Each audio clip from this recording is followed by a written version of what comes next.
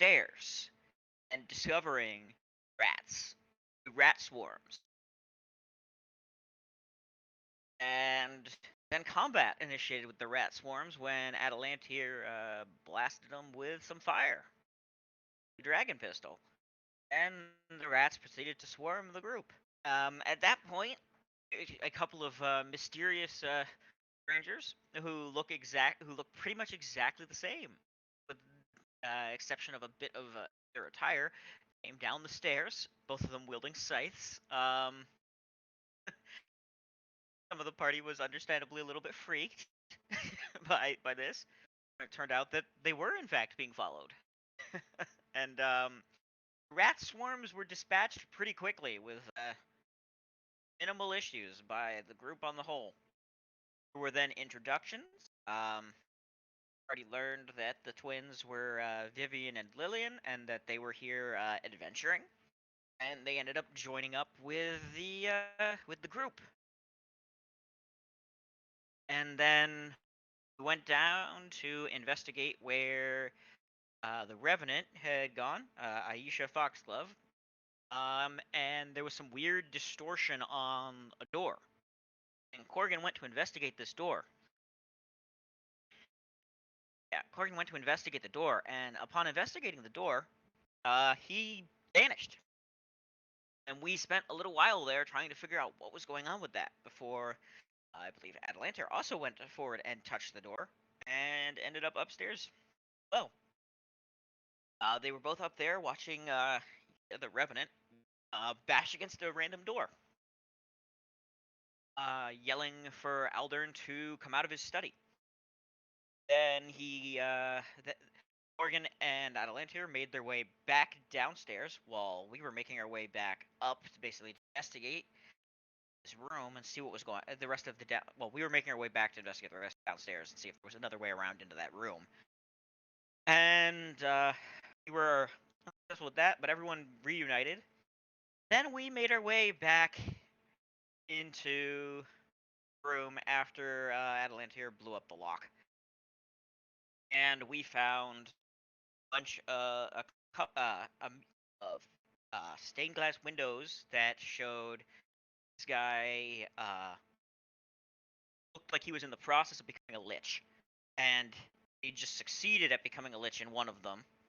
That was the appearance, and we fell victim to what I can only conclude was another haunt. And Vivian proceeded to get seriously freaked. Believe that the lich from the window had appeared before her, and that she needed to go and rescue her child, which she doesn't actually have, but she felt the need to go rescue one and get out of the house with them. And what followed was a lot of grappling attempts and a lot of attacks of opportunity, uh,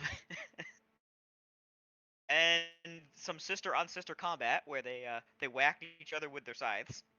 But eventually, they did manage to Vivian to come back to her senses, and we regrouped with Tibaru channeling to heal us all back up to full after that little bit of inter-party conflict. And we were getting ready to go back into the room when the session ended. Pretty solid recap. What does everyone else think? Yeah, exactly. Worked for me. Okay, cool. There you go, Steven. It's all yours. Alrighty. Oh, and Corgan also smashed both of the windows depicting the Lich guy. That's good.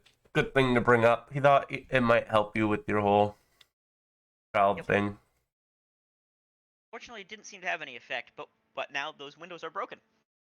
And we got wonderful views of the Verisian Gulf.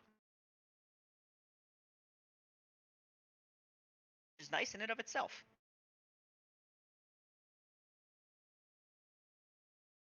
Beautiful in a very gothic way. Yeah, let's just hope that none of the Foxgloves are alive and then end up demanding restitution for their expensive stained glass windows. Oh, that would be great. Yeah.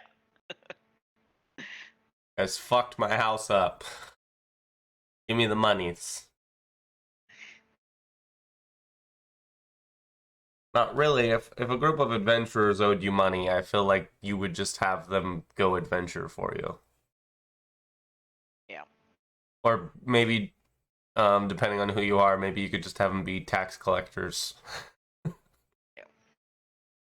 Or in this guy's case, he could have us help him restore his house because clearly what he was doing wasn't working.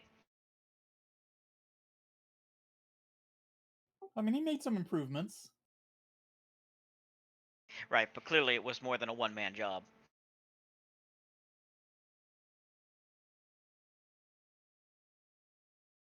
I mean, is there really anything to support the fact that there was more than one man here? Well, there was Aisha, so we know that there was him, that he was here, and his wife was here. There were some pretty big piles of supplies. If one man brought all that in and down the stairs, good on him. One really strong man.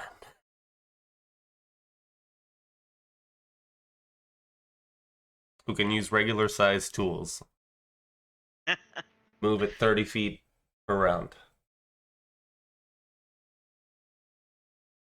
Yeah. Okay, what are you guys up to? Well, Vivian does not want to be. Vivian will say that. All right, if we're going back in there, I do not want to be the first one in. I'll go first.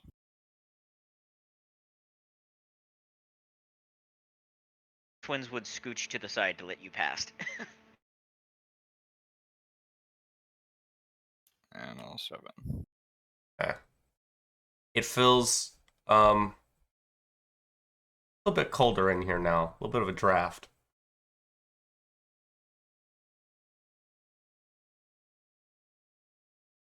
So I should just still sitting in that corner. Yeah.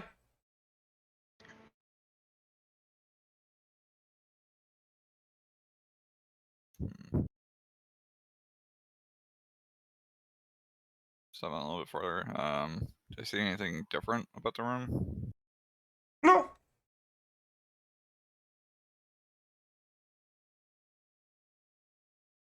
Other than, the broken windows, like change from like when we were just in here. No. Like I said, the only difference is it's probably a little bit colder in here. Alright.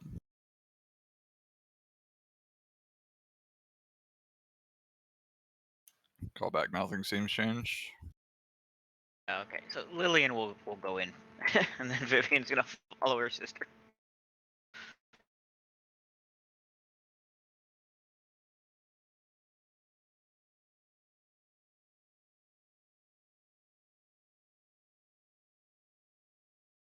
Well, it looks like Aisha is at a door. Maybe we need to get past that one too.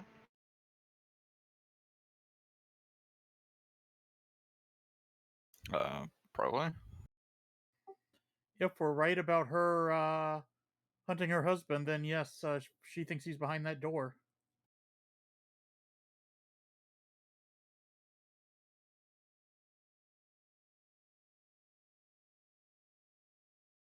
Is she trying to break down the door, or just sort of sitting there? She's given up at this point.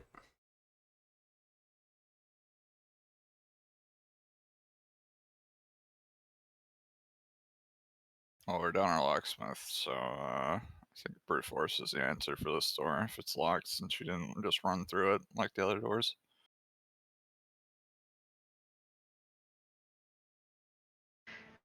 Uh, among our talents, we cannot count lock picking as one of them. Both of the twins sort of look at each other and shrug.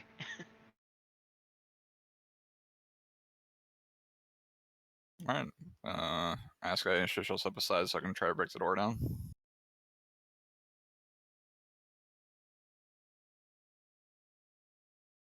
Give me a diplomacy check.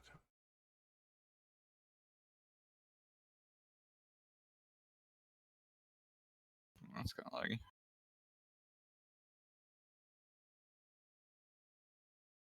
Nice.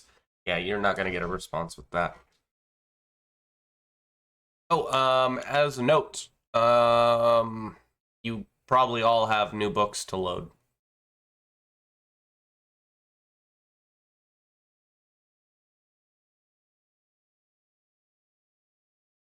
Since our last game, I've got like 11 or 12, something like that. So there's a few that you guys can. Oh, cool. The Guide to Corvosa. That's cool. That's where Vivian and Lillian are from.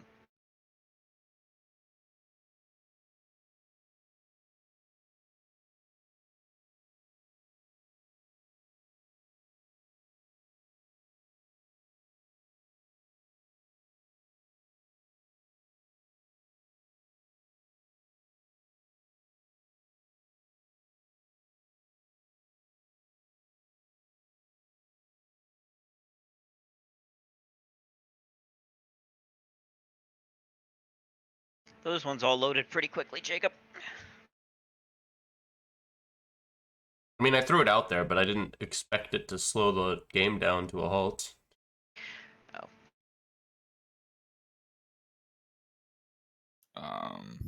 Can one of you guys try talking to her? I'm not very good at talking to undead things. Vivian will speak up. Since you can't seem to get through the door, one of us here is good at breaking things down. So, if you move out of the way, we'll break it down and let you go about your business. Throw it out there. See?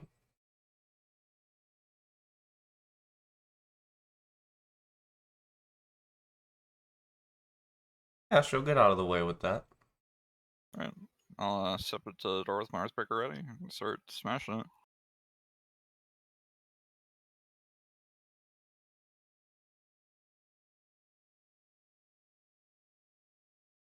Okay. Yeah. Gonna take a really long time. I hope you guys aren't on a schedule. Not really. Remember, this is an iron door. We don't have an option for missing our lockpick person. And I think Atalanter was out of grit too. Probably. So yeah, brute force is what we have. See that, or potentially fruitlessly search for a key that may or may not be around. We also, well, I guess Atalanter could also try to pick it because he does have lockpick. He does have the ability to pick locks.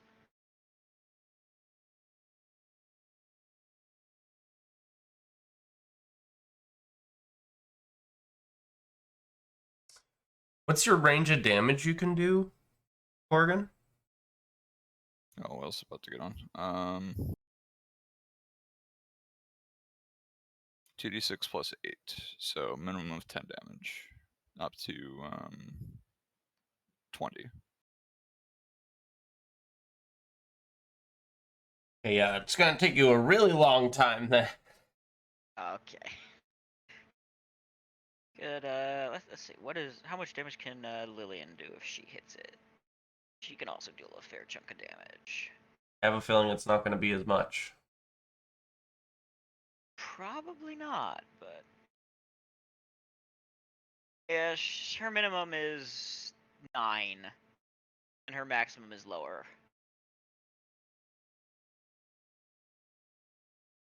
Oh, what's going on? I apparently overslept. Nice.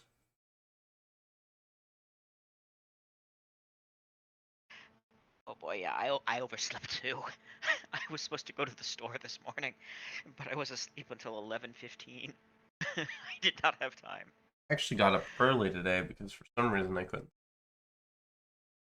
I woke up at like 3 this morning. I took like an hour nap before we started. Ew. What time did you go to bed? 9. Okay. I that figured was- since I was gonna have to wake up at like 4 a.m. tomorrow, I'd like go to sleep early and just wake up early, and then I just woke up at 3 a.m. for some reason when I set my alarm for like 5:30. Berg. Well, I hope you're able to get some sleep tonight. Yeah. You get some NyQuil or something like that, something that'll help you pass I out. have sleeping medication. Just take that, and it's just staying asleep is my problem. Okay, that's fair. Okay, takes you a pretty long time, but eventually you like break down the hinges on this iron door.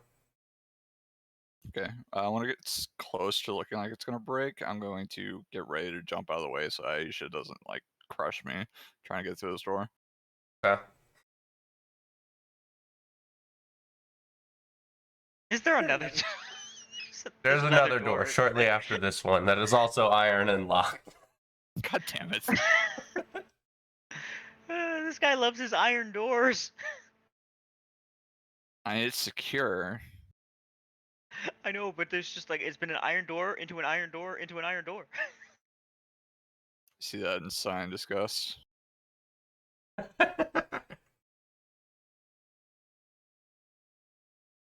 Yeah, when he sighs in disgust, Vivian looks.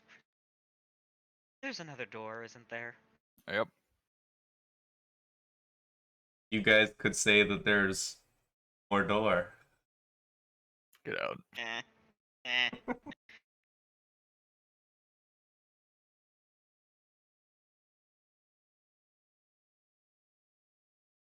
So there's a way for a lockpick person to actually just sign in so we can try him try and pick the door. Oh yeah, if you guys want, it seems like he's getting on soon. Yeah. Because this could make it take less time. Yeah. So when you say it took a long time, was that like hours of breaking down that door, or? No, but like it's a few minutes for a wood door because he can like break it down pretty quickly. Um, and it's probably like 10 minutes for the iron door. Oh, okay. That's not that bad then. No, but It's imagine certainly how nowhere tiring that coming. is. Like adventurers are like, We're superhuman. they're like, no, they're like crocodiles. They're meant for big bursts of energy in short durations of time. This is like a marathon. He's a dwarf. Dwarves are made for endurance. Mechanically, is it an issue? No. If we try and apply any amount of realism, like when we compare the mechanics of the game to the real world, this is an extremely exhausting task. Yeah. Well, I also mentioned in the core rulebook that we're literally basically not human anymore. Like with our stats in comparison to like the average person being at 10, we have like almost double their stats. I mean, you guys aren't human. There's plenty of people with abnormal stats.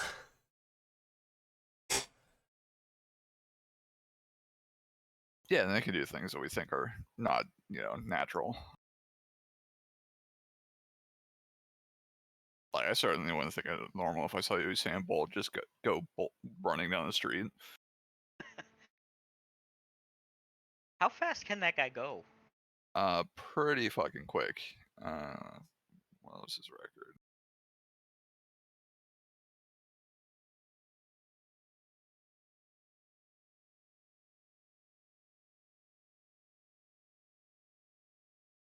He got up to almost 44 kilometers per hour. So about 22 miles per hour ish.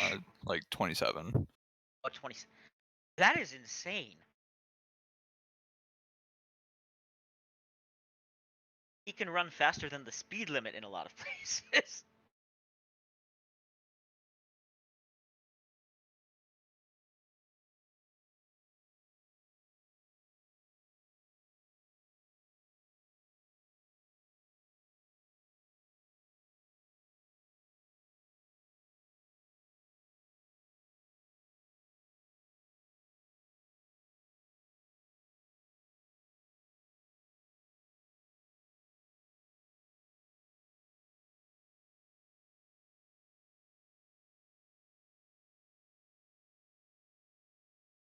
That's kind of crazy.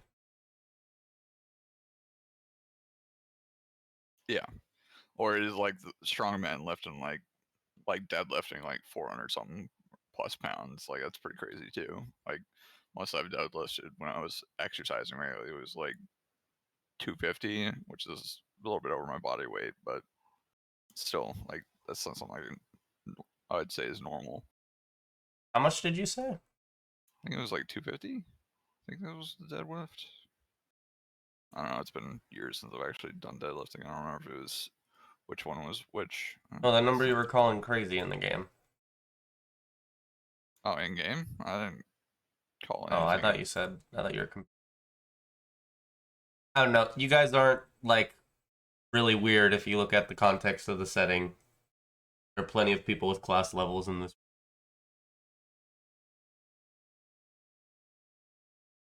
That's true. I mean, just in this small town alone, you guys have met, like, including people you're fighting, like, almost 24 people with class levels. Yeah.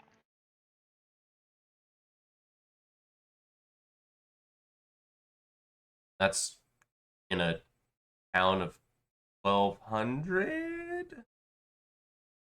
I don't actually remember how many people are in Sandpoint. Sounds right.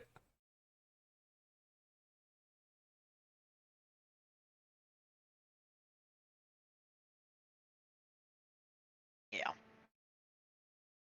Yeah, 1,200. 1,240 is what it says on the wiki. Huzzah for the wiki. So, like, 1% the people you've met? Maybe 2? Somewhere between 1 and 2%?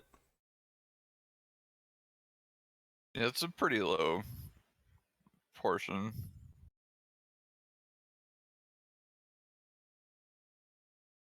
Yeah, but still enough that we're not like super weird. We're just Put quite it in uncommon. perspective, you have met more adventurers, quote unquote, people with class levels, than you have half orcs, gnomes, or half elves in the town. That is kind of funny. And potentially more than every other race except for halflings and humans.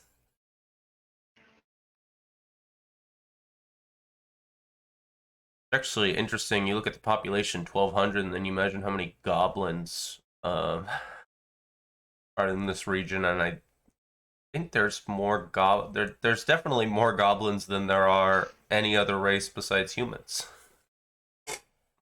Lots of gobos. A lot less now that you guys killed like 40 or 50 of them, something like that. Maybe more, maybe it was 60. I don't remember the final number.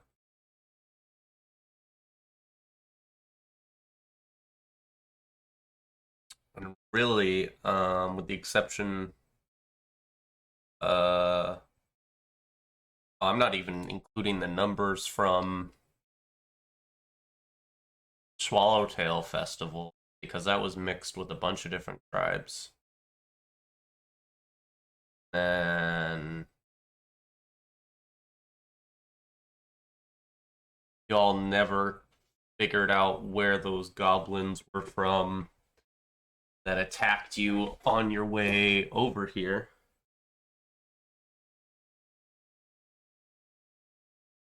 Oh yeah, I don't know. 60 seems more conservative now, maybe 70. Yeah, something about accurate.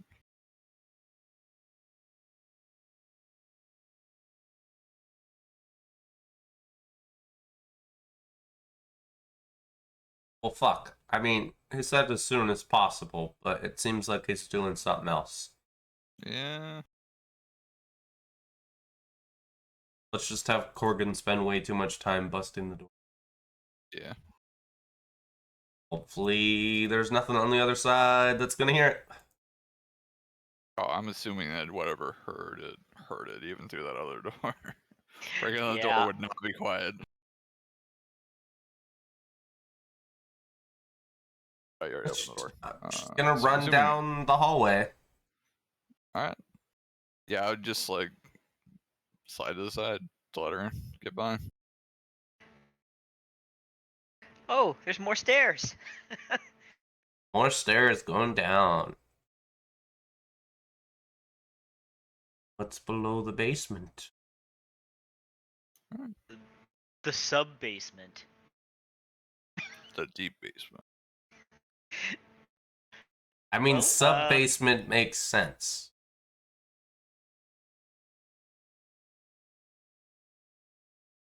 Why did my combat tracker move? Well, I don't know.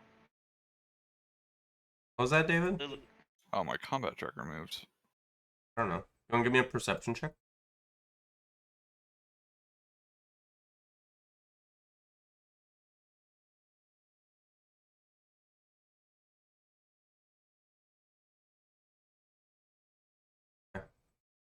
You smell rotting flesh coming from down.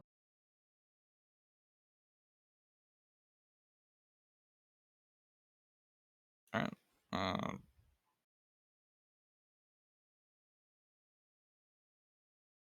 not gonna really do about that. Look back at the group. One point downstairs.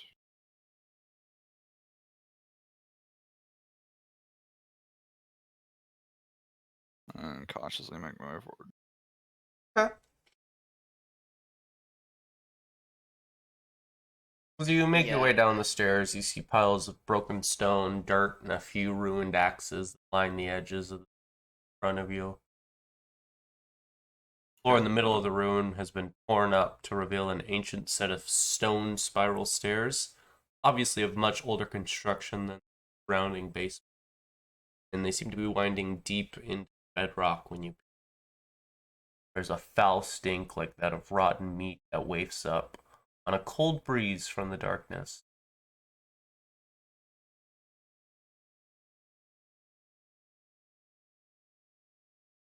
That's ominous.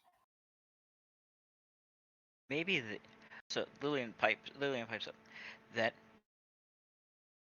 maybe the Lich did his research down there.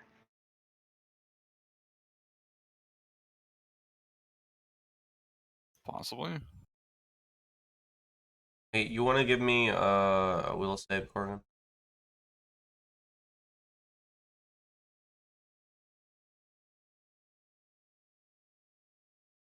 Nice and consistent with rolling though. Okay, okay. Get this, okay, this is, I like this. I'm happy with this. Trying to, okay, I should have pulled this.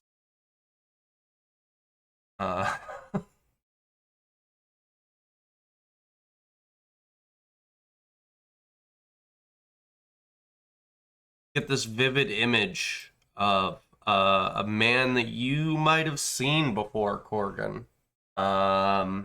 You can instinctively tell who it is, whether or not you actually have seen him. It's Aldern Foxglove. Except for he's very sweaty and filthy. His eyes are wide. They're also shot. He's digging away at the stone floor in this very room with a pickaxe. And with each swing, you hear him grunt out 2 words every time. For you.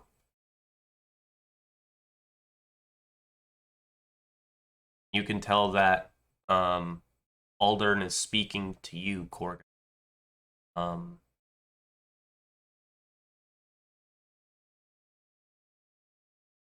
Can you make me fortitude save?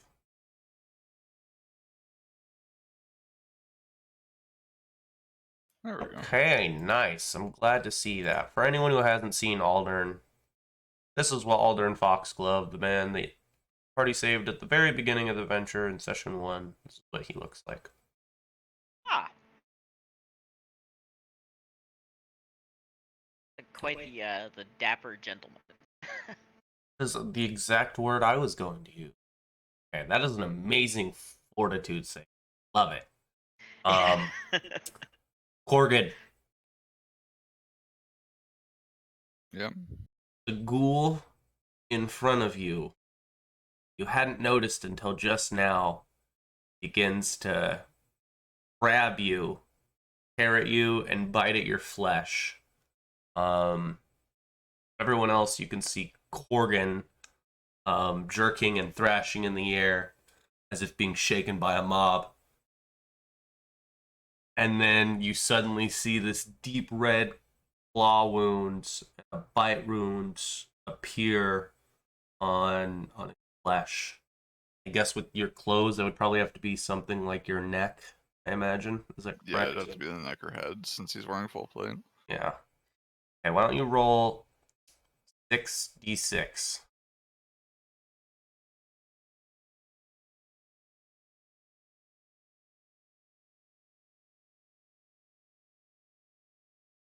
You can take 12 damage. It's good you saved. Wow. That would have hurt. I mean, You'd have hurt been anyway. fine.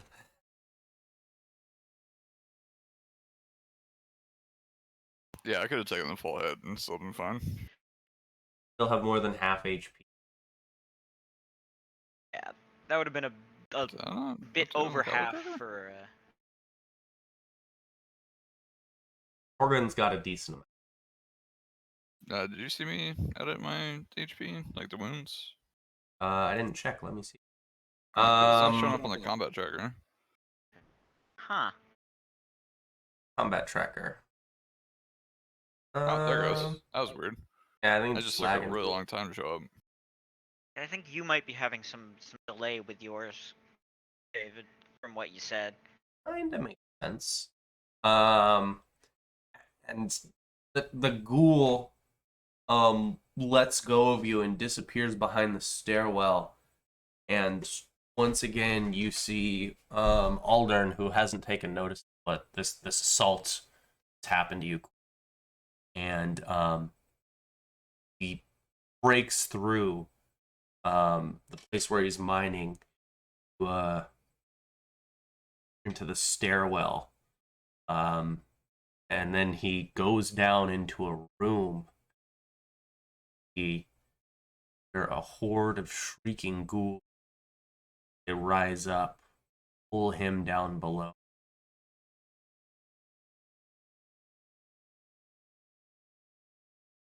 Eyes.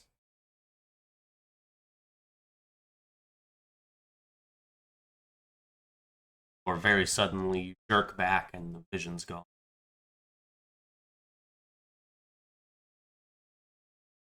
Corgan curses. There's a lot of them down there. Lillian points at this like, what happened to your neck? I got bit. Like Didn't you see it?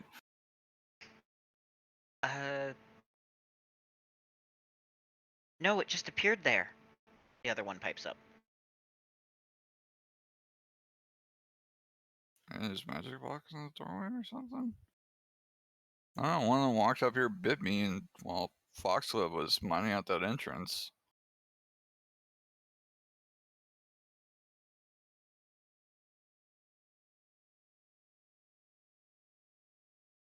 Maybe it's like what happened to me, where I thought I had a kid, and thought you all were liches. I don't know, this one seems different then, because I got physically wounded.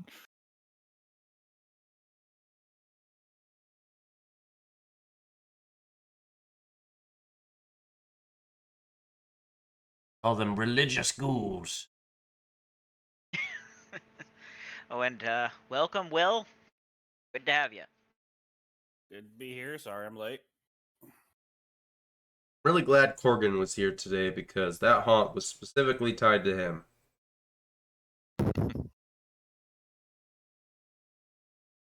Obviously, I'm glad that you're here, David. It's good to have everybody. Well, if the things infesting this place are down there, then I think we need to go down there and deal with them. Yeah. Vivian pipes up again, and readying her scythe, as her sister also does the same, and they both sort of look at you. Take another step forward, try to find where the edge of these stairs are, since it's like kind of blocking my screen. I mean, it doesn't really matter. I can just drag you guys down to the bottom of the stairwell. It's going to be on. Okay. Ah, okay. But what done if with there's this a new book crappy to map. load up? There's a couple actually. So the one that stood out was Guide to Corvosa. Should I have that open? It's available to you. You can have it open. It's entirely... What the fuck? I like Entirely it. up to you. All right.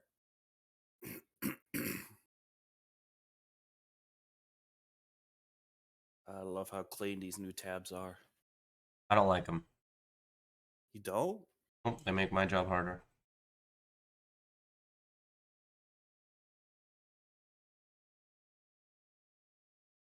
You guys are on a new map.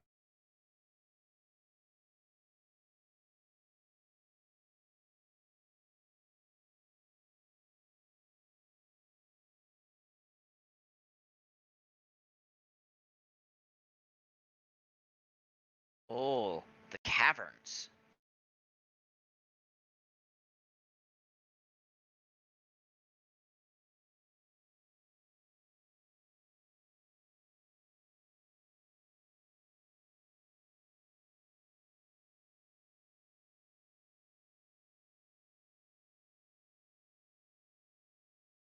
Alright, I guess we emerge into this. Oh, do the walls look like dirt or stone?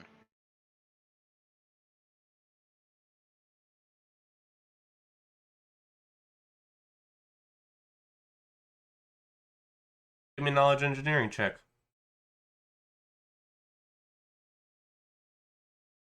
I don't have that. And dirt.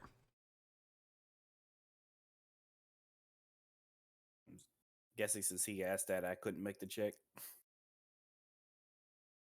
and would your character want to know what the walls are made of? So I see like 2 paths and like a bunch of like windy paths and Yeah, potentially. there's a paths bunch up of to the paths north. around you. Like 3 of them that you... Well, from that angle, Corgan wouldn't really know if that like continues past the little squeeze to the north, so he'd kind of That's fair. consider them not a path. You can We're see... locked. Oh. Has Aisha done anything since we got the door back there opened? What was that, Skylar? Oh, has Aisha done anything since we got the door back there opened? Yeah, she left. She went down here. I think she rushed down in front of all of us. Yeah, No way. he just left her up there, I think, so he didn't have to bother moving her. Do I see? Can I do like a survival check to try and find her tracks on? I'm assuming the dirt floor. Revenant, she doesn't leave tracks.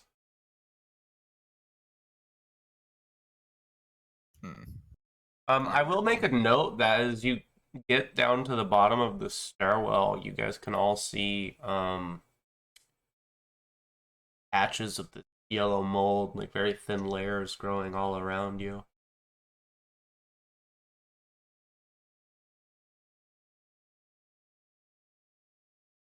Like on the Make, walls and floors and the ceiling too? Okay. Yeah. Do you guys know what that stuff is? Like, is it safe to touch? Yeah, can I try to identify it? Give me a knowledge nature or a knowledge arcana. Ooh, I could do knowledge arcana.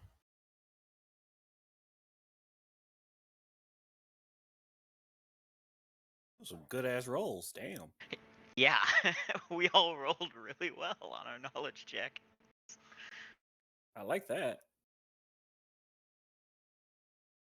Okay, Tibaru.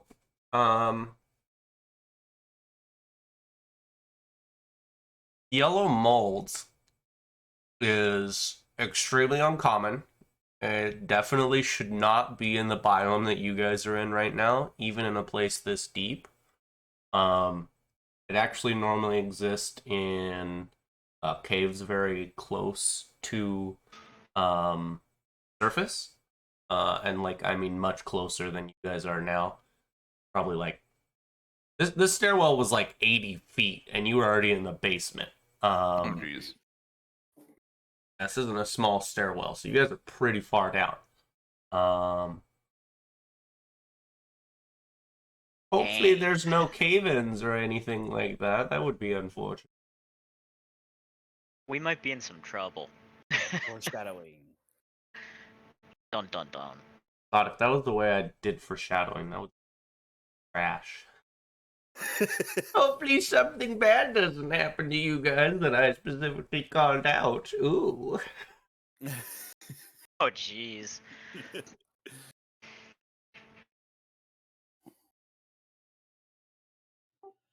Yeah, this moss is quite uncommon for this area, and usually it's found closer to the surface. So there may be some kind of opening if we're still facing the cliffside out there down here somewhere. That might be one explanation. Otherwise, it's just weird. Well, maybe we should try not to touch it then. Vivian pipes up. I mean, if it's everywhere, we're gonna poke it no matter what, I think. So is it safe to touch? Want to touch it? I'll prod it with my Earthbreaker. Okay. See some of it like scrape on your Earthbreaker as you poke it?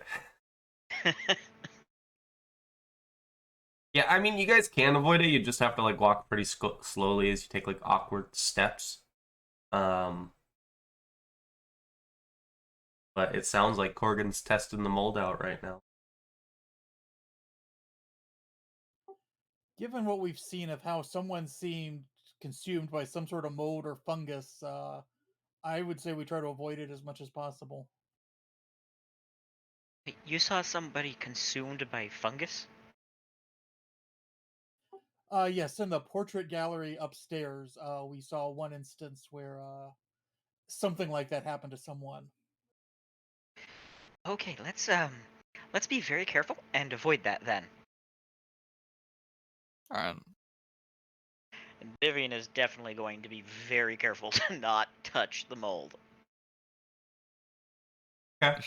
Shake the mold off with my Earthbreaker well away from the group.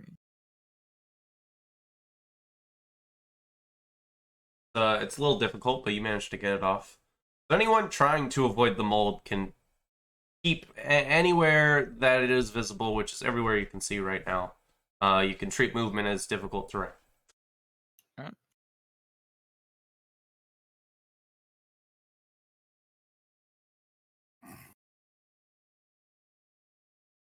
Alright. Can I look for any tracks on the ground that like Foxglove or like the ghouls would have left? Yeah, you can give me a survival check.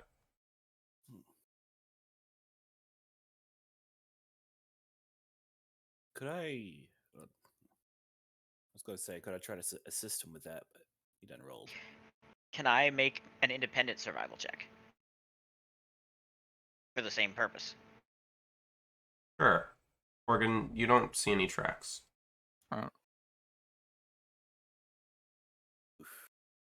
Call it that I don't really see any tracks on the ground. The Foxglove and the ghouls may have left. Yeah, Lillian notes that I don't see anything either. Alright, let's just point over. I point to the west, I guess, on the map. Let's try this way. There does also look to be a path to the north, but it's much narrower. I If think we the can't west might follow be the our better eyes, bet. maybe we can follow our noses. Does anyone smell anything stronger in any of those directions? Oh yeah, ghasts stink. I mean, it smells like rotten flesh down here. Like, that's undeniable. Okay. If it smells like rotten flesh down here, I don't think we're really gonna get a more accurate reading, especially if it doesn't seem like there's any like wind blowing down here.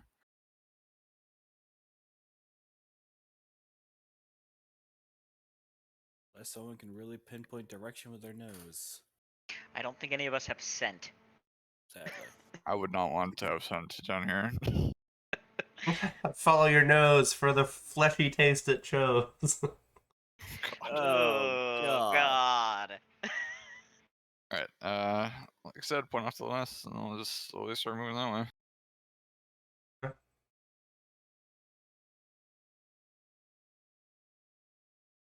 Do it.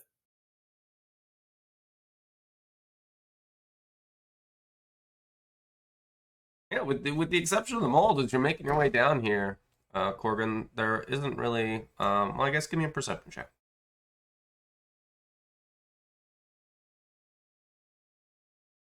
Yeah. As I was saying, there isn't really anything down here worth describing. It's a pretty average-looking cave, with the exception of the yellow mold growing everywhere. Okay. Is this passage to my northwest wide enough to get through without like scraping the walls and such? You're gonna mold on me. You would have to squeeze to get through here. It would be a very huge challenge, if not impossible, for some of you to avoid the mold. Yeah, with how not dexterous I am in full plate, that would cause issues. So I will go down. Come on, square. Was it not letting you move? Oh, I wasn't clicked on the map. I didn't realize it would do that. There you go. Yeah. Yeah, you see a small antechamber that leads short way kind of northwest, slightly bigger looking chamber. Call out. Well, it looks like another small gap here too. Trying to find a spot that will let us get through without touching this moss, but we might not get that lucky. Let's try that path to our south.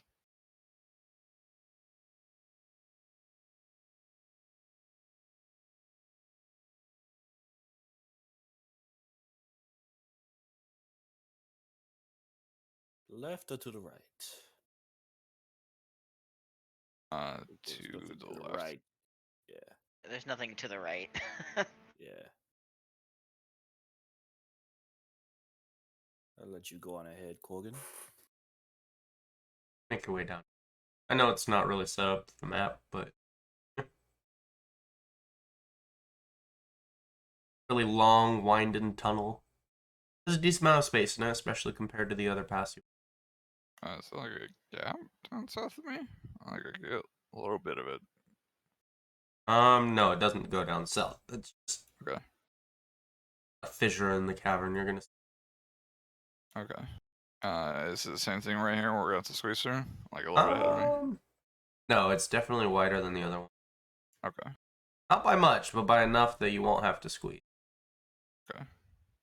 And when you get past it, find this long cave that stinks even more so. Rotten meat. And you can see the source of this horrific smell. There's a swath of carcasses that are strewn across the floor of this place. I gotta fix my token, sorry. Ended up inside a wall. Well, Corgan goes, well, get ready for a nasty looking sight, and continues to walk forward a little bit. Looks like this is where they were feeding. Yeah. Vivian covers her mouth with the sort of scarf that she has. Seems to gag a little. I get perception checks from everyone. Get in this room. Perception.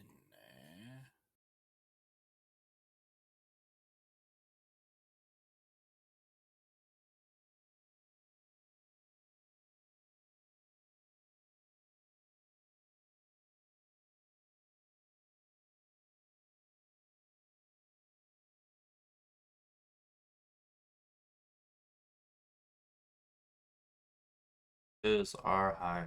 Okay. 26. Yeah, it's never confusing that they're tokens that look very similar.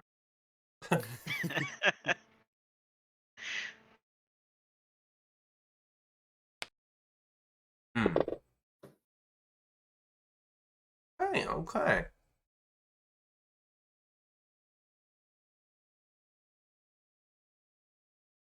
You hear what starts off as a very loud yell, but very quickly turns into this scream as like the octaves get higher and higher to the point where like can't hear them until it just disappears. And from up above, you see one of the like impressions on the cave, which all up to this point just thought was part of the natural flow of the cave.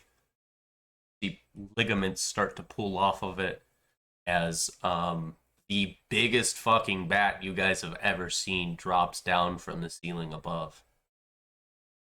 Oh, Lands jeez. using its wings as front arms to keep itself up.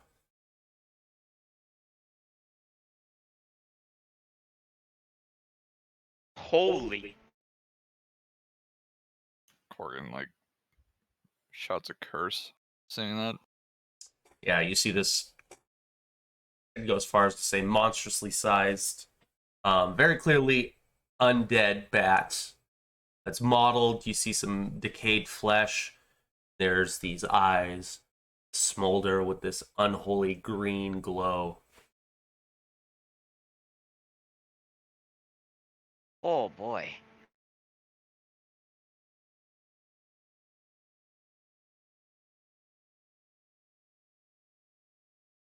For anyone interested, this is actually the appropriate size for a proper dire bat. Wow.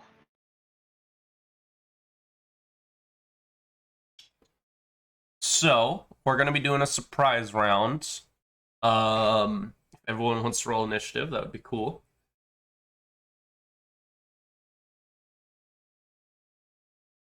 Okay. Okay, nice.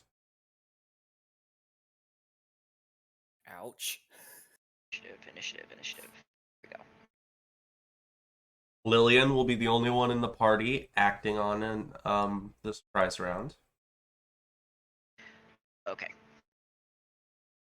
Okay, that's all the people we need.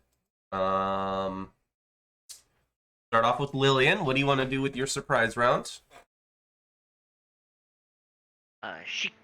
You can charge in a surprise round, right?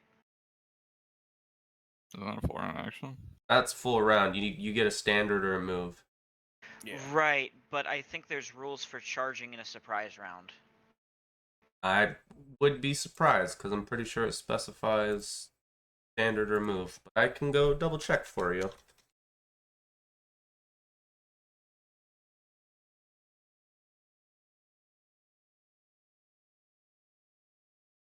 Also, aren't there people in between you and the monster? You can't charge through people, friendly or not.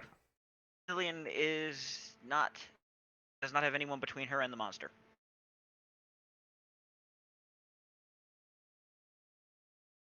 Okay. Sorry. Yeah, you're gonna get that a lot because you have two tokens that look basically the same.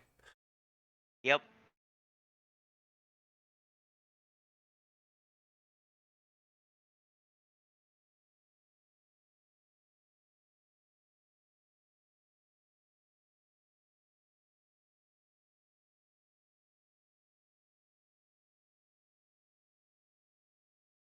Called a partial charge.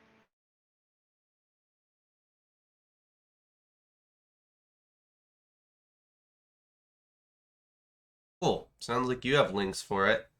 Hold on. I'm trying to find it. Isn't partial charge from 3.5? I don't know if that's actually Pathfinder.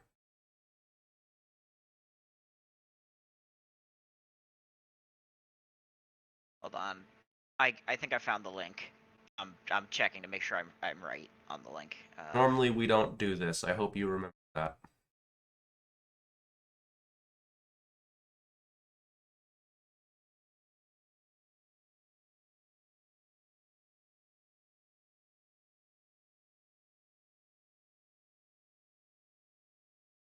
Have a link. Okay, I guess we'll just not do that right now.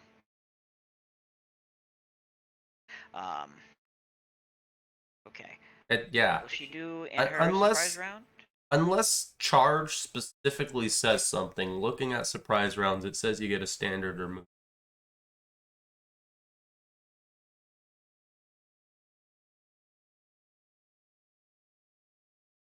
I would hope that if I look at surprise round, it tells me everything you can. Knowing Pathfinder, that could 100% be wrong. That knowing Paizo, they're kind of fucking idiots. Oh, if you're only able to take a standard action on your turn, you can still charge. But you're only allowed to move up to your speed instead of double your speed. And you cannot draw a weapon unless you possess the quick draw feat. Is that what it says on link to charge? it right now. It's in charge, yep. Yeah. Cool. Then you can do that. Okay. Lillian will charge the bat. Are you avoiding mold? Oh. Because if you are, that's all difficult terrain. Oh, well then she couldn't charge. Yeah, you're right. She can't charge because she would be avoiding the mold.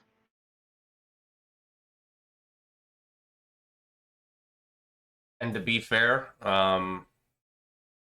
it doesn't explicitly state this, but if there's a bunch of carcasses along the center of this floor, I feel like that should be difficult terrain. That's Would fair. make sense. She will 5-foot step and prepare ready in action to strike if something gets within range of her scythe.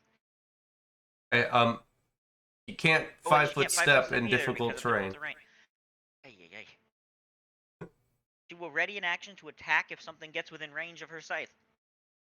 Okay. Move on to the bat. Let's see. Have this set up? I didn't think so. Can I get fortitude saves from everyone as that loud screech from a moment ago reaches all of you?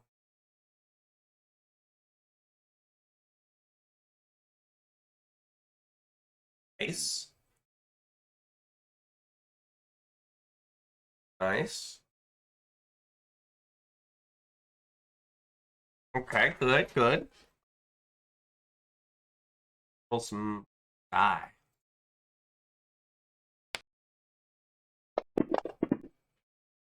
Okay. So, Atalantir and Tibru, you're going to be stunned for the next 2 rounds. Oh, Ouch. Okay. It references a specific kind of. Okay, this is kind of weird and maybe interesting to you guys. I don't get this. Weird. I don't. What? Is that the name of a tank?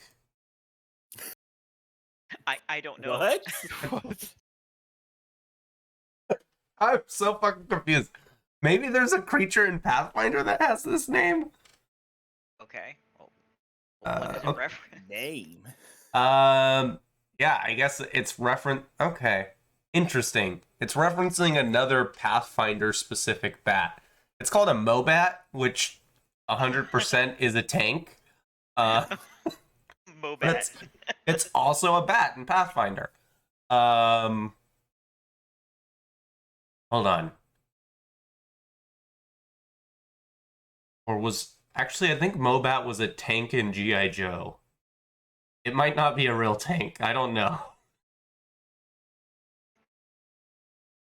But yeah, it references the fact for this screech that it can screech as a Mobat. So I guess Mobats in Pathfinder have a screech ability that this creature normally wouldn't, I guess. That's cool. There's a Mobat in 5th edition. Which they just look like big bats. I mean, I haven't looked at their stats, but they just look like big ass bats. That thing is freaky as all get out, though.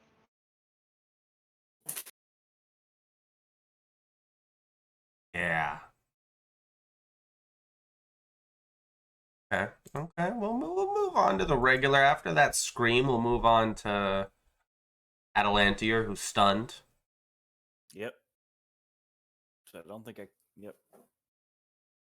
Lillian. Okay. So Lillian is going to move at half speed because difficult terrain here. Vivian is also going to move as an immediate action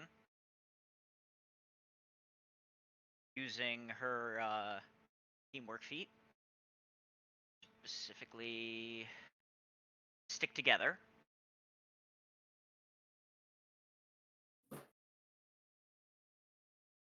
And then this whole floor is such that can't do 5-foot steps, period, I believe, because of the corpses and stuff, right? Not the whole floor, just like the center. Bones are. Okay. And then if you're avoiding mold, So- then it's difficult terrain everywhere. Right. Okay. Then Lillian is going to attack the bat. Target the bat, and I'll go swing at the bat.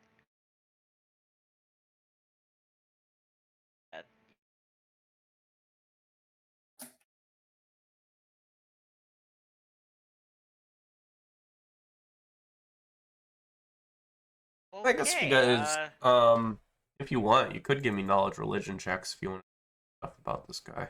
Oh, yeah, I can do that.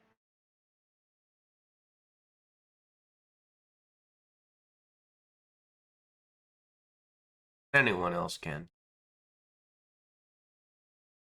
For those who have knowledge relation. Well, yeah, that goes without saying. It's a trained skill.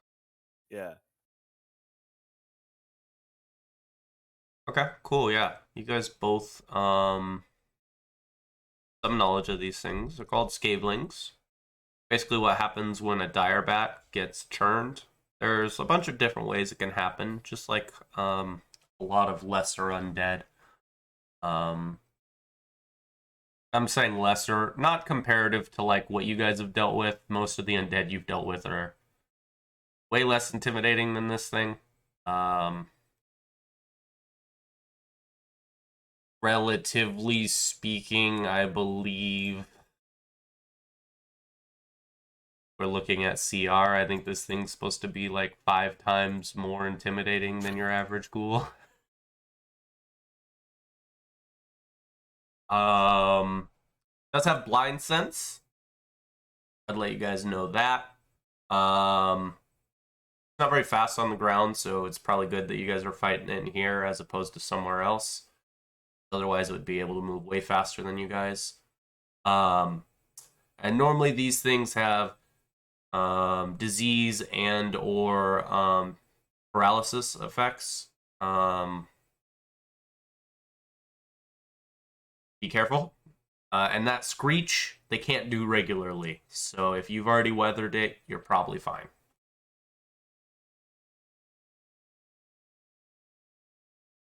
And I would give Tibaru a little bit more. I'd let you know that like these things can normally stand undercommon.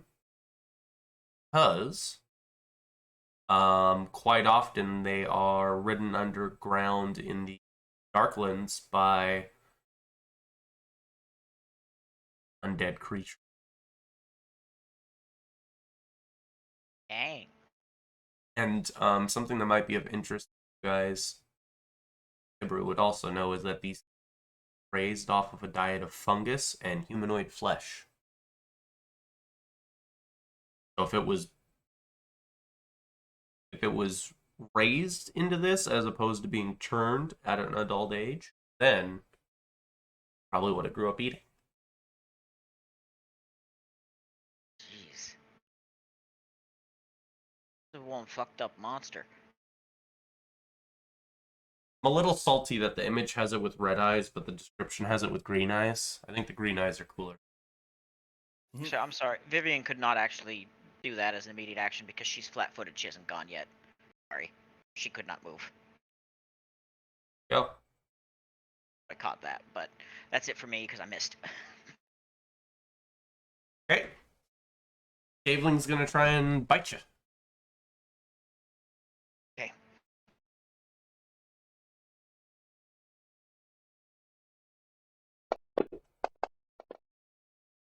Okay. I'm gonna need a couple things. We'll do damage real quick. Oh boy, that thing's got a strong. That It thing- got a high attack modifier. And it hurts. I mean, Yeah. 2d8 for the plus 7 is level what? that you guys are, this is a pretty normal attack modifier. You guys are level 6 now. Right. Well, okay. We had fought a lot of ghouls lately. Yeah, Which this did not is have actually a particularly high attack challenge. modifier. Yeah. This isn't like a CR3 or 4 challenge, Yeah. which is what you guys have been doing. I don't think you guys have had a proper challenge since like Thistletop when it comes to CR appropriate difficulties. Yeah, we've found a lot of weenie stuff recently. Okay, that's fair. I was just like, okay, that was a much higher roll than I expected, just because I hadn't seen high rolls like that in a while. So let's get Fortitude save first for your disease.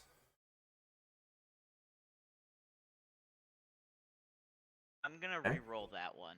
Okay, probably a good call.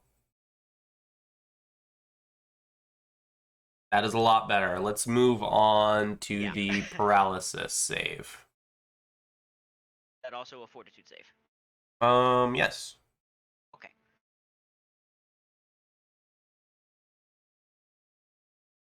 Nice. Okay, you're good. You're good with both. So Lillian gets bit. She manages to shake off creeping crud as it sort of spreads through her and does not become paralyzed. I imagine it's probably a pretty deep bite wound too, because this thing just has very skinny, pointy teeth, and that's exactly what it's meant to do. It's like I guess like it probably like latched onto one of her shoulders, and so then there's like a whole bunch of like deep needly holes in her shoulder that are sort of weeping the blood right now. I'd imagine they're Sort more of like staggers back. screwdriver sized. Okay, screwdriver sized weeping holes in her shoulder. And that's how it'll end its turn. Tibaru is also stunned. Vivian. Okay, Vivian is going to extend a hand towards the creature. Well, okay, she's going to move first. I need to have her move because it's difficult terrain, so that's going to be 10. And this is no, she's gonna do the spell first. She's gonna cast Vada Kedavra. Ill Omen on the monster. Okay, I was close.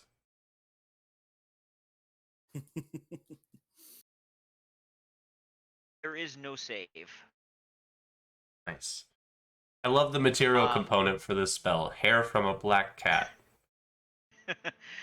Yeah, so she points at this thing and basically and she points at it and it's like, he does not strip the luck from you. And this thing is going to have bad luck. And the next 2 d20 rolls it makes, it has to roll twice and take the less favorable result. Which hopefully works. I haven't done this spell before, but I did put its effect on him, so we'll move up to be behind her sister. I know how the spell works, will but I wish they would have worded that differently.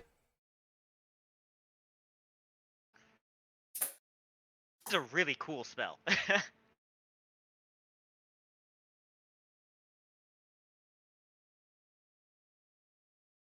10, 20. Take a swing at it.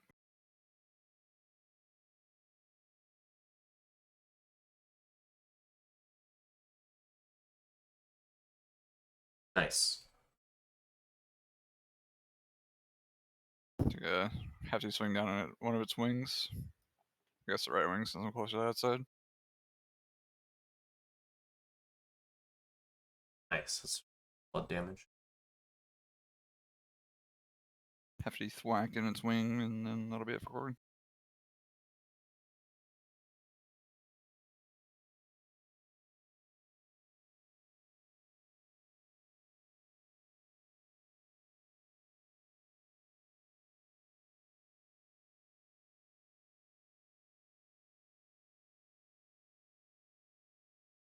Atalantier still stuck in place. Yep. All right. Lillian cannot 5-foot step because of the difficult terrain, so she is just going to attack the bat. Their scythe.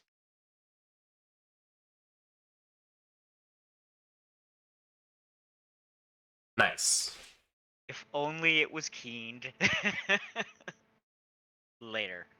All right. Oh.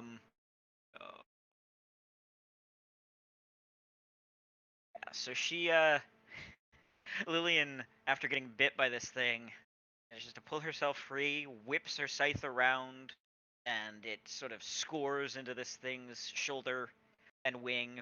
Basically, she just she slices it across the same area that it bit on her.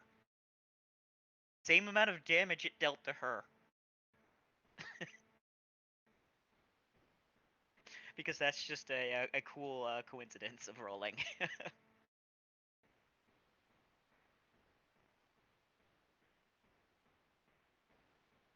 Nice. The bat throw like a wing out at Lillian and then try and bite her.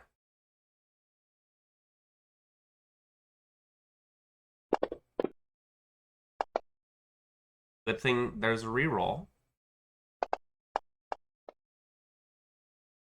Nice. Whew. That would have sucked. And it tries Yeah. to use the wing it threw at you as like an opening. Dives down. It gets really close. Like you can feel its breath as you like pull back. But it just barely misses.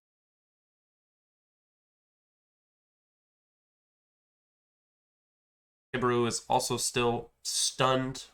That screeching sound, I imagine your guys' ears. Terrible. Maybe there's some blood coming out of them. Vivian is going to move up. Going to attack the Skaveling.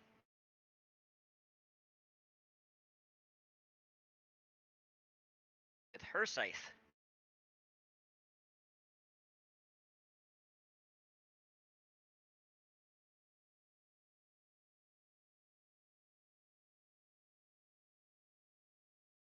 That's not gonna hit. She steps forward beside her sister and swings out with her scythe, but in the chaos, and probably in part in the relief at seeing that her sister did not get mauled by the bat's giant toothy maw that swung towards her, she misjudges her swing and misses the bat in the chaos.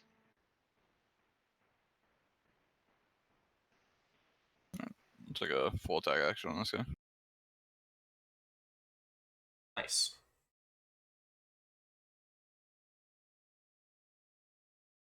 And a 1.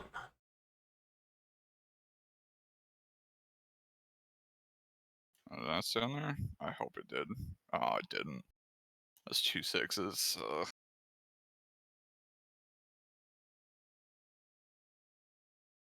I saw the 14 damage. Yeah. Still not as good as the 2 6s I just rolled that didn't stay on there, which is unfortunate. Same for the same wing, just trying to hammer him down into the ground.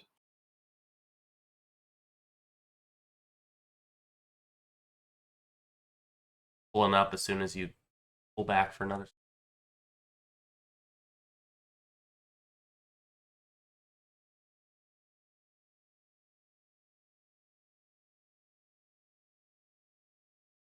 He's coming back up, batter him back down again.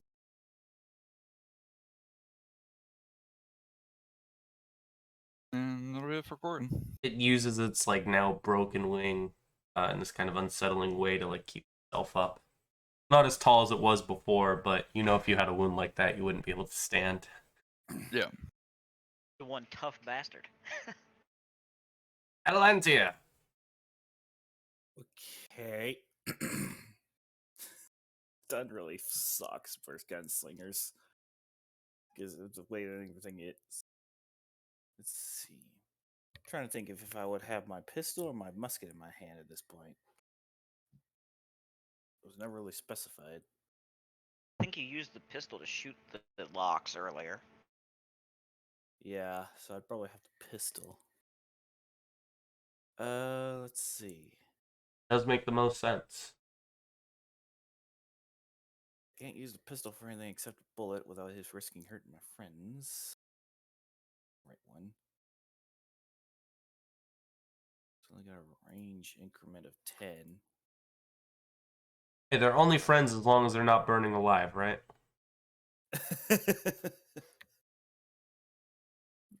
True. Nah, I'm kidding.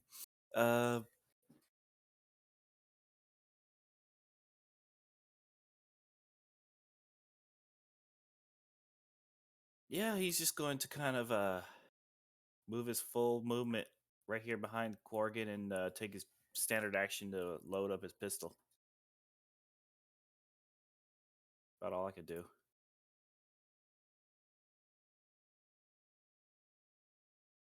All right. Lillian is going to take another swing at the monster.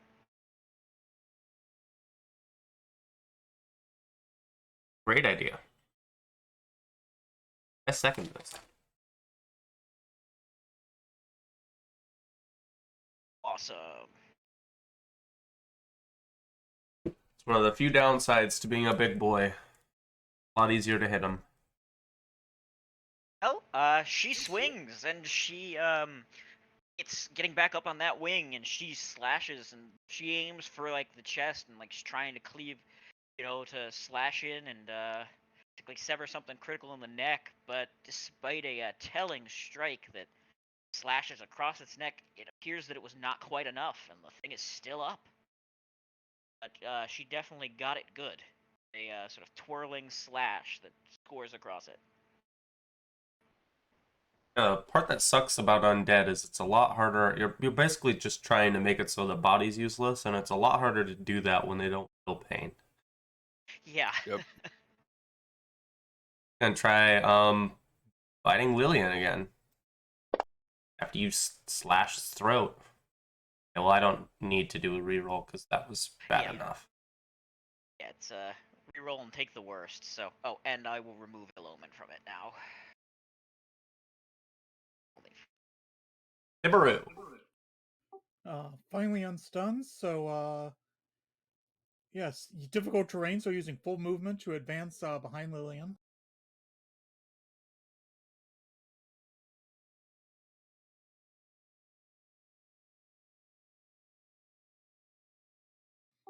And I still get an attack, right? Yeah, you still got standard action. Then yeah, I'll hit with my Rancer over her shoulder. Nice. Does it have cover, or since it's such a big boy, can I like aim upwards and like not have him under cover? There aren't actually any mechanics for that. There is still cover, unfortunately. Okay, so that's what, -2? Yeah, that would be for partial cover. Be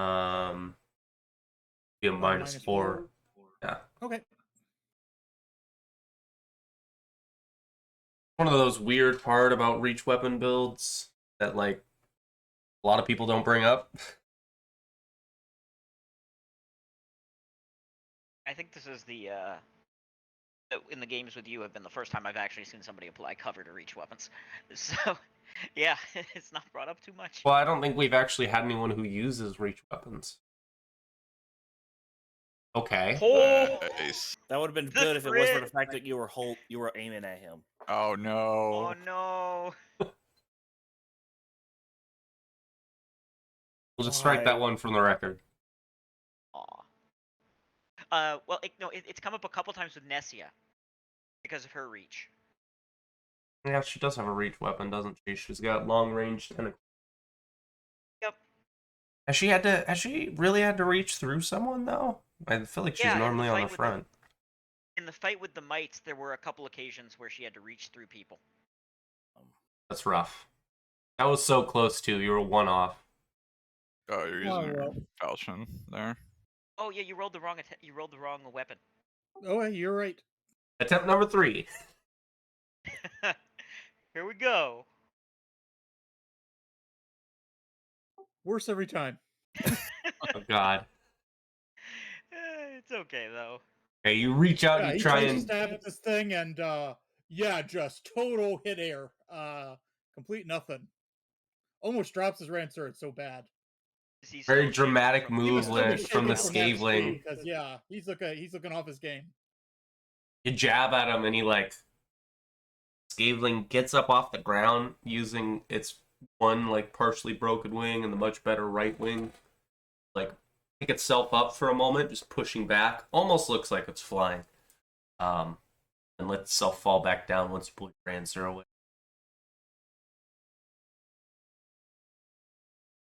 Alright.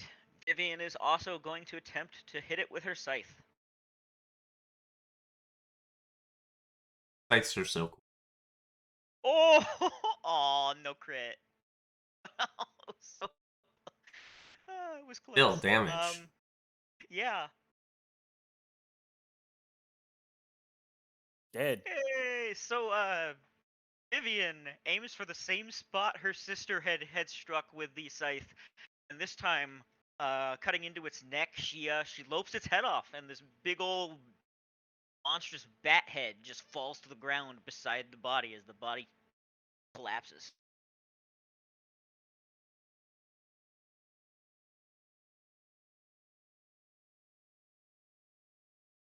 That'll be the end of initiative since other thing's dead. That was a pretty cool fight. Kind of a misleading one though, because I said it was CR5. Yeah.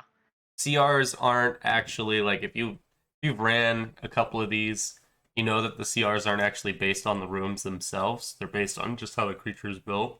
That's a CR5, but realistically, I would have called that a CR3 challenge. Would've been a I think they CR5 bumped that it because of the stunning effects. Oh, And we did yeah, roll but well this on our creature is saves. way more easier to kill if it doesn't have movement, which it doesn't in this Yeah. fight. Right. I get why it's CR5. It just doesn't get to use all of its abilities because it's stuck.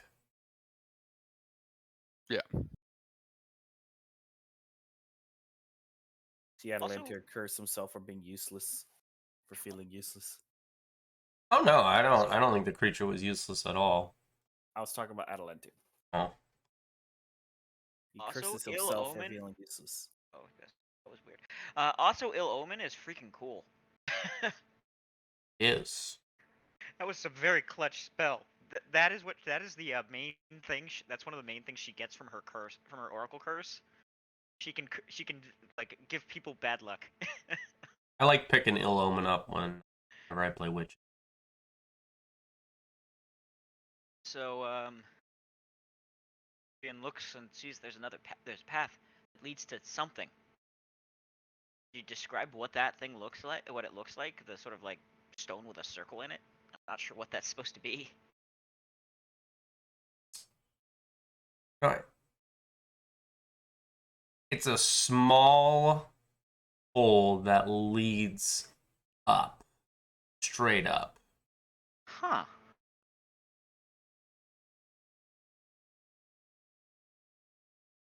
I wonder how this creature got in here. See that there's some water at the base of it.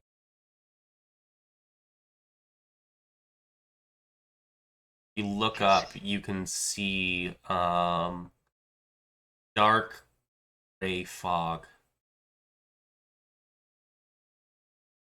Looks like it leads outside. I came in through there. Looks Yeah, like we're not getting through that.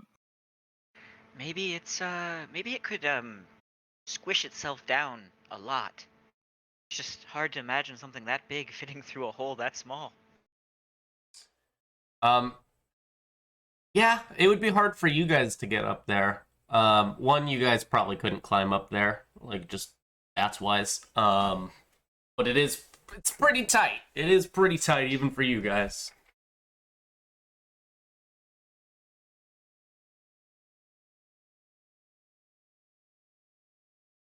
Well, looks like this is a dead end. Looks like we So- might have to squeeze. Hope y'all aren't afraid of getting dirty. I don't know if it's poisonous or not, but we're about to find out, I think.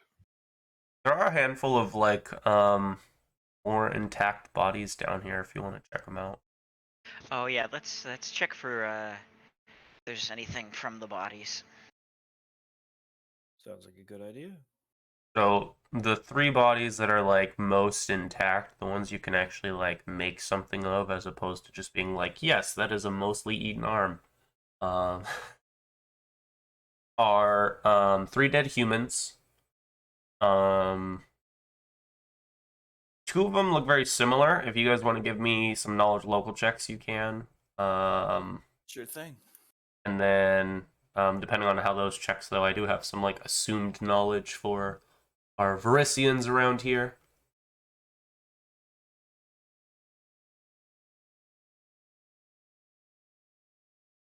Okay. If you're Varisian, you can tell that there's like there isn't much of it left, but there is some Varisian garb on these 2. But Tiberu and Atalantir, you can tell that by like the simplicity of these clothes and what they're made of, that these were one of the many nomads of Varisia.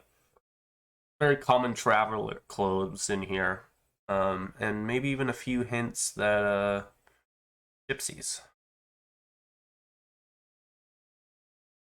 Well, so looks like a string of bad luck for these bunch. Found themselves at the wrong place at the wrong time. And if you guys want, there is one person down here who doesn't fit the description of those 2. Third and final of the humans. Tell just by looking at the bottom. Which I would ask for separate knowledge local check. Sure. Sure. And I would give a bonus to Corgan. Where's Tiberu from? Is he from Riddleport. Riddleport? Okay. No, I would just give the bonus to Corgan. What about Atalantir? I can't remember where he's from.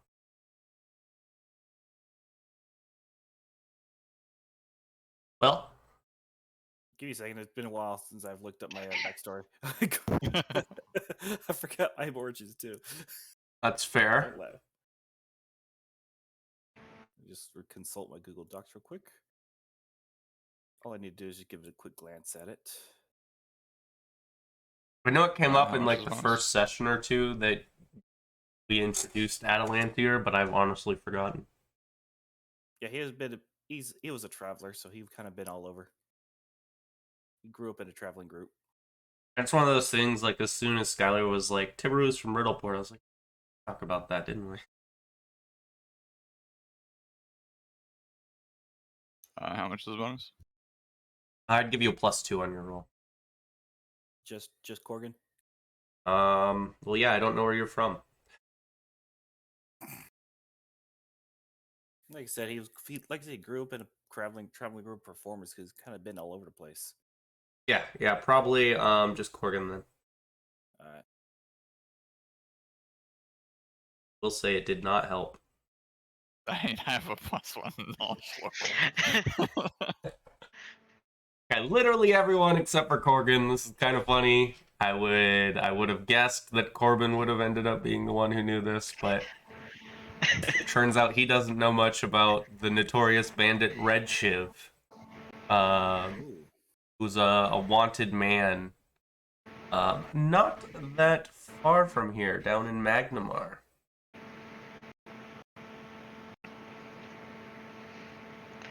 Red Shiv is the handle for this bandit. He's a notorious bandit with a very signature look. You see that he is missing one of his arms, but you can tell that it's not because it's been torn off, at least not recently. This man had one arm before he died. Oh, dang. And he is suspected of organizing almost 24 robberies along the Lost Coast Road on merchant convoys over the past decade. What did you say his name was? His bandit name is Red Shiv. His name is Shaz Bilger. Shaz Red Shiv Bilger. Does he have a red shiv? No.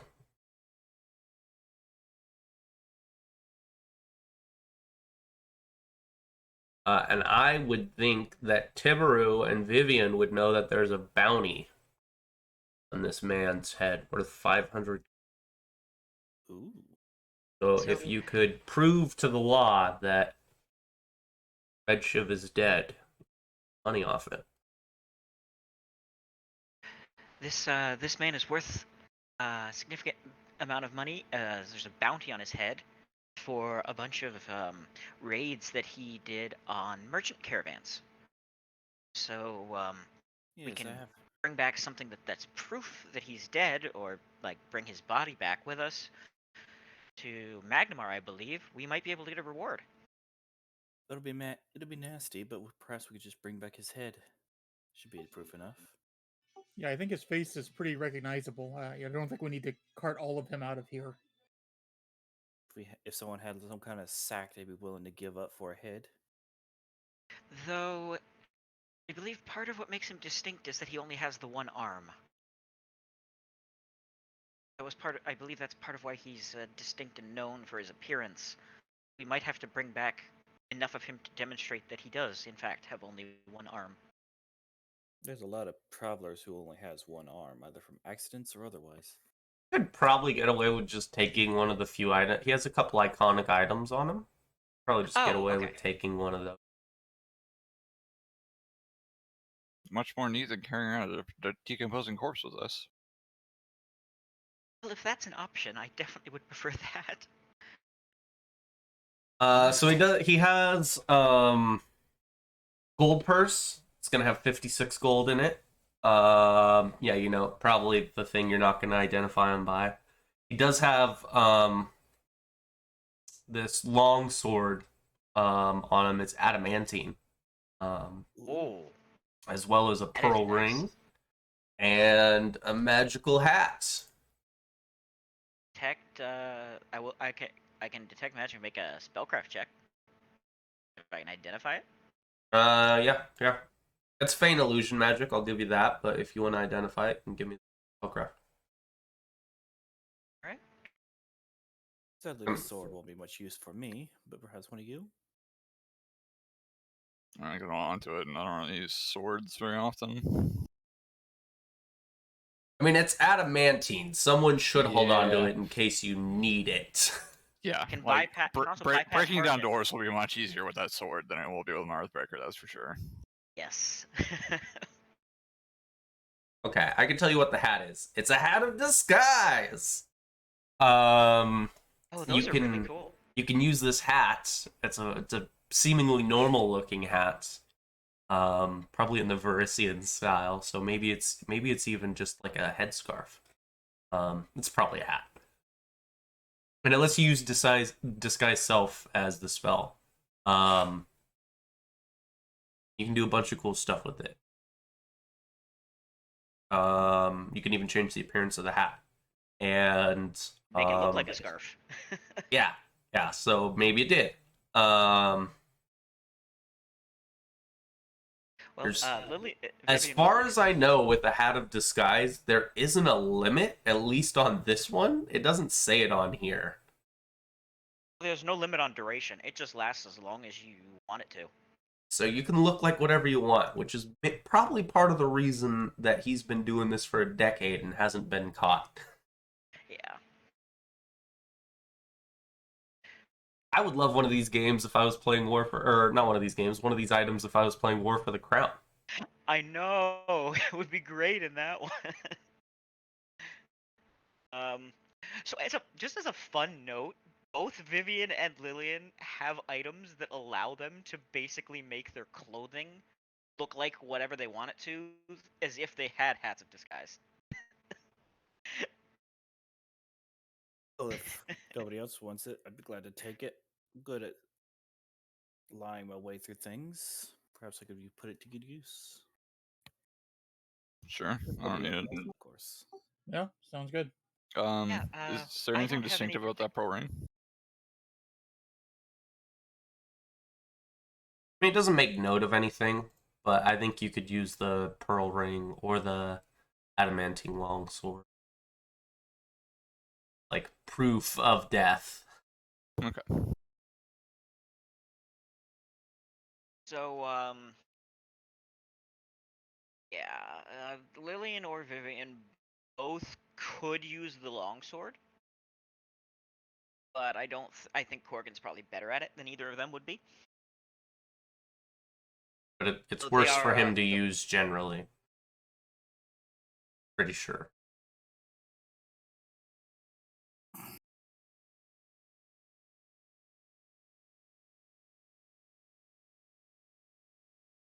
I mean, I'm not bad with it.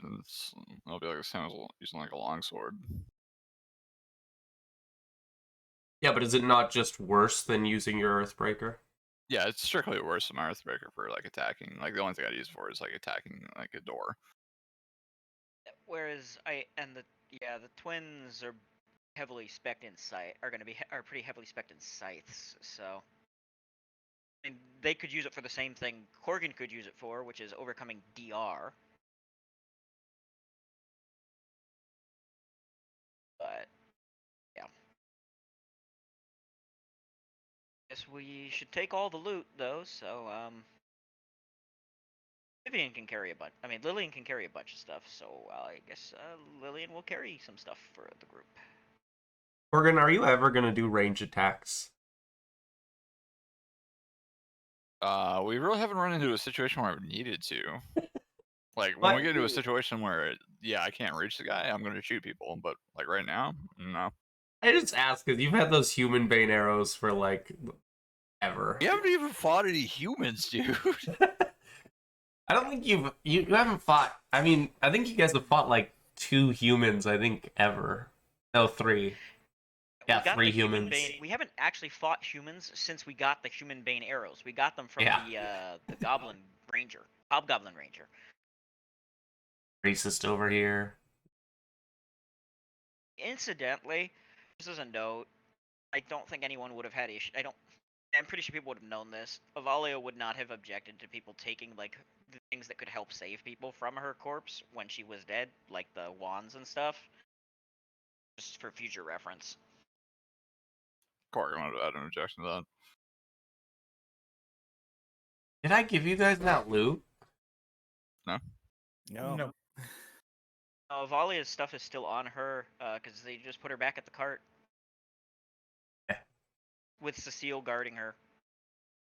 It's fine. I seem to recall the logic in my head being like, it doesn't really matter because I can just balance it in the future.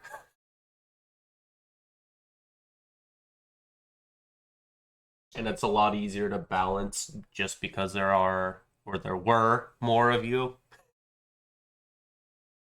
But still, it's not an issue. I can just hook you guys up with stuff in the future.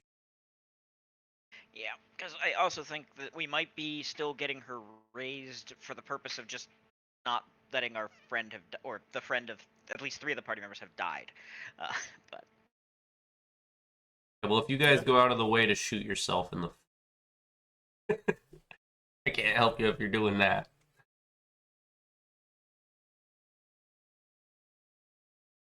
we can certainly, well, the thing is, you could also certainly sell her items to bring her back. She would not object to that. Anyway, moving on from talk about the dead character. Which I know I brought up, sorry. I guess we're going to have to squeeze through, but I think there's probably. Well, we know that that Aisha was looking for her murderer, which we're pretty sure was her husband. So we didn't find them here, so I think we're going to have to go through the narrow parts. Yep.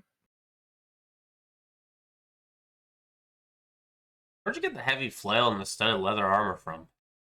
It was just in the armor pool. I mean, it was just in the loot pool, so I dragged it over. I don't even remember giving you guys that. I don't remember anyone using a heavy flail. I think they've been in there for a while. So it probably wouldn't be there.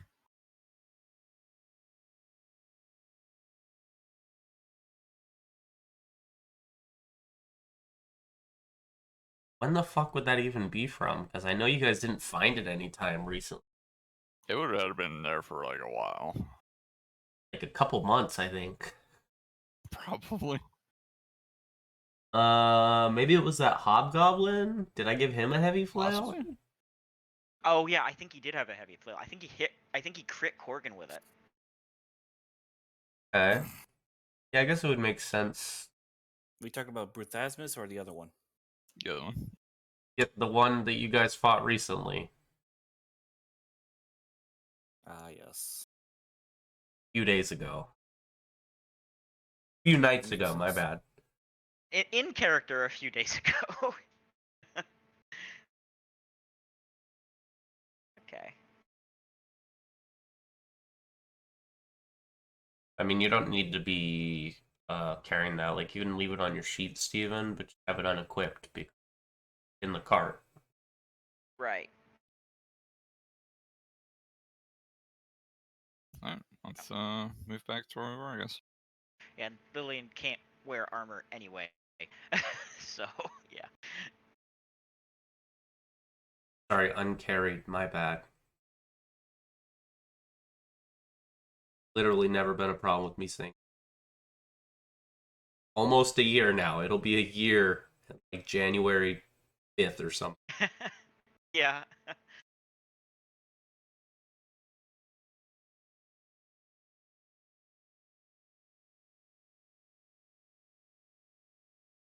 Alright. I guess I'll squeeze through this area. Okay. Two things. Let's do them in order.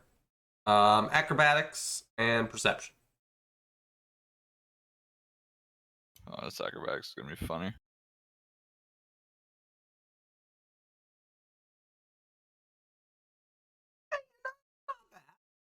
Not bad. Not bad for a guy in full plate with negatives. You're squeezing your way through, and you're not like terribly confident about this. Like, you know, you're not good at doing the kind of things necessary to avoid this. And as you make your way out, you can tell, like, yeah, you got some on your back and a little bit on like the front of your legs. Alright. Let me set a perception check. Big movie up here. Have space to come. Nice. Yeah, and you notice all this as you're squeezing through. You can tell you got some mold on yourself. Alright. Actually, just to check, if we were to have like Vivian go up here, is that one too narrow? Is that one so narrow you'd have to squeeze through too? Yeah. The three paths you guys have seen northwest, you would all need to squeeze. Yeah. Okay. We'll have Vivian will give it a try. Oh, that was a good roll. Nice. Yeah, you managed to get through without touching any of the mold. Right? Vivian makes it. Oh, give me a perception Now, check. Lillian will, Let's see if that statement actually holds up. Just stay there, Corgan, until we get everyone. Let's wait before we all move forward. I was gonna move forward to get a little bit more space, but alright. They can just spread out 3 wide behind Lillian. I don't think Lillian did so well. Or Vivian. Can I get Vivian's perception check? Sure. See how clean she thinks she is. Okay, yeah, you didn't get any on you. Get Lillian's as well.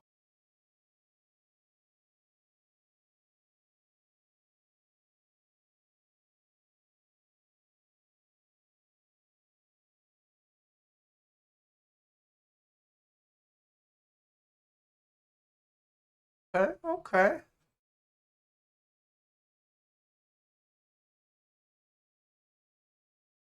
Do.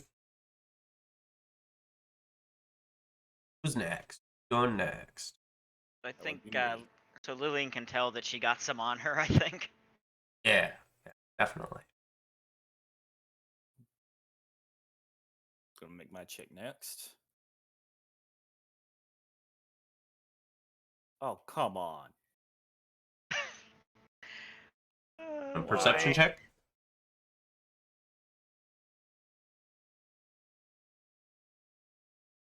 Okay. Okay. Should be fine.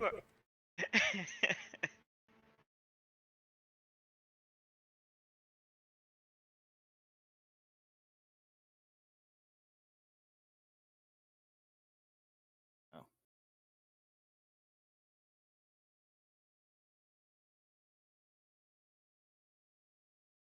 Hey, Brew, you didn't get any on you. Squeezed by, just barely. Lillian is going to ask, "Can you make water or something and hose this off?" She sort of gestures to the old stains.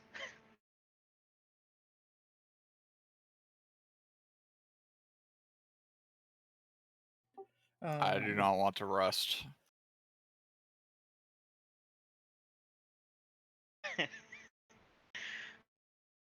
It would be very hard to rest down here, if not impossible. Oh, I think it said rust. Oh, okay. Yeah, I don't have the ability to create water anyway, so we may just want to have someone else try to scrape it off us if you think you have any. Oh, I know I got some on my plate, but I don't think I really care. That's fine trying to avoid it when we could, but no, we can't. I'm fine with just letting my dwarven constitution take the hit for me if necessary. Elantra, you can see behind you, there's a small antechamber. You can tell you don't see that much, and there seems to be quite a bit more mold in there. Fungus. I believe we may have chosen the right route. There's a lot more mold that way than it was over here. They use the word fungus interchangeably a few times with the mold, but for the most part they call it mold. It's giving me very Resident Evil vibes, but yellow instead of black. That is fair. Yeah, I'm hoping that we're not about to come down with something awful from the mold. We'll find out. Corgan For will all we know, continue on. Atalantir might have. For all we know, Atalantir might have ghoul fever. It's still within the incubation time period. From We'll getting also bit. find out on that. Yep. I don't know what you're talking about. I feel fine. Is there a room back there? Lillian Ugh. looks over Atalantir's shoulder and is like, "Is there a room back there? If there is, we probably still should check it." Yeah, very well. I'm pretty good on my feet, so I guess I'll take point in this one. And Alantir would just kind of saunter over to the antechamber he saw. Do you I have would any actually red enjoy stuff on you? doing a cave complex like this at some point, because I do just like caves as adventuring places. I think a cave could be a fun idea for our other dust cave. Yes, caves are cool. There could Caves definitely are be good. some caves. As you walk in there, Atalantir, you can see the two bottom squares of this room. The mold is extremely thick, like the thickest you've seen. It's like sticking up off the ground, um, like a couple feet leaning against this wall. And you can see half a dozen pickaxes have been tossed in the corner of this room. One which looks particularly well made. And they've all been discarded by these big ass piles of so big you can see that some of it's collapsed on itself. Do we see anything that might resemble the owners of those pickaxes within that tall mold? What was that? Do I see anything that might resemble like the owners of those pickaxes in the mold? Heavy set mold. No. I'd rather You can good- give me a perception check if that'll make you feel more confident. Okay. Yeah, no. It looks like a ridiculous amount of mold. Like this is crazy. I would say probably impossible, at least in my real world experience, but that might not be true. But definitely impossible. Definitely possible in, Glory. Yeah. Everything's big and weird. Part of Galoran. All right. Well, Atlanteer will go ahead and grab the better looking pickaxe to show to the rest of the group and start making his way back. Okay, you might want to be careful when you do that. Oh, is there a lot of mold on it too? Yeah, it's all right next to this big ass stack of mold. Oh, yeah. He wouldn't want to go anywhere near that. Never mind. He'll just saunter back to the group. Ah. There's like a jungle of mold back there, and 2 pickaxes. I don't like the implications of it. Let's keep moving forward. If there wasn't anything of value there, then yeah, we should They're definitely keep digging the going. mold? Gross. I don't know what they were doing, but it's definitely not a good sight. Yeah. Sometimes creatures like the bat we encountered are partially raised on mold like that, so perhaps that was a part of it. Of they were trying to get ready to prepare more of those for some reason. They're feeding the bat. Ugh. Okay, Looks like that I would bat actually ate some people. I want to throw something out there, Skylar. Really? I think that's actually not the case. I'm not sure because, like I said, they do use fungus a few times when talking about the mold. That I know for a fact it's specifically fungus that the giant undead bats would be raised on as part of their diet. But I'm not sure if they're trying to imply that because to me it feels more like it's I don't know if it's a typo or an inconsistency. Maybe it's intentional, but I get this feeling that it's supposed to always be referred to as mold. But like I said, I could be wrong. So just keep that in mind when throwing this information out. I'm not entirely confident that that's what they're trying to point out, but at the same time, I could definitely see that being what they're trying to do. I'm unsure about it. Okay.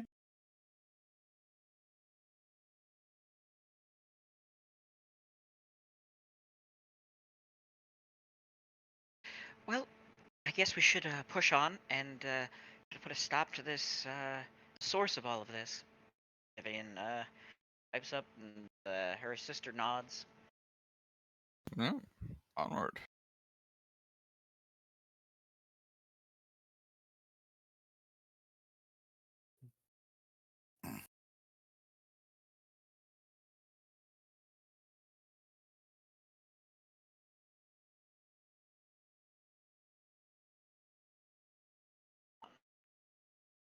Getting them in position so I can get them both selected and moving properly.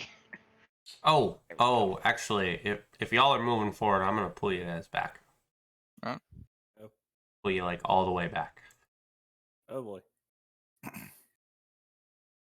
want to describe some stuff before you guys go. I don't remember how this was exactly lined up. I think it was like that. How we were. Looks right. That's pretty close, at least. Yeah. And Corgan was in front. Yeah.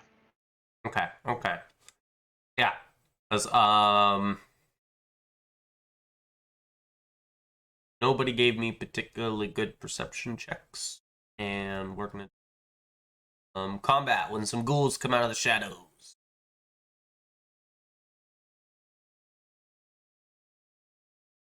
Oh, did I already have them on here? I had one on here. Why did I? There we go. Reveal. The 3 ghouls walk out of the shadows.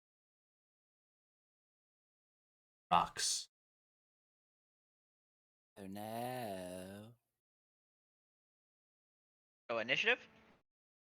Probably a good idea. Oh, I don't think I've had a chance to replenish any of my grit yet, have I? Nope. Nope. Nope. Here's my gunslinger's initiative won't proc because I need grit to do that. So I lose two initiative. Woohoo! Still decent. I know, but Lillian actually has improved initiative the feet. She's just gonna be good at initiative. Nice. Okay. We're gonna start with a surprise round.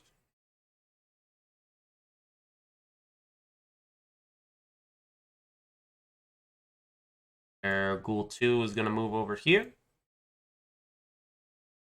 3 is gonna stay in place. And Ghoul 8 going to come out of your guys' line of sight.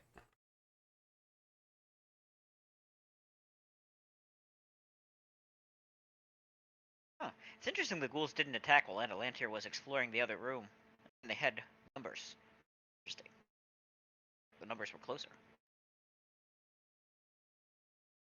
Then we can start initiative proper. At round 1, start with Lillian. Fight. Okay. Lillian, Sorry, I have them both selected. I'm gonna fix that. Lillian is going to... wait, so it should be 10, 20, 30, I believe, right? I don't think this is Yeah, if you're still Is trying to dodge the mold, yeah. Oh yeah, Because of the mold. Yeah. She did get some mold on her already. that's fair. Yeah, I think she'll still try to dodge the mold, since at this point it doesn't make any difference where she'd be trying to move. Actually, I think she'd go there instead. She's going to attack the ghoul. She is in range of. I hit the right button. There we go.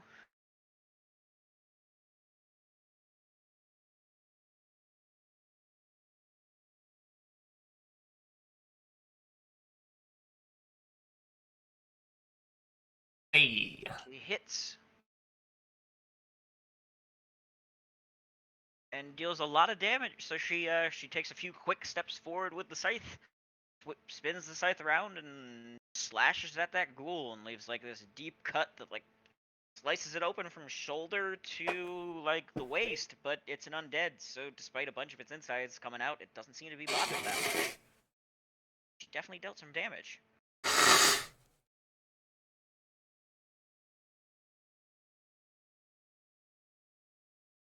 I'd love to see a video on someone using a proper war scythe. I've never seen that before. Only ever seen it in like anime. It's very twirly. Yeah. That makes Yeah, I've seen a few people use scythes. Seen a few videos on YouTube. hence them doing a lot of twirls and cool stuff like that in my descriptions. There was actually I can't remember what country, but there was a country that utilized scythes in their military. And then Vivian is going to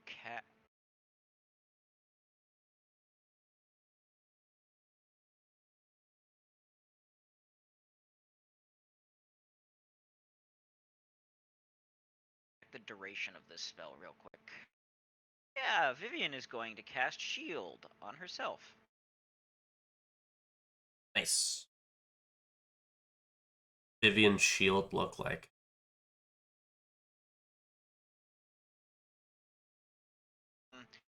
So Vivian's shield, so she sort of waves a hand, and this sort of swirling barrier of white light, sort of white light inset with like pinpricks of dark blue, sort of glowing in it, materializes near her and is just sort of hovering next to her, and moving, and will move to get in the way if things attack her. And she will. In the case of this spell, I was more I mean, I'm always interested in like the components of it because remember, shield is once you create it, it's invisible.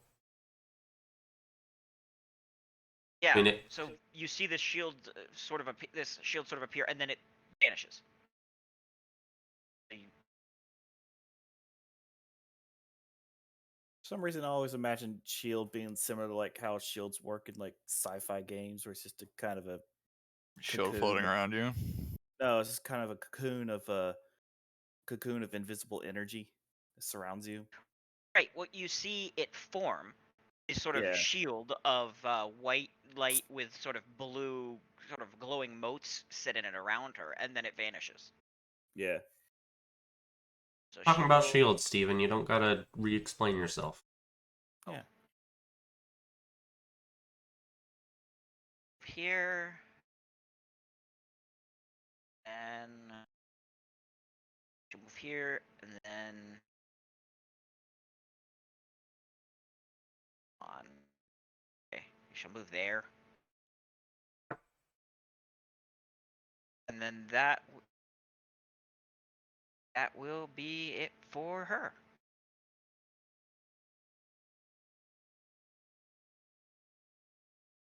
Alright. Bill 2 is gonna charge Vivian.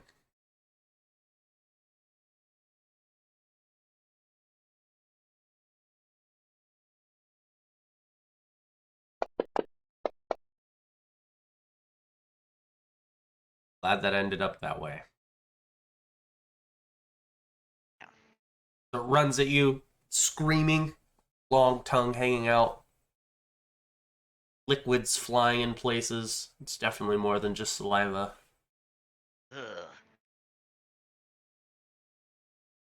Let's see. And it thuds into this invisible barrier.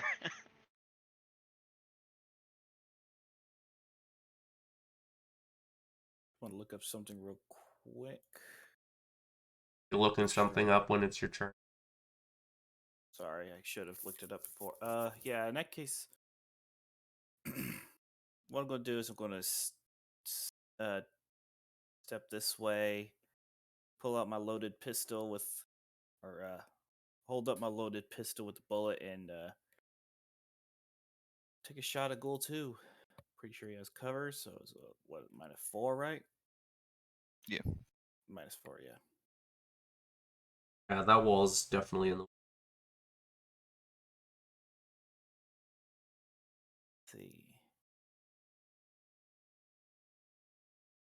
Go ahead and knock off This ammo. awkward thing with barriers for cover where like they don't matter when they're like these size barriers at like with this amount of cover when you're closer, but it's awkward when you're the same range because it doesn't help either person. It's just bad for both of them. Yeah. Mhm. But bullet fire. Okay. Nice. Yeah, he kind of aims over the shoulder. Kind of aims over the shoulder of Corgan and kind of rings out the loud explosive blast of a bullet, sinking it into the creature's shoulder, dealing not too bad 3 points of damage. I don't think you did that right. What do you mean? Did you roll right? It's not a touch attack. Oh, you're right, because it is within the first range increment. That You want me to and a couple other things. Um, pretty sure point blank shot is an optional. I don't know if you have That's that fair, factored yeah. in. I have Give me a second, my throat. No, I get it, man. I'm hella sick. I'm sure you guys have heard me at some coughing or Ugh. something. Well, it's just I got a lot of phlegm in my throat for some reason. So point blank shot, if you don't already have that factored in, and you should have another -4.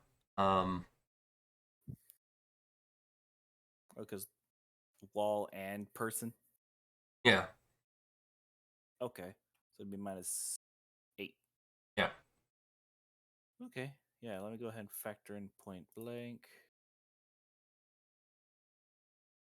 I thought Sometimes with the wall, I didn't know you could have Sure. multiple instances of negative from that for cover. I thought only one thing could provide cover. Well, it's from different sources. Yeah, let me go It's ahead just and like how there's like the two more common ones are touch. people and melee. They're both Oh. cover. You're technically, because they don't come from a specified place. It's not like there aren't specific cover bonuses. Okay, I got point blank, got touch. Now I got -8. Let's do this. Though to be fair, Steven, I have seen it ruled is like pretty evenly. Okay. Hey. Ice. And I honestly wouldn't be surprised if there's a Reddit out there that says the other way. Yeah. Good I hit. was just curious. So There we go. 'Cause I know he has precise shot, which lets him ignore the in melee penalty, right? Yeah. Yeah. Otherwise, it would have been a -12. Yeah.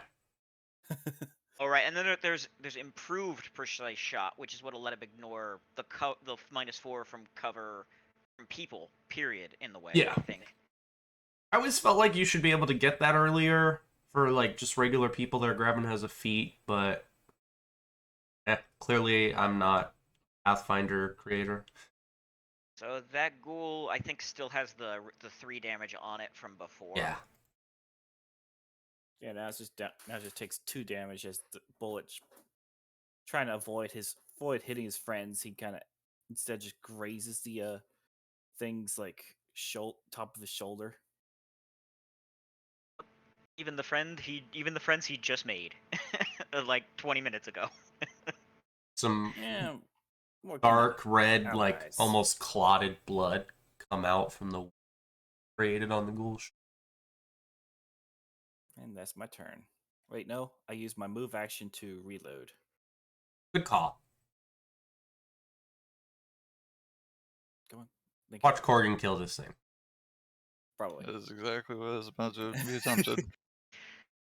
Get him, Corgan. Pretty sure there's only like a 5% chance. Two, Jesus. Yeah, like I said, Corgan is 5% good at chance.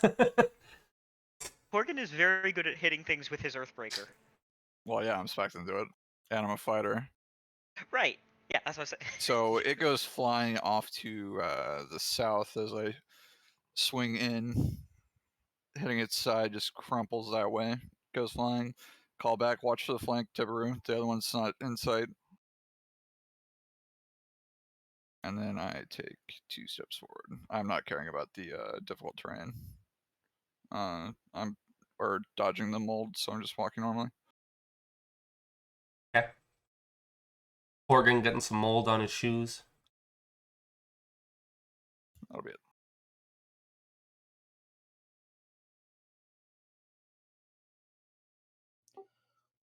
Okay, Tibu's just going to advance behind Corgan and try to hit out with his Ranseur and hit that ghoul there.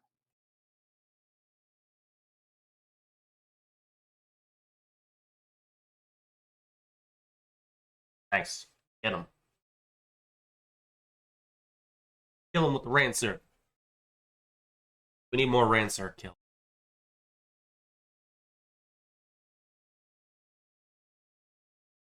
Nice. You basically just need to do damage. Unless you, like, roll terrible. Even Pretty with terrible, that. still. That ghoul is the dead. He's dead. So this time he actually hits with his Ranseur and something dies. It's already dead, but it's dead again. Is re-dead. Properly.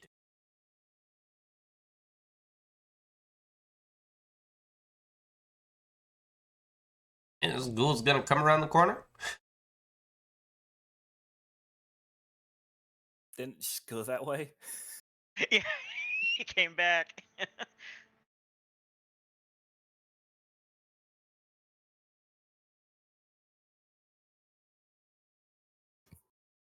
Probably just hit Viv. Probably the thing.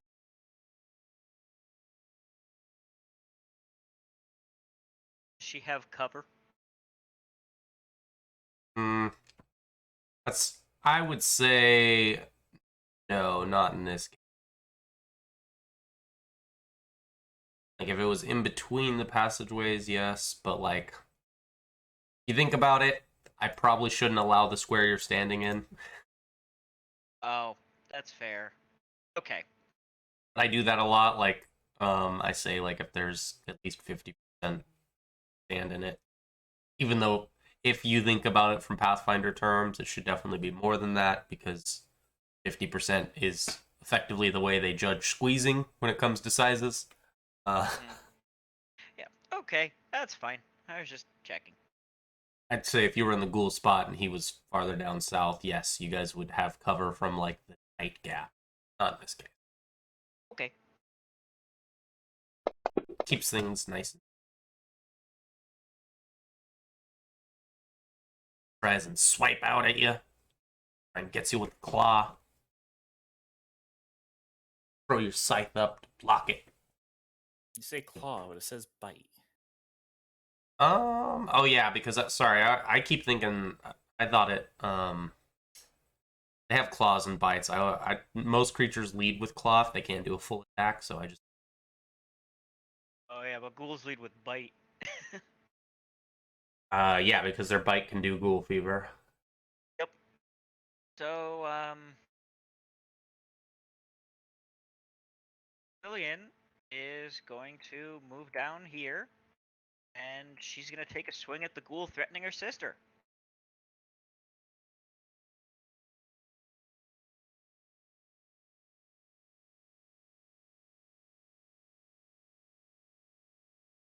Wait, I did the wrong thing. I'm sorry. I rolled an attack again by accident. You're fired. Nice. Minimum damage. Still managed to crit him. Oh yeah, no, she hit. Lillian hits pretty hard. She's good at that. And then that'll be it for her. Odds of this ghoul surviving until the next round are less than 1%. Vivian is going to attack the ghoul.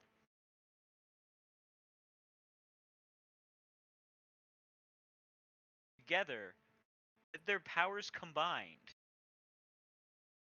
Though they haven't been able to flank anything yet. We have fought in like the worst places for them, really. Yeah, turns out cave They're- fighting and fighting in a mansion is not a good place to get your flanks in. Yeah, it's just they're also built around oh Nice. yes. At 20, Scythe we crit. Oh dear mother of God. Yes. that's by far the most overkill we've had in a game, period. You just split that thing down in two. You just did more than This is- 3 this is times why its I health love in one Scythe. attack. I love scythes. So Vivian, after sort of parrying the ghoul's bite, and after her sister catches it in the back, just like winds up with this like really like big overhead fluid motion, ends up cleaving like through the ghoul's head and the top of its chest, and so there's just ghoul sort of falls to the ground, literally like cut down about halfway through its chest through it. It's just like it's very dead. I don't know why, but I got Underworld vibes from that. Yes. Dead ghoul. I'm sorry. I just that was pretty awesome. Also, look at how many 4s she rolled. All of the 4s. That was a really good. Is the scythe's like crit damage. Yeah, scythes are 4 times crit. They're Jesus. great. Yeah. You rolled what in a 75 percentile for max damage? Yeah. And Lillian's crits are even more crazy because she has significantly higher strength. Yeah. Well, I guess we're going the right way. Looks like.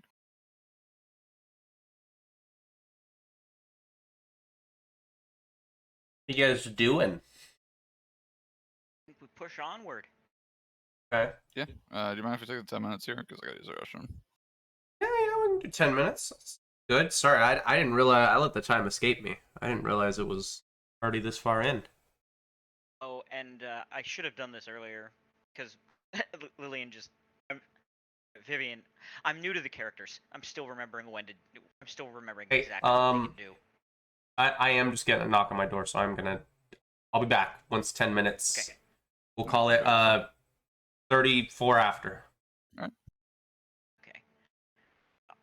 Have Vivian cast Bark Skin on herself. I forgot to do that.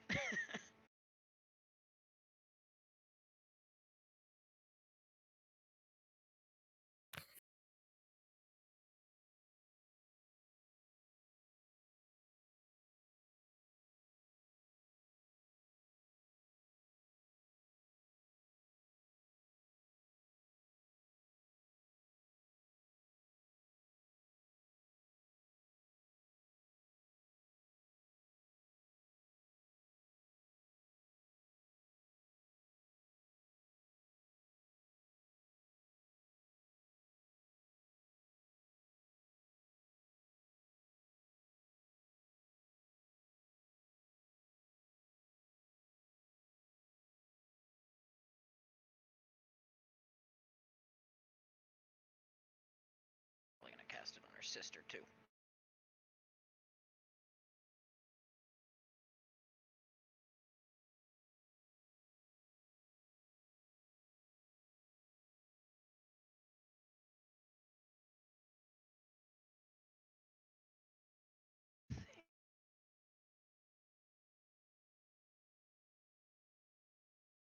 Yeah.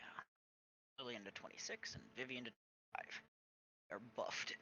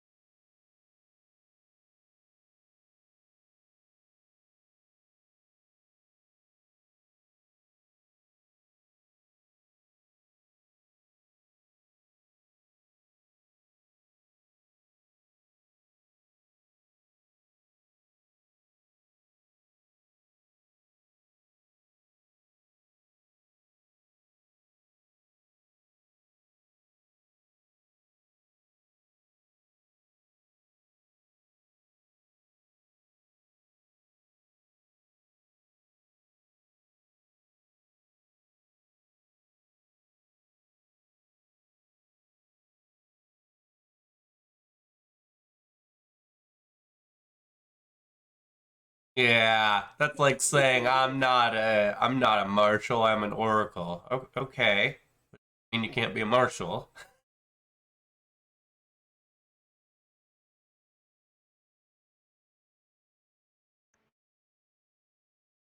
Scythes are fun.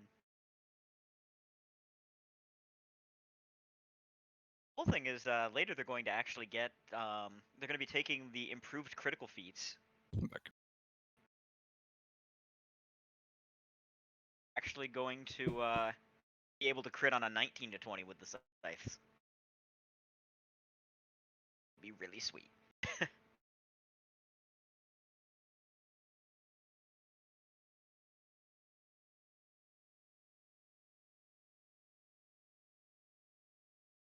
Have I been cutting out for you guys? little bit. I've been able to hear you fine.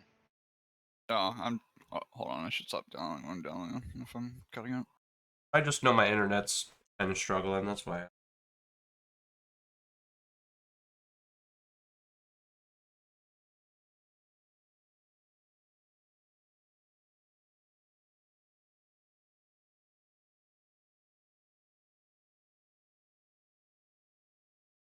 I know it hasn't been bad, though, because obviously we've been able to play, and I've only had to ask you guys to repeat something like once.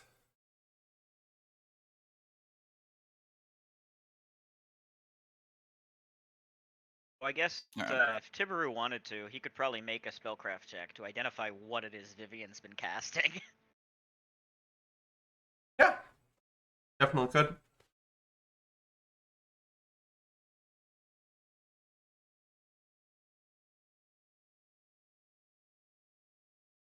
Then you can do a spellcraft.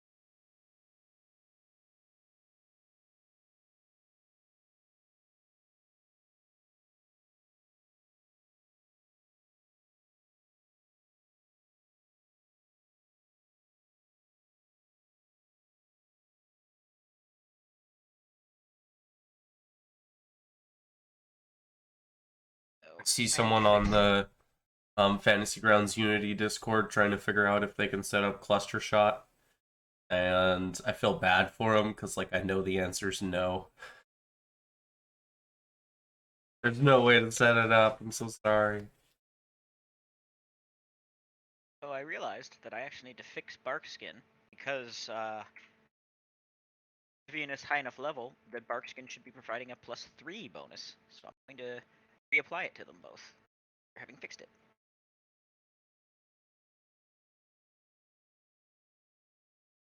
Completely unrelated matter, but you are correct.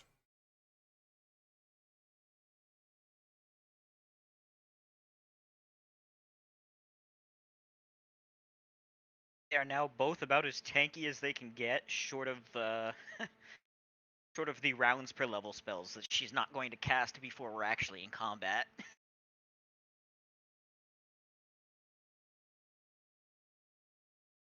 Also got Blur.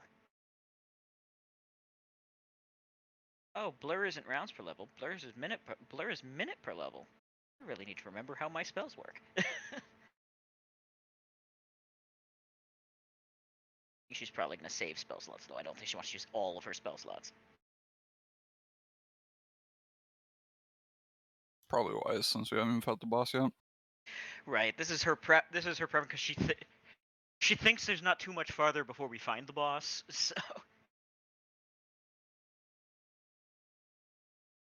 Yeah, that's fair. the other was me forgetting that Barkskin had a duration of 10 minutes per level.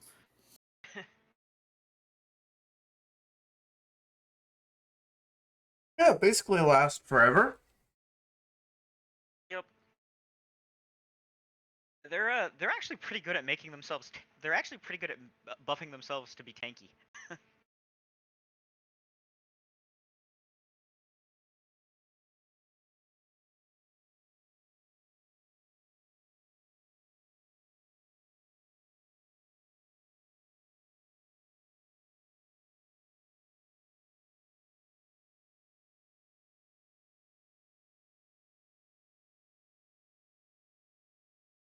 So is everybody back? I am at least. Yeah, I am. Can start. Y'all are ready. Alright.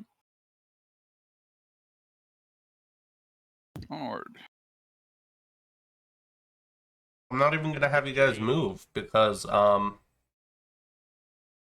you guys wouldn't move in the way that I would have asked. I know you wouldn't, so I'm just gonna have what was supposed to happen next on the third round of combat. Supposed to be some more ghouls that show up from down the tunnel.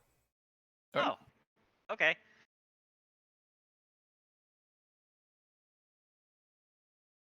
I would have had everyone who hadn't done their turn do that, but I know you guys wouldn't behave like you're normally moving, so we'll just have those ghouls show up.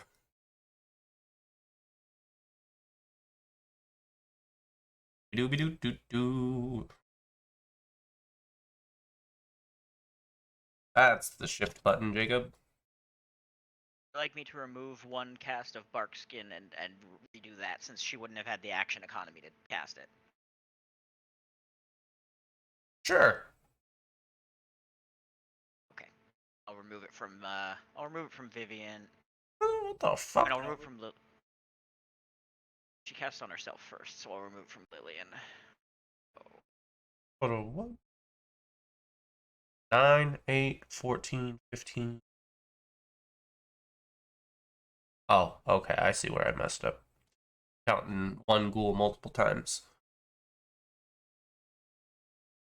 Okay, ghoul, it's coming down the tunnel, all running your way. That's a lot of ghouls. Round 3. Alright. Hmm.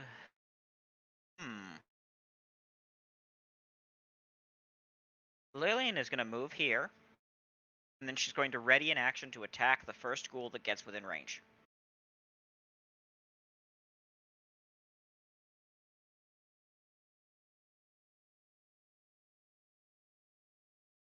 Vivian is going to move up, and she's going to cast the mage armor on her. Not the mage armor. She's going to cast the bark skin on her sister. Okay.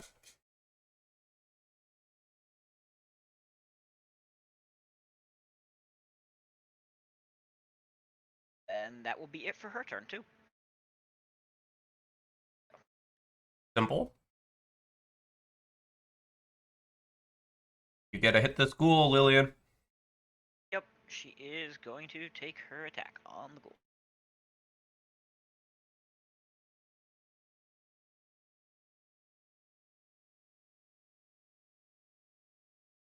Nice. Nice. Yeah, so that ghoul steps up, and Lillian does a twirl, and the scythe flashes. The glowing scythe flashes as it severs the ghoul's head, and the ghoul's head, with the long tongue still lolling out, flops to the ground next to the ghoul's corpse. Yeah.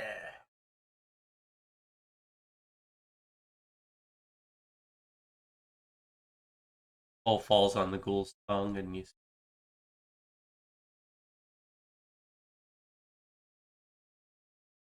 Will, do something. Yeah. I got you. Let's see. All right. If I recall correctly, bombs are considered improvised weapons, correct? I believe I got that right.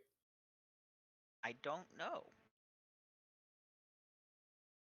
I I thought actually they were just thrown weapons. They have the.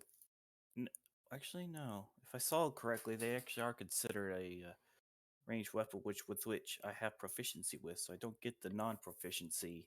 Yeah, you don't have to. You don't take a Penalty non. tool. That'd be weird if you got bombs without the proficiency to throw them. So, let's see. Okay. Yeah, he's going. Atalantir is finally going to make use of his bombs, as you're about to witness. Awesome. He's first going to. He's first going to move up here with his full movement, dodging the moss as he goes. And you see him grab one of the bombs from his pack, or from he's gonna grab one of the bombs from he's from his pack, and he's gonna light it up. You're gonna hear a slight sizzling sound, and he throws it at Ghoul 14. Let's see, where's my bombs at? There they are. Gonna make a Bombs ranged touch attack. technically don't have a weapon type, but they use the throw and splash weapon special attack rules. Yeah.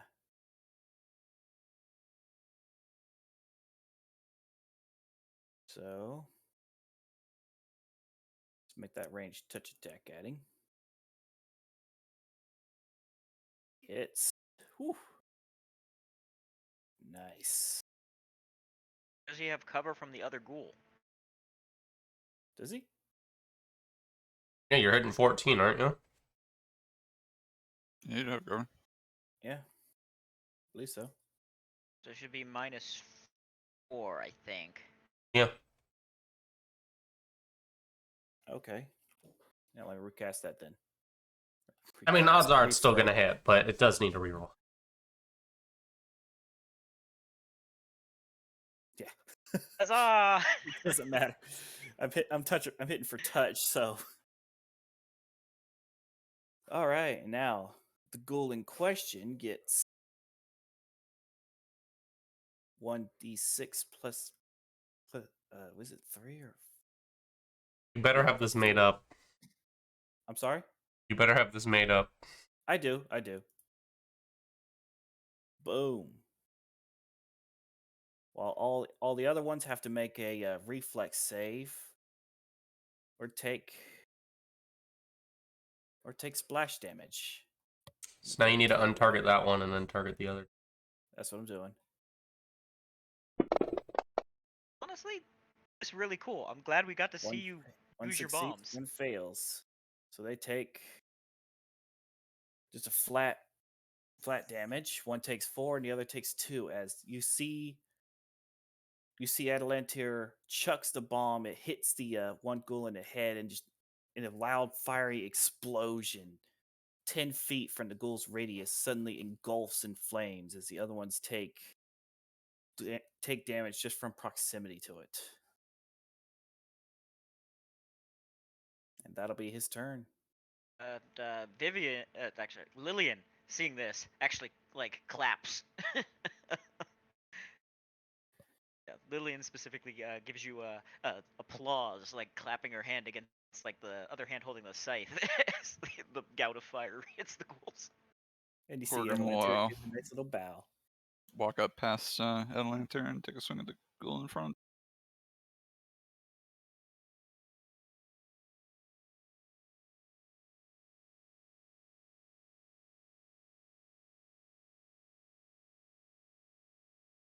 Crushing it lifeless to the floor with the overhead swing. And I believe that'll be it for Corgan. Oh yeah. One thing I did forget to mention was that the creature that took the direct hit is now on fire. Each round he has to take 1d6 of fire damage until the fire is extinguished. Oh yeah, because you have weird bombs, don't you? Yeah, my bombs automatically come with the explosive bombs feature or discovery. Oh, okay. I'm glad you have explosive bombs. They're pretty cool. I forgot about Yeah. this.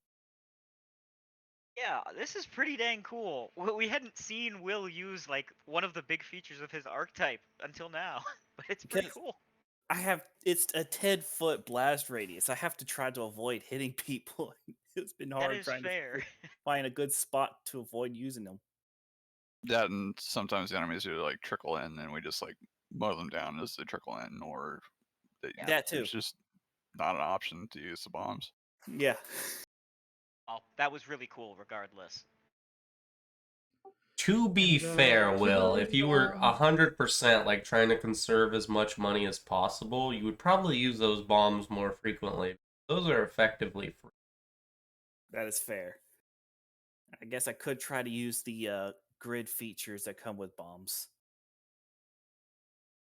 Hitting in certain locations.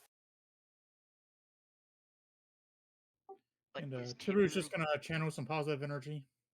Oh. Okay, okay. Nice. Don't they get a save though? Yeah, so they got a will save for Yeah, half. They have to make the save first. You have the save on there?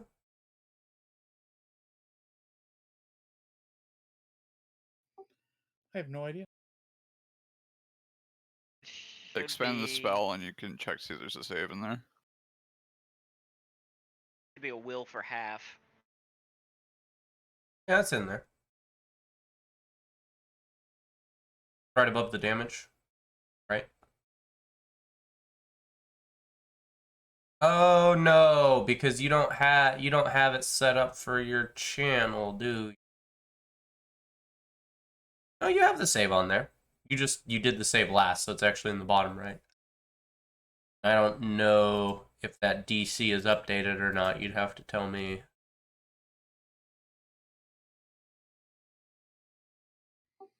I Looks like it's saying half your caster level plus 3, which I assume is your wisdom modifier. Yeah. I think it's... Does it scale off wisdom or does it scale off charisma for channeling?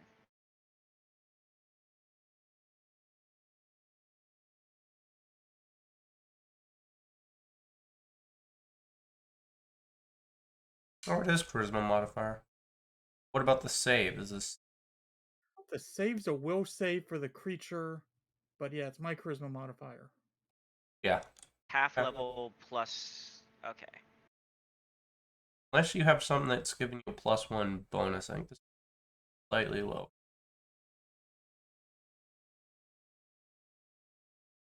I just adjusted. Did you find the button though? Yes. Okay, throw it at them. I reset their HP, so they're at the appropriate spot right now. Okay, okay. Throw some damage out there.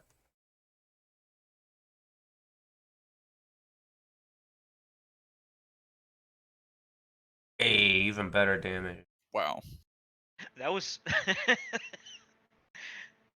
Better damage despite them both saving and only taking half. Nice.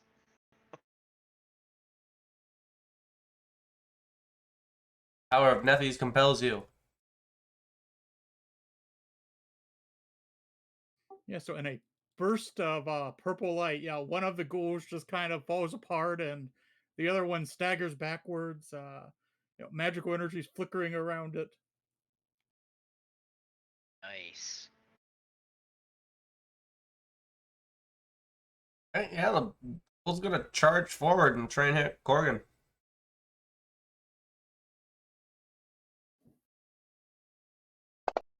I doubt it's gonna work, but you never know. Pretty close. Close, but no cigar.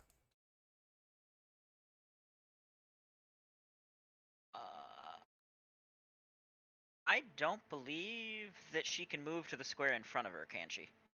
I don't think so either. She will, ready in action to attack when she gains the ability...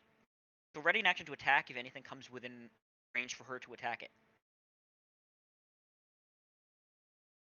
Vivian will ready in action to attack if anything comes within range for her to attack it. And Atalanta now feel a little more confident now that he's been able to finally chuck one of his special abilities, which I forgot to mention, but the bomb in question was literally just a small vial containing a type of catalyst. Containing a So catalyst. basically napalm. Pretty much, yes. You chuck napalm at people. Pretty much, yes. But his pistol still in his hand. He uses Corgan's shoulder as a prop as he aims it towards the ghoul and takes a fire. With the -4 because fighting through allies. Can't wait to get precise shot so I can ignore that. Improved precise shot, I mean. And fire. You have an alchemical lab? I'm sorry? Do you have the stuff you need to actually create these bombs? Oh yes, and well, Like at the very least, you need an alchemy kit. I'm pretty sure I bought an alchemist kit. Okay, just making sure. Also, will don't forget to put it against touch because he is within your range increment, and use your point blank shot. I was certain I bought an alchemist kit, but it's not showing up. Either I forgot. Did it get stolen? No, I don't think so. Do you have the money for one in your inventory? Yeah. Definitely Let's have resolve one. this attack first, I think. Yeah. Go to resolve this attack. I rolled my I keep forgetting to add point blank shot. I'm sorry. Let me. And touch. And touch. You're right. God, these special stuff takes some getting used to. It's okay, man. Especially since I we made haven't played in a little while. Yeah. I've almost attacked with Vivian when it's supposed to be Lily in a couple of times. There's no way I'd want to control two characters. I'm getting the feel for him. Yeah, you get used to it after a while. And I've done it in like pen and paper, but I don't think I'd like it on fantasy grounds.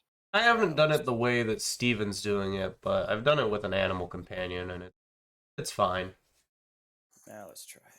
It basically just takes a couple of sessions to really get it down, and then you sort of get it to a science. You're like, okay, got it. There we I mean, go. I haven't really figured out how now- to control one character yet, so yeah, 2 seems very intimidating. I also started with a different summoner. My first character on Fantasy Grounds was Rhea, so I had to learn it. Nice. Oh, nice. Nice. So yeah, he uses Corgan's shoulders as a prop. He kind of aims right for the center of the goblin's head and pull a nice little dime-sized hole right through it. Goblin's head. Who's being racist now? I didn't say goblin. Yes, you did. You didn't Yeah, say you anything said about goblin. I didn't hear that. I was semi-paying attention though.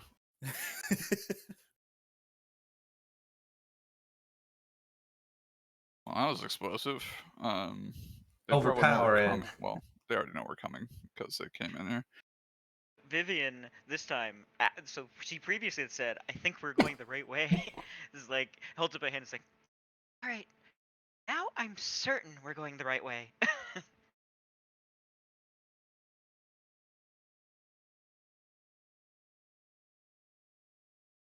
Well, hopefully we don't have to fight them in a more in close quarters, or only one of us can hit. Yeah, push forward. Yep. So they'll go after, they'll be behind Corgan. Right. Can I make out any details of that thing above me? That thing above you. Like 3, 4, 5, 6, 7 squares in front of me. I'm guessing that goes down into like a You pit or actually, something? like, it gives you vision, but that's just for simplicity's sake. You shouldn't actually be able to see what's down there. Yeah, I figured I shouldn't be able to see in it. Like I figured I'd see like it going down, but not You'd be able to basically see just anything in see us towards the, like, 30 feet, 20 feet in front of you. You'd see a drop. it. Okay. So there's a drop ahead of us, and it looks like a path to the left. So let's see what happens.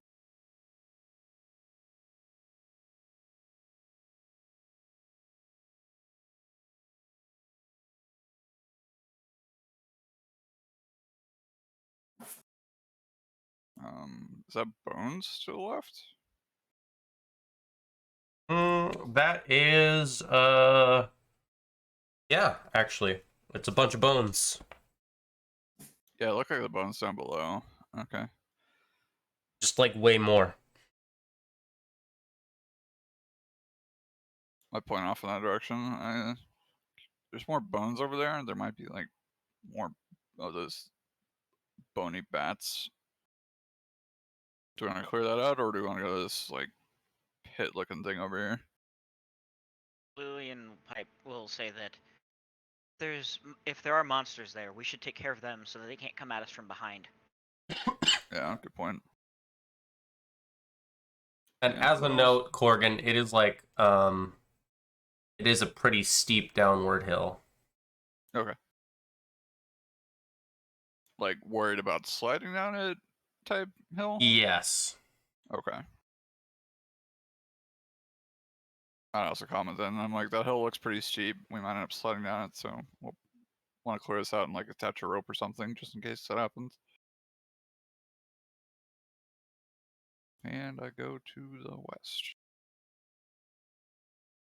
Cautiously looking at the ceiling as I'm going through here.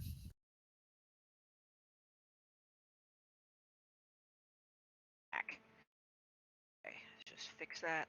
There we go.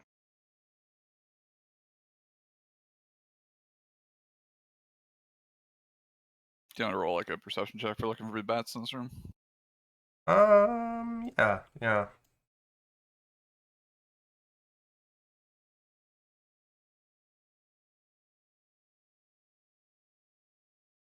A perception check.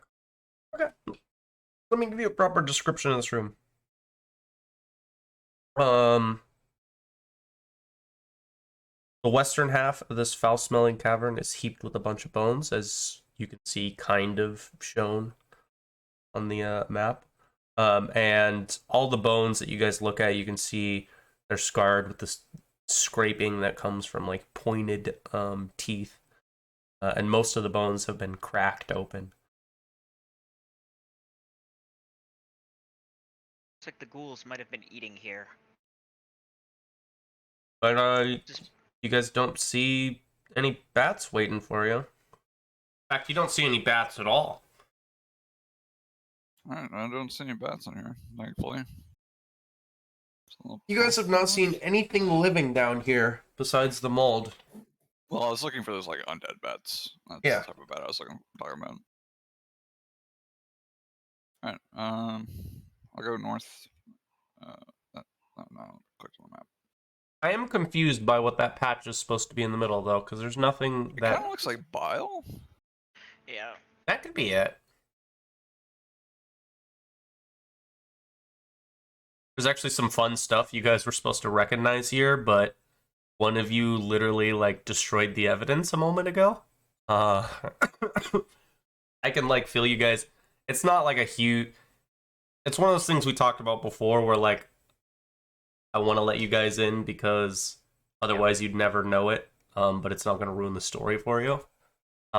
Please do. There was some information you guys could have picked up from the ghouls if Adalancier hadn't literally burnt the corpse.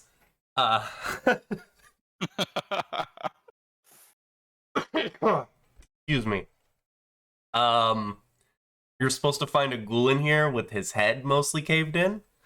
With a distinct wound that you could have connected back to the library. You remember there was the blood that was on the back of one of the chairs, and a little bit of hair, and there was a statue that was missing one of its wings. Oh, yeah, the broken angel statue. Yeah, you were going to find a ghoul down here that had a wound that would work perfectly for that.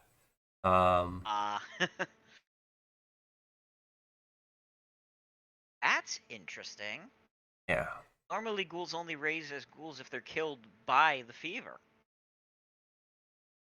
Just an interesting out-of-character note. I guess maybe he was just knocked unconscious by the statue. Maybe he's already go when it happened. Ooh. I like these trains of thought here. Yeah, I just want to tell you guys, because otherwise you'd never fucking find that out. Yeah.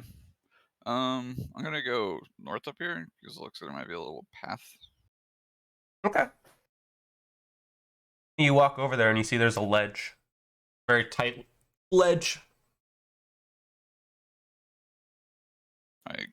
I could fit through it tight or like.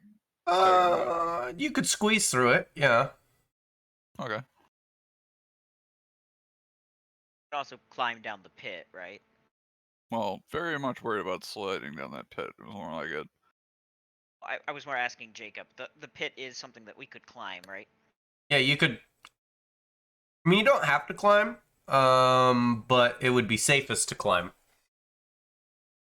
You could just try walking. I would still make you do checks, but it wouldn't be climb checks, and it would be faster. Yeah, and as you get closer, Corgan, you can see it goes pretty far down. You're not going to want to hop down here. There'll be like a climb. All right. And I can tell it looks into the pit. Like I recognized it just from a different angle. Yeah. Okay. Different Call back. features, seeing different aspects of it. Call back. Lillian- It looks like this leads to the pit. Lillian Looks will a offer lot that steeper she- though. Lillian will offer that she's very good at climbing. Okay. That's still gonna be probably an issue for the rest of us. I got 50 feet of rope. Then we got like a python that we can attach it to. Otherwise, I'm gonna use like a dagger. Just drive my dagger into the wall and ruin my dagger. Sadly, I have nothing. If somebody serve as the anchor, Well, we haven't seen Foxglove yet, so I'm assuming whatever's down there, we're gonna have to fight. So we don't want somebody hanging out up here. Lillian could. Lillian was. I can hold the rope as an anchor and then climb down after. That could work, but don't have to worry about you climbing up to get the rope. If you get knocked unconscious or something, we can't heal you for some reason, that could be an issue. I'd rather have a guaranteed way, so I could just lose my dagger driving it into a wall. As a note, if you actually walk all the way up there, Corgan, probably about 40 feet down from there. Okay, yeah, he'd go up to where it's safe to climb. I thought you were talking about it started dipping like in front of where I was. No, not till you actually get to like the lip. So like here? Yeah. Okay. I'd say yeah, it's a pretty sure drop over here. So unless we wanted to like just do a climb track from here. As like a very simple understanding, if you start, kind of southwest of you guys or southeast of you guys, if you start at the top of this and work your way down, going a couple feet per square that you move. The farther down you go. Okay. It's pretty steep, but it's not definitely not as steep as just going down the side of this cliff. Yeah. So this way. Okay. Yeah. Once we get over here, I will which one is that? Zoom in. Just to the left of Lillian, I'll use my Earthbreaker and slam my dagger into the wall and use the handle. Once it's anchored, use the handle as like a python and just tie off the rope to it. Okay. Let me remove that dagger from my inventory because that is definitely going to destroy it. Yeah, that's not getting used again. You could have driven the adamantine sword into the wall without destroying it. Yeah, but we could also use the adamantine sword later on, just in case there's another door or something. Okay. So let's keep in mind that if the rope's only being locked down in one spot, eventually, as you make your way down here, if you are just going down the incline itself, eventually the rope's going to be on the opposite side of the room. Well, it's gonna like spiral around, right? Yeah, you guys have to do like a full spiral to get to the bottom of this. Okay, that should be fine. Like, we'll have to go like one at a time, I think, maybe two, just because of the length of the rope.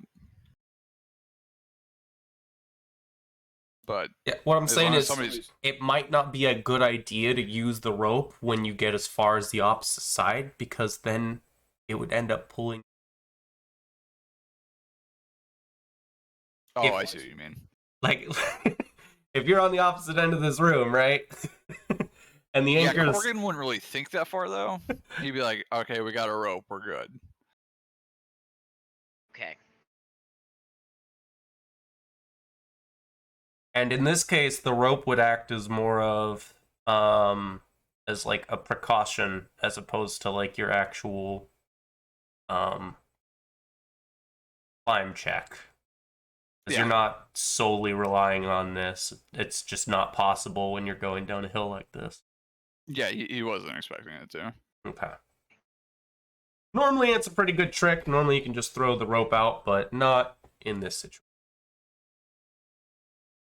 Who's going first? Because, yeah, with this rope, it's definitely one Corgan's. person at a time. He's gonna put away his Earthbreaker and draw out the sword, and he's gonna be like holding it upside down, like ready to kind of like jab it into the ground if he starts sliding. Okay, I like that. You can give me climb if you want to make your way down slowly, but if you want to make your way down at a regular place, you could give me an acrobatics check. He'll do a climb check. He'll be relatively cautious doing that. Okay. Are you gonna do a accelerated or regular? Regular. Okay.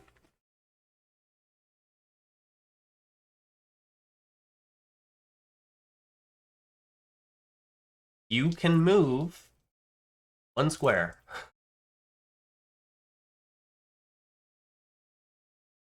Alright. Is anyone else going to be doing stuff while Corgan's making his way down?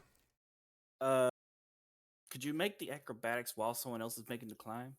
Yeah, the acrobatics is unrelated. I mean, you could also make the climb independently as well. You can make a climb check without the rope. The Lillian's rope gonna is do not that. enabling him to do climb checks. It's just a precaution.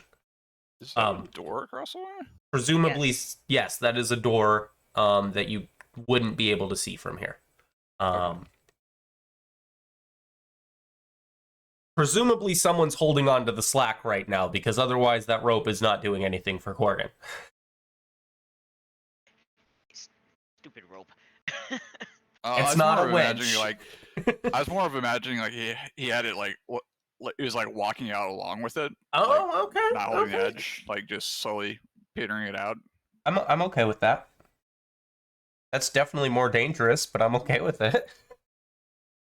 Yeah, Corgan doesn't really know how climbing works very well. He's got What? like the basics down. He doesn't. So he doesn't get the thinks this concept. is relatively safe. Okay. Okay. So, all right. Well, Well, hey, how about Yeah. this? Just to make because it seems like people are going to be doing stuff at the same time. Why don't we just have people roll initiative so that we have an order to do this in, just to make things cleaner. Okay. sounds good. And we'll just for this first round, because yeah, Corgan's gonna probably go last. We'll just already have done Corgan's action. Or no, we can just say he already did one, because it's just for an order. It's not like we're actually doing combat right now. It's just a big task for you guys to take care of. Was that all of them? That was, wasn't it? Okay, cool. What's Lillian doing? Just try to climb down. Okay, you can give me a climb check. Accelerated, non-accelerated. Always gotta tell me. Accelerated. Okay.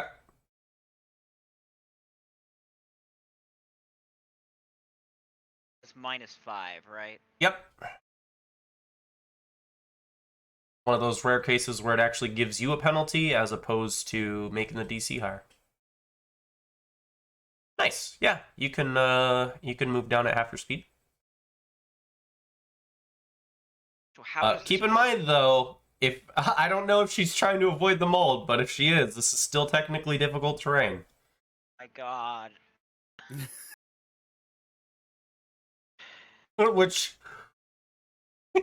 really means you can move climbing, so you only get to move at half your speed, and then it's difficult. So you can move with an accelerated, you can move one square.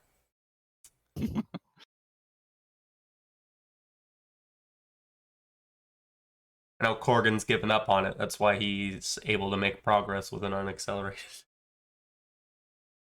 It's extremely frustrating. Yes, it is. I think it's designed to be. At least if you're Is trying to avoid the. I'm genuinely curious if all the climb checks are actually in the is that in the book? Did they really make this stupid chamber? Yeah, yeah. Climb checks or acrobatic checks to get down. Because if you fail, it will hurt. Yeah, that's pretty deep. Basically, a 40-foot fall is what we're talking about from the top. Not as bad as it would be if it was 40 feet straight down, but it still definitely hurts. I mean, if you guys just want to accept the damage, you totally can. I'm not going to tell you how much it is. Hey, you already did check this round. Yeah. But you get 2 move actions. Climbing. It's not how climbing's actually supposed to work. You choose one or the other. But you get to dedicate your round to. And like we're not doing a proper round of initiative right now. We're just expressing people are doing. I mean, if that's I wasn't under the impression we were actually doing proper rounds, but if that's what you guys want to do, we can. Okay, fine. No, that's a group decision. You don't get to just do it by yourself. I'm fine doing either. That doesn't I'm help. fine either way. You don't get to just say I'm fine. You get to make a decision. I mean, we're not in proper combat, so I would vote for just using it as a kind of an order thing. Yeah, order works. Yeah, order works. Cool. That's enough for us to go with that. Atlantir. Well, first off, Skylar, if you could move your character, because you kind of planted it on my mind. Well, if I he mean, I clicks can't on even the see me token, 'cause it's you're on going to top, touch yours. So In my screen, you're on top. It's not letting me select mine. Oh, there it goes. I had to find a very specific spot to get my character to move. As impatient as Adelanter tends to be, I think he's probably just going to make the acrobatics attempt. Okay. Yeah, give it to me. Try to show off the things he's learned among the performers. Are you trying to avoid the mold right now? At this point, I think he wouldn't really care much, so no. Okay. Yeah. You can move the 30 feet then. Alrighty. Just That was straight forward. Or no. Go. Yeah, just follow the spiral. Yeah. 1, 5, 10, 20, 25, 30. There we go. You see him just kind of just hopping and leaping everywhere. Nice. About Not Tipper. showing any care.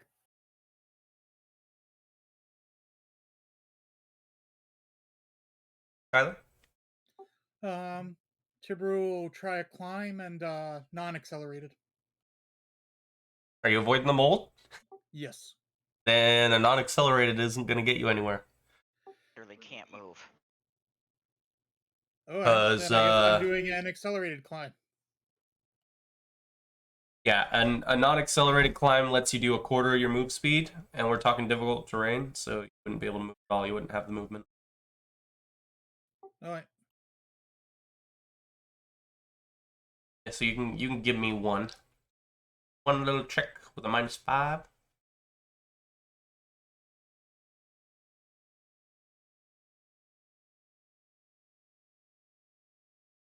Okay, that's enough for you to make some progress. I'll just throw you north of where, not Okay. actually on that spot, but north of where Lillian is. You guys are in the same, Okay. you've made the same amount of progress.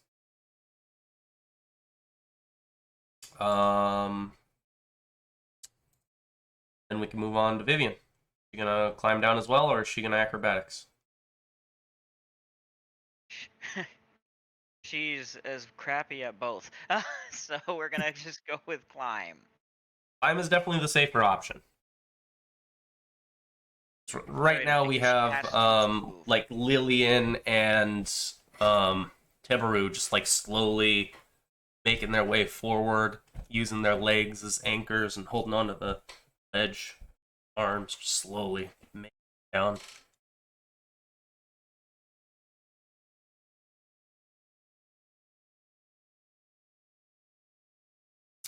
Not gonna make any progress though. Yeah. Ow.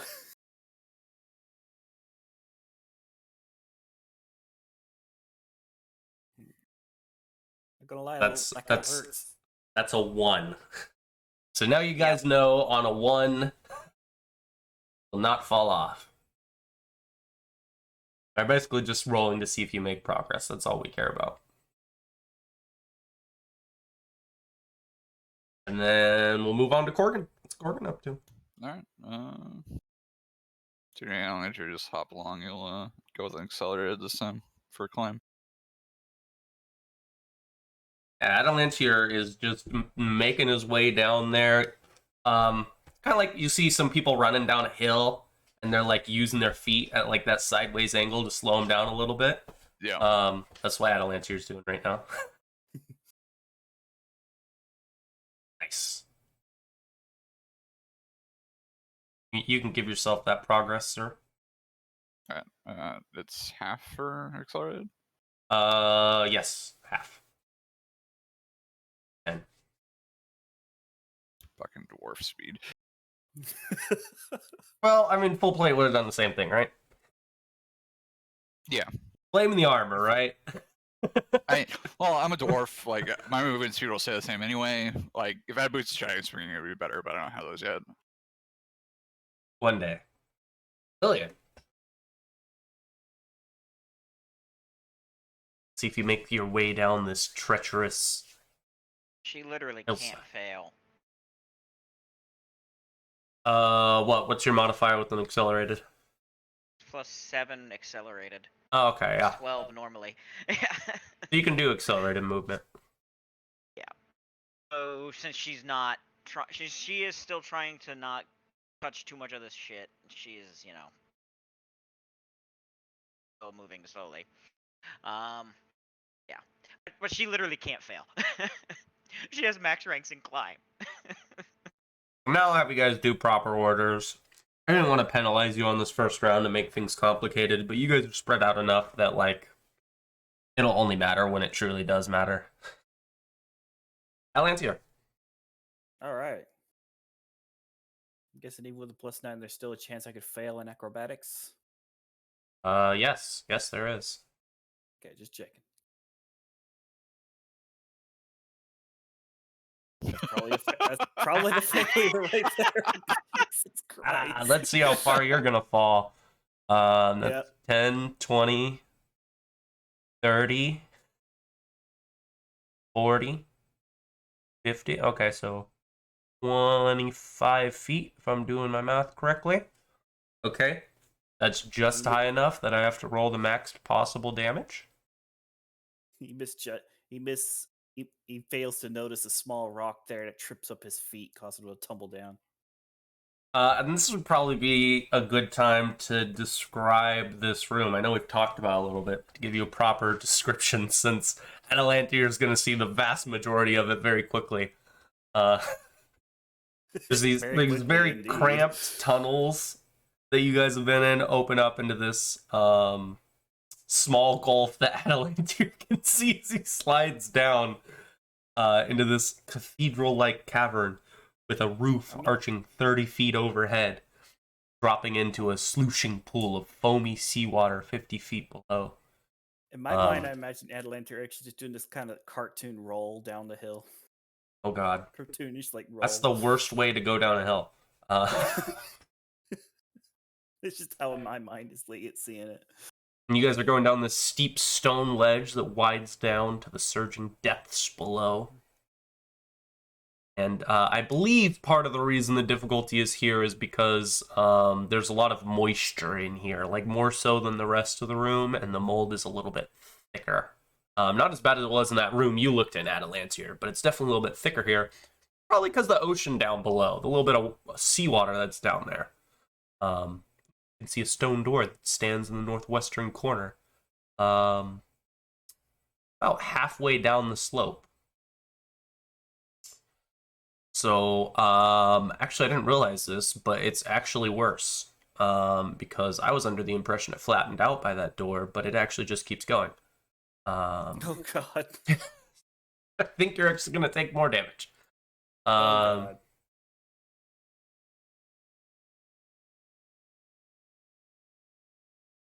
Okay, that's really bad. Let me just double check the math on that. Don't say that. It Don't say that. it is. I'm not. Don't do that. You want to roll me? Climbing is this like mini game that everybody says you don't need to worry about climb. Climb is pointless. And then every single adventure path I've been in, there's been this absurd amount of climbing, and I'm like, why does everyone say you don't need climb? And then every adventure path seems to like require climb. To be fair, a seems lot like of adventure either the paths adventure you paths- don't. In a lot of them you don't need them, but I always grab climb and swim on my characters. If I think it's ever going to be applicable, because it really sucks when you don't have those two skills and you need them. Yeah, because I guess every campaign you have been a part of with me, it's either been like a mini game or just something you have to do regularly in and out of combat. I would kind of consider this kind of like a mini game because that's definitely what they're trying to make it. Why don't you roll me 5d6, Will? That's how much damage you're gonna take. 5d6. 18. Nice. 18 damage, and you're gonna be all the way down at the bottom. Which I'm assuming is right next to this pool here. I'm gonna throw you right Oh. here. Why is it? It's having 'Cause a I was still hard holding time. it when you tried to grab it. Maybe, I don't know. It was lagging for me for a second. Like I saw your portrait move, and then I tried to grab it, and then there was an outlet. It was weird.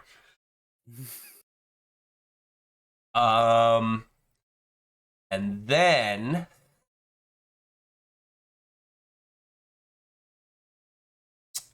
we're gonna actually get into combat. Oh. Lovely. Yeah. Because I know you guys thought you were done with goblins, but you're not. Why would there be goblins here? We are in a Goblins go where they cavern. wanna after go. all. Goblins show up like fucking everywhere. So Goblins are everywhere. Steven, don't Goblins underestimate the underground goblins. Noteworthy thing about these goblins is they are very clearly ghouls. Dun, Ghoulified dun, goblins. dun. Goblins. I guess technically you could say that combining ghouls and goblins could be still pronounced ghouls. It's lazy, but it works. No. Oh, boy. They're goobs. And these guys are actually gassed if you look at them in the combat tracker. So they're more advanced than your average ghoul. Oh shoot! Okay, Will is in trouble. Everyone should just slide! You know what the max damage is now. Not all of us are tanky. 16 damage isn't bad. You just see Atalantir get up and praise like, Max- I'm okay, max a little damage hurt, is- but I'm okay. Holy shit! Max damage is 25. I'm just saying that, like, Tibaru can almost full heal you guys if you slide down there with one channel. If he uses, like, 2 or 3 channels, you guys will be completely fine. Is it actually Lillian's turn? That's who it is on the combat tracker, but I'm not sure if it's actually her turn. It was Atalantir last, so really it's Tibaru right now. And this is the part where you can freak out in character if you want, Will. You start hearing like Atalantir just start You- panicking in Dwarvish.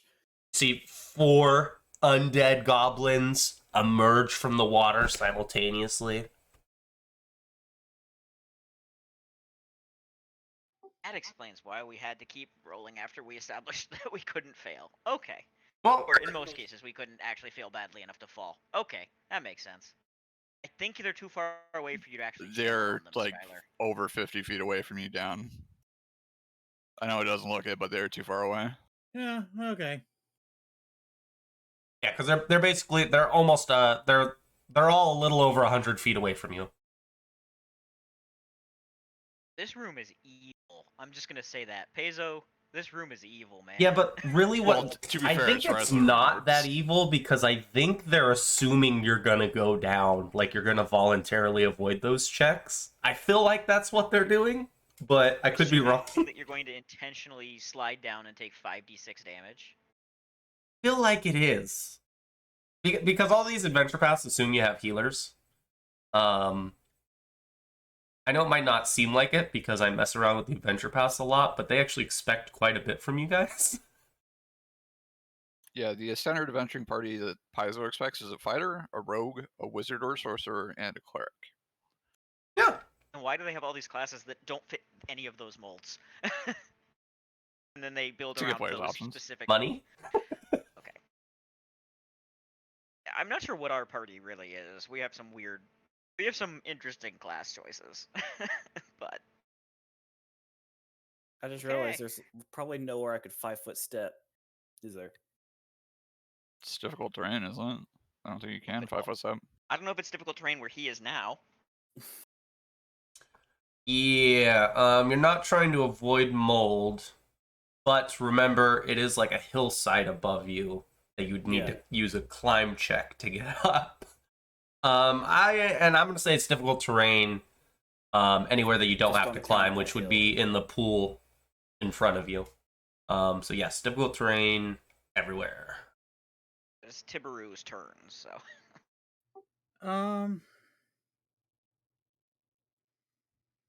Are the ghouls even like visible from where we are? I don't even think you guys have light that actually makes it down there. I mean, It'll I answer don't you had light on. Yeah, I have my ever burning torch. Okay, that's So fair. yeah, he's just gonna do another climb, I guess. Okay. Work his way down a little bit more. Yeah, and your climb modifier is bad enough that you do need to roll because you might not make any progress.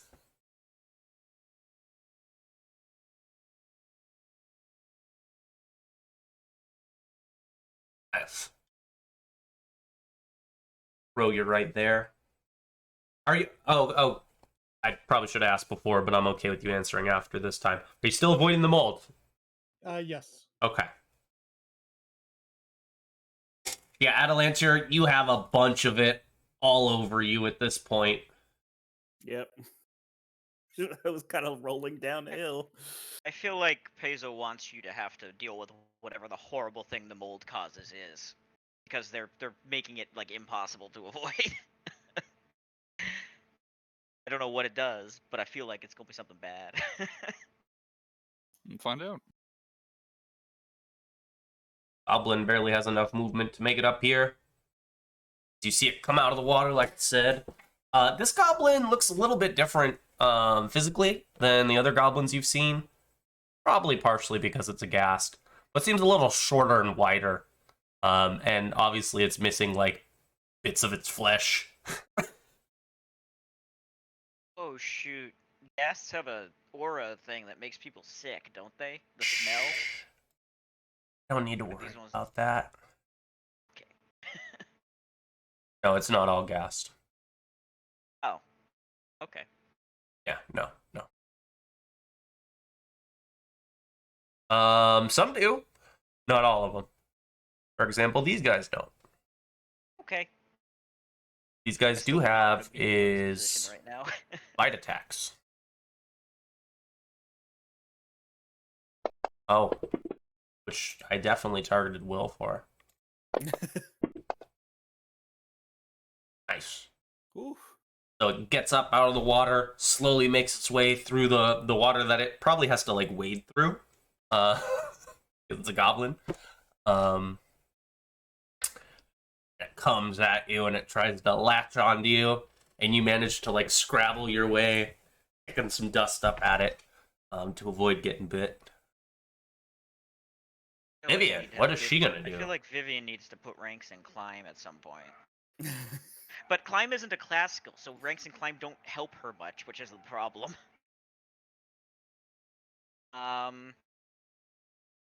You guys are starting to get close to those levels where you can get stuff to avoid having to climb, so that might be worth Yeah. investing in at some point. Yeah, that's the thing. I think that's going to happen soon with her at the very least. I know I always joke about it, and it's not going to happen anytime soon, but I believe going on a magic carpet ride is something that any character who can't climb should strive for. Well, so oh boy, she is going to try an accelerated climb so that she can move. Right? And that okay. So, oh wait, we're in actual combat now, right? Yep. So doesn't that mean Tibaru could move more, or is because I thought accelerated climb was for your move action, right? Doesn't he get a second one if he wants it because each is a move action? Honestly, don't remember. I think you're right. Pretty sure I had us doing it like that before. Looking real quick.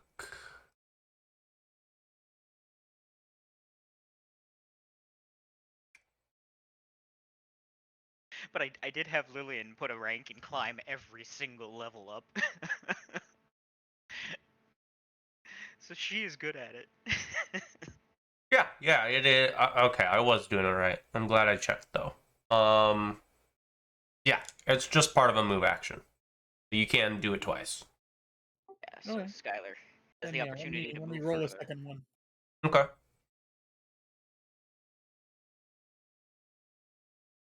Nice. Get you over there. Vivian. She's gonna try to accelerated climb. Okay.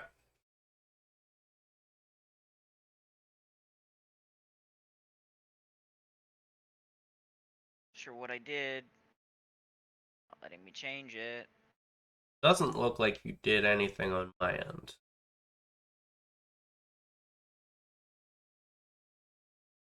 I think some of you are actually just better at acrobatics than you are climb. I am. That's why I chose it. You rolled a fucking one. I am the same at both. Vivian makes no progress. I'm guessing. I'm guessing You can the make DC's a 5. second attempt, don't forget. Right. I was just guessing the DC is 5. So Yeah, the DC for the climb check is 100% 5. okay.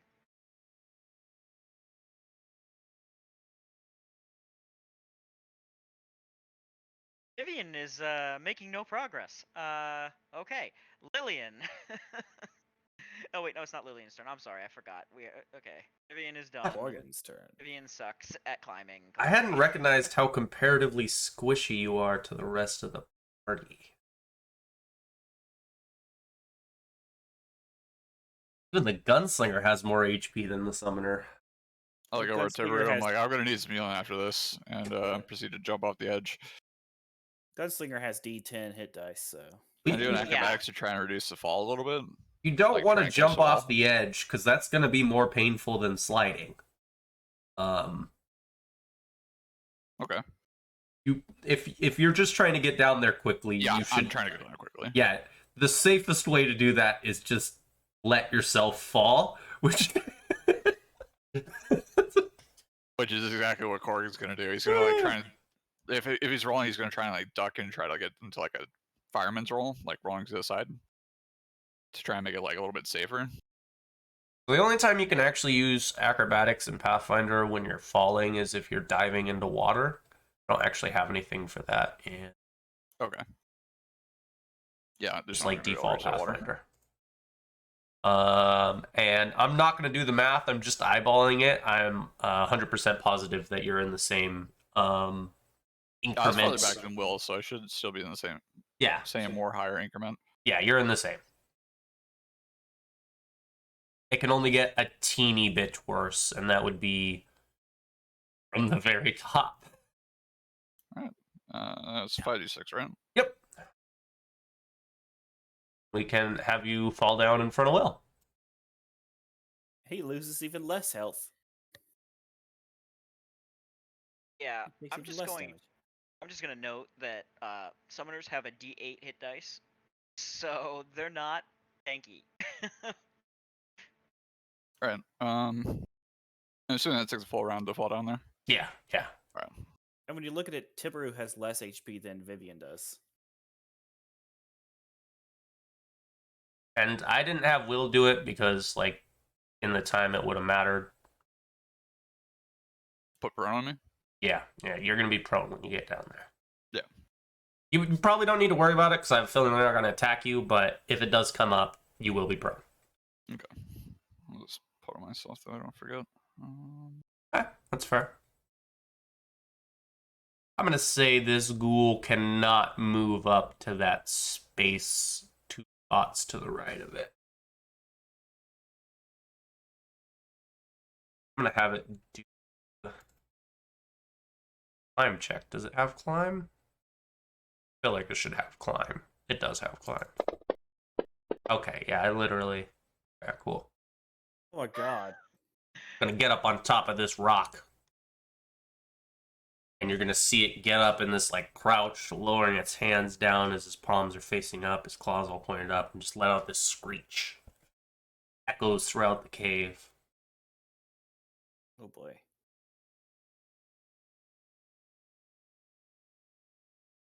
This other ghoul's going to come over here. Try and bite. I land here.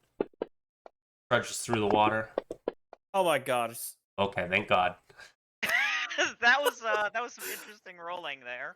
I mean, to be fair, if something's gonna crit on you, like, you probably want it to be a ghoul. Especially these guys, because they do less damage because they're smaller. Like... Yeah, but the problem is if he gets paralyzed, they can coup de grace him. So we really don't want him to get paralyzed. Okay, that's fair. That's fair. Let's do the first save for the ghoul fever. If you want to give me that fort, sir. Alright, cool, Nice. cool.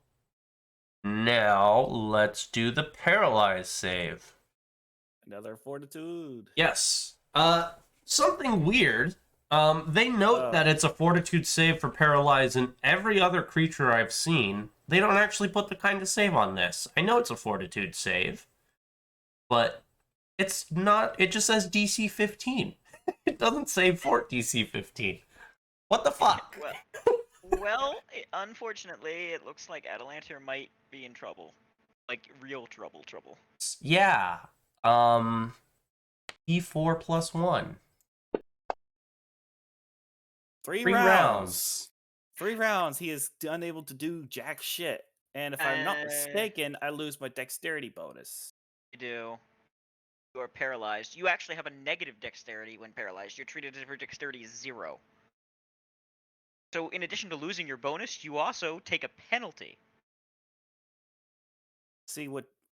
Should I go ahead and put the dexterity negative into the damage? No, just put. This should be an effect for paralysis, right? Should Yeah, just be. there should be a paralysis effect. Yeah. Yeah, there's paralysis effect in the effects. Okay, let me go ahead and throw it on myself then. The problem is Lillian didn't get healed after getting whacked by the bat. So she might actually go poof if she jumps.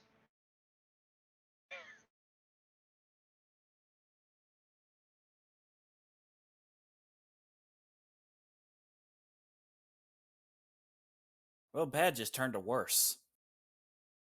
Yeah, let's just hope Corgan go. Oh wait, Corgan is well. Let's hope Corgan goes and then can step over top of you, because you are paralyzed.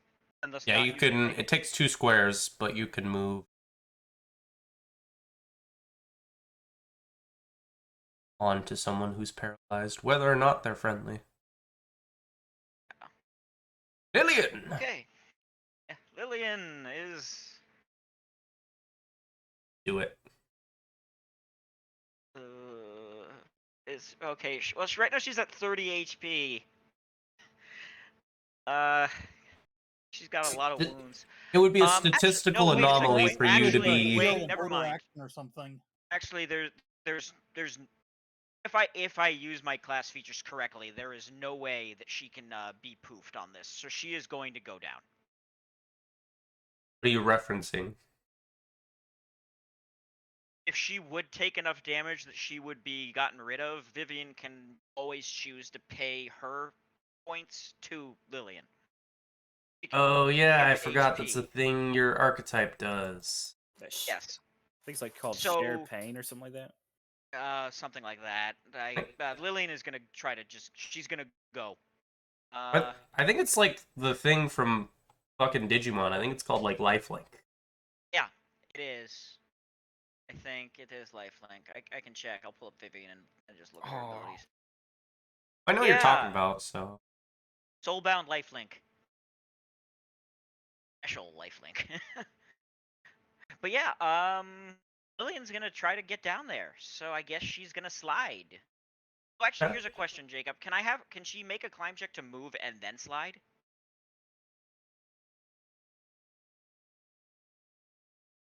I mean technically, because you're just choosing to do an like acrobatics check. You're choosing to fail on a check is effectively Right. what you're doing.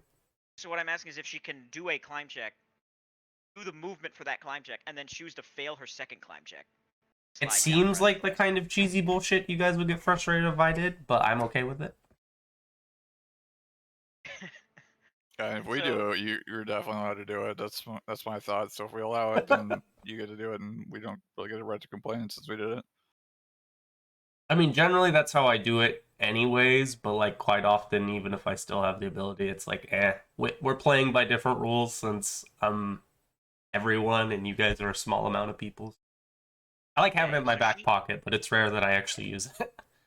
Okay, so she can't fail her climb check without purposely failing. So she is going to disregard the mold at this point because, well, kind of has to. So what? 5, 10, and then 20, I guess. And I mean, not 5, 10, 20. 5, 10, 15. That's half. She will choose to fail, so I guess she's going to take 5d6 sliding down there to be by Corgan and Atalantir. And be prone. Yeah. So I guess that would have been the advantage to not doing that. You could have got up if you. Yeah, you could have used your move action to get up instead. Oh. No, well, I didn't No, offer that to you Corgan. said, yeah, Yeah. you said it was a full round for me, Yeah. so Yeah, so Lillian is down there. She is prone. She took 20 damage. She took the most of anybody so far. She is still alive, though, without any issues. So she is at 34 damage. She is hurting. But she is there. I will put prone on her. And that will be it. So I will just pass the turn, and I'm going to get prone now. Okay. Not really much this guy can do, so he's just gonna wait. Gonna pass his turn.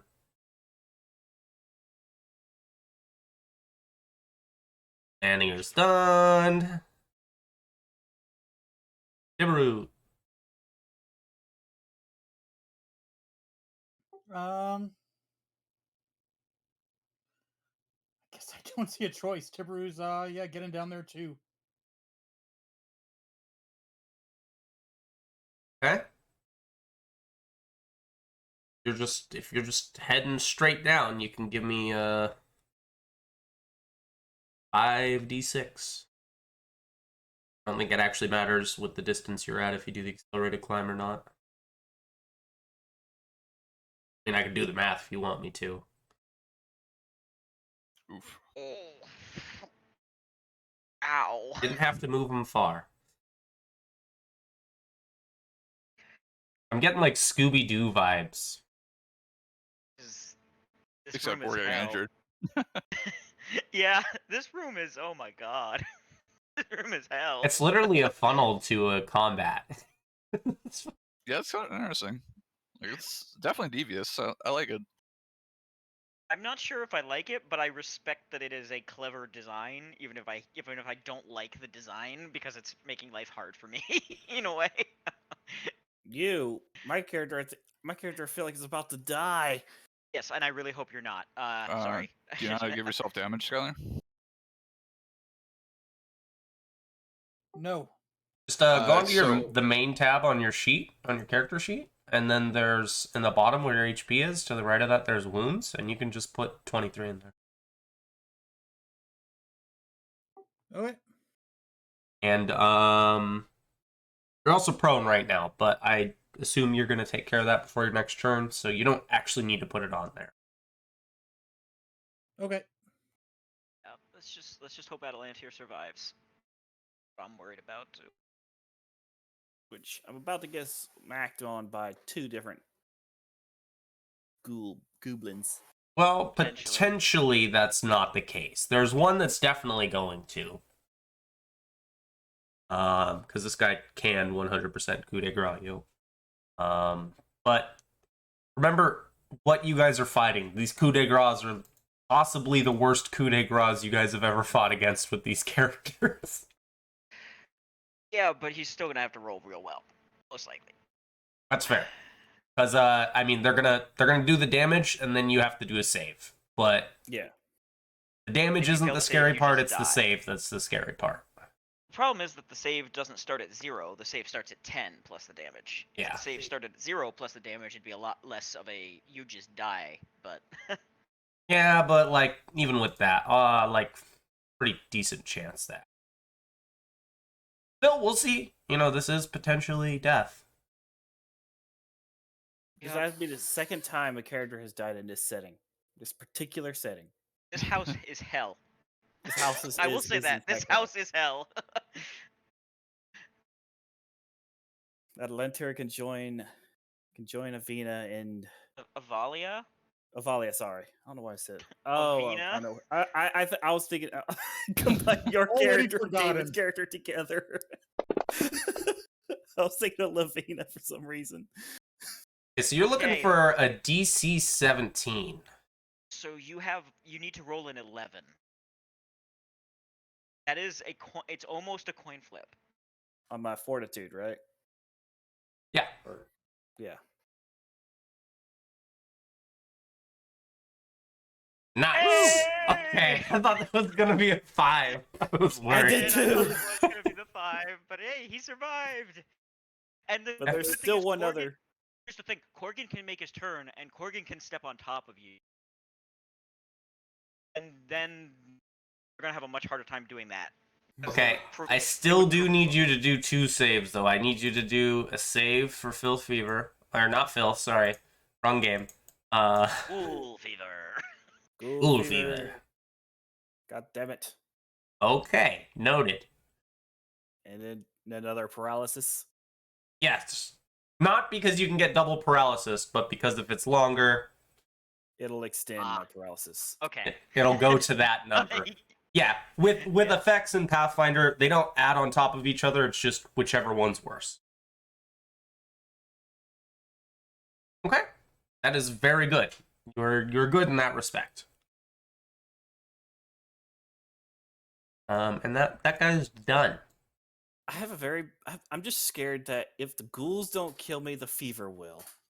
Well, the thing is, we have a cleric who is high enough level to remove disease. So all he has to do is prepare it on a day, and so The It's other less problem is likely we have that- to catch it because we don't know that he has ghoul fever. but yet. once he actually comes down with it, ghoul fever can't. Not gonna die from ghoul fever from one day of having ghoul fever once it becomes manifest. But anyway, let's see. Imagine if ghoul fever stacked. You get like D2 Multiple- for every time you're hit with it. That's exactly why they I'm don't let those checking kind of some things stack, abilities. is because it would be ridiculous. That's what I'm saying. It would be Oh, great. hey, that's cool. Huh. Vivian is going to switch places with Lillian using what essentially is Dimension Door. That's a thing you can do. Yep. once per day. Oh yeah, something the twin soul, I believe it was. The twin transposition. Yep. So Vivian is now down here instead. Why would just Sumner want to be in place of this Eidolon? That's my question. She has full HP, All right. and Lillian can get down fairly quickly with with accelerated climbs and stuff. I guess Vivian is gonna move. She is in the way. I'm just gonna say it's There is a- difficult terrain, but it's doubled by that movement, so moving there is 20 feet. She's gonna use the 20 feet to move there. Okay. Because she also has combat reflexes, which means any attack on you, like if they try to coup de grace you, it'll provoke, and she can attack multiple times and hit multiple people if they try to do it to you. She's trying to keep you alive. I get that, and it is much appreciated. And that is Atlanter her would turn. thank you if he could move his lips. I guess I'll pull out my bow since I can't go forward anymore. I want to stand up first. Stand up and draw my bow, so that'll be my turn.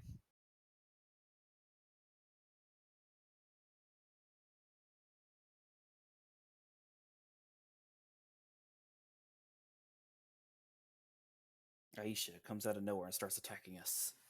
Oh yeah, we'd be totally fucked if that was the case. If the Revenant came out and did her scream and we all were paralyzed and killed us from that. Ah.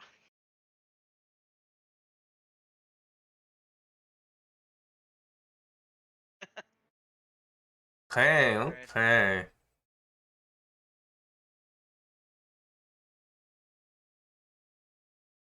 Vivian appeared out of Vivian appeared in like a purple door, like swapped places. Then she steps over Will and like brandishes the scythe, going, "Leave him alone." This ghoul is just... It is gassed. Sorry. Gassed. Not what I wanted him to do.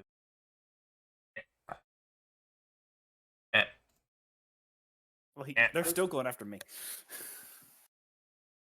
Okay, there we go. Yeah, just a full attack on Vivian. Oh, Sure. okay. Nice. It lashes out at you with both of its claws and then tries to lunge at you. And even though you're like standing over man's body, you're still able to dodge and parry your way through this. Yep. And I'm guessing one of them probably does actively like slam off the invisible barrier around her. Yeah, why not? So Lillian is going to stand up.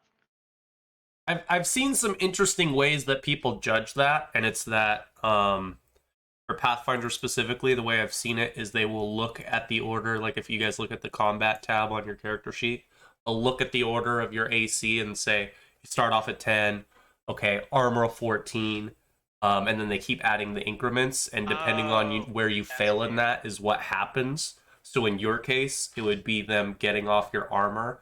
But I like to add a little bit of flavor with that, where if it's like armor / shield, then it's also including like you parrying. That is fair.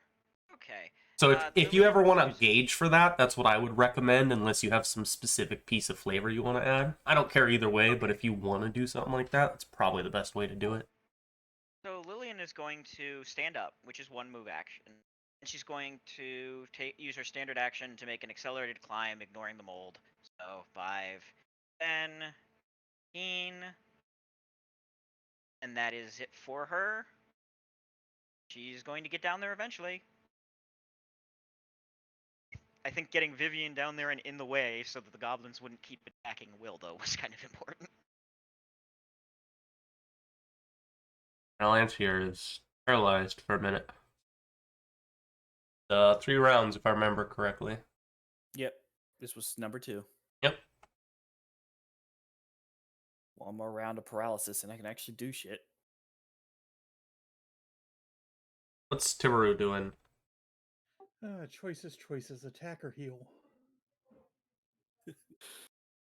Well, if you're gonna attack, you probably want to get up first. Oh yeah, definitely stand with my move action. You could channel. We might need those to heal us too. Yeah, most people here are going to need that to heal them. It's just the choice of what's better in this case. Because I could whap all four of them with a channel, or I could heal us. Well, you wouldn't be able to heal one of the very injured people. I'm just gonna That's put true. that out there. So yeah, I forget. Can Eidolons of a twin soul still be healed by other means beyond just cure Eidolon? Yeah, they can be healed by everything. They just don't naturally regenerate HP. Okay. Everything that would heal something normally can heal them too. Okay. and Atalantir is temporarily protected. So yeah, gonna channel to attack the Aghast. Okay. You can target all of them. You're technically within range of all of them. Purple light of Nethys. Strike the Goblas. I do really like the. I like that Nethys has the purple light. It's a pretty cool flavor thing. So Tiberu, that's pretty cool. A good roll right there. A lot of good rolls. Nice. Ooh. I will just say that was scary. That is scary though. A whole bunch of goblin ghasts just appear out of the water and swarm Atalantir. You'll notice that they have more health than most schools. Yeah. I was honestly afraid that one fort save would be the end of it. Yeah. There's definitely a chance there. Goblin ghast's turn, I guess. Yeah, it's gonna do the same thing the other one did. It's just gonna try and kill. God damn it! I'm doing this the more complicated way because I keep forgetting to do it before I already start. Just gonna try and kill Vivian.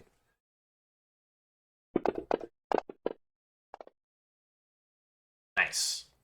So that last one does hit the invisible barrier. Yes. The others she parries with like her scythe, but that last one.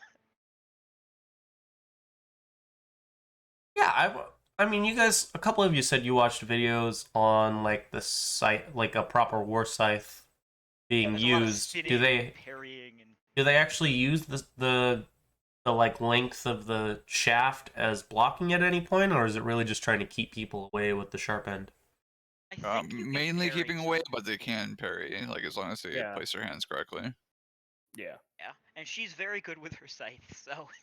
Cool. All right, so Vivian is going to take a swing at the one in front of her. And if you guys are cool with it, I'd love to bust this combat out today, have a little bit of a longer session this week, and then when we don't have David next week, we can do a shorter one. I'm okay Okay. with that. Yeah. Sure. Yeah, I won't be around next week either, so I'm moving next Sunday. Oh, I forgot about that. Huh? So Vivian takes a swing with her scythe. Oh. Okay. That's they have much higher AC. They have higher AC than I expected. Oh yeah, Okay, yeah. I mean, you guys would never know this, but these are Goblin Commandos, all of them. Okay. Okay, yeah. Goblin Commando gas. These are Yeah. scary buggers. Vivian There's- is not particularly thrilled that she is in melee with them, but she is trying to protect someone who's paralyzed, and she's doing what a hero would do. So she is here.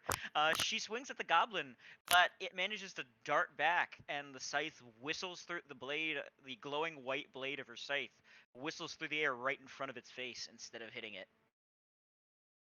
Like almost gets its tongue instead, but not quite. And I guess that will be it for her, because she can't really do anything else. Well, Corgan will target that guy that's not in melee range with anybody. I didn't understand any of that. Said he's Yeah, targeting that's the kinda guy lonely. who's not in melee. Yeah, I'm targeting the Which guy not one? in melee. 10. Okay, I didn't like really describe this well enough, but you can see that there's like a terrain difference on this one kind of strand of the hillside. That's actually like higher than the spot that you guys are on right now. So if you do want to shoot at him, he's gonna have cover because that's covering the vast majority of him. What about 2 then? 2. Yeah, you can hit him without the cover matter in there. I'd be okay with that. Okay. He's on a pillar. Yeah. Oh right, yeah, he's up high. He's standing on a pillar, giving that commanding look. All the other regular penalties apply though, which I think in this case is just firing through people. Yeah. He's not in melee combat.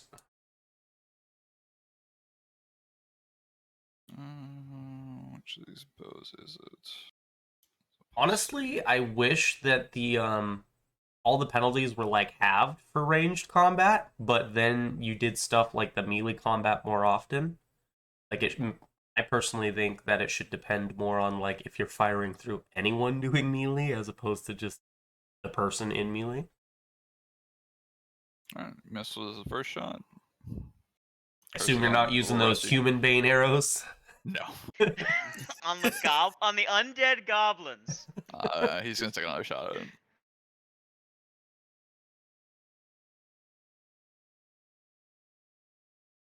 I gotta say, man, I'm a little salty that I'm in a Kingmaker game in Book 3, almost done with Book 3, and I haven't got a single fucking Bane arrow at any point. Really? Corgan curses and he misses again. He's like, I don't really use a bow. Hate these things, and then ends his turn. Out of curiosity, what did the oh wait, I can't ask that because if I ask that, it's a spoiler for other people. You can ask me later when it's just us, Yeah. if you'd like. Okay. Okay, this guy doesn't want to get shot. He's got moved down here, and you're gonna see him cover his mouth as he like sneezes out of his nose, and I'm gonna ask for a fortitude save from Vivian and Corgan and Adelance here. God. Wait, so the lip of the wall doesn't keep him from hitting us with that, like it kept Corgan from shooting at the goblin? Yeah, it's not, No, not a ranged he's attack, it's a special cover. ability. Yeah.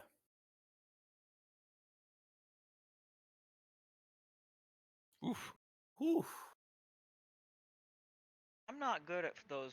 Vivian's not good at that particular Oh save. God! Please tell me it doesn't paralyze. No, that would She'd be roll real high, so. if this paralyzed, it would be crazy powered. Now Corgan becomes paralyzed too. Oh, that would suck.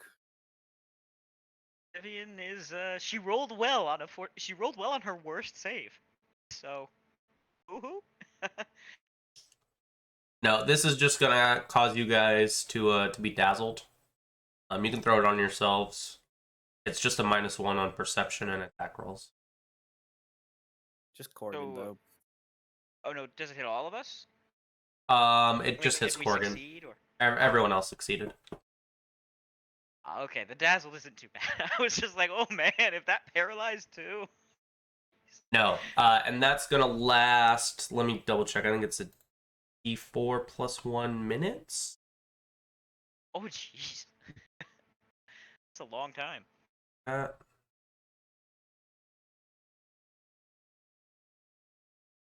Oh no, a D6 plus 4.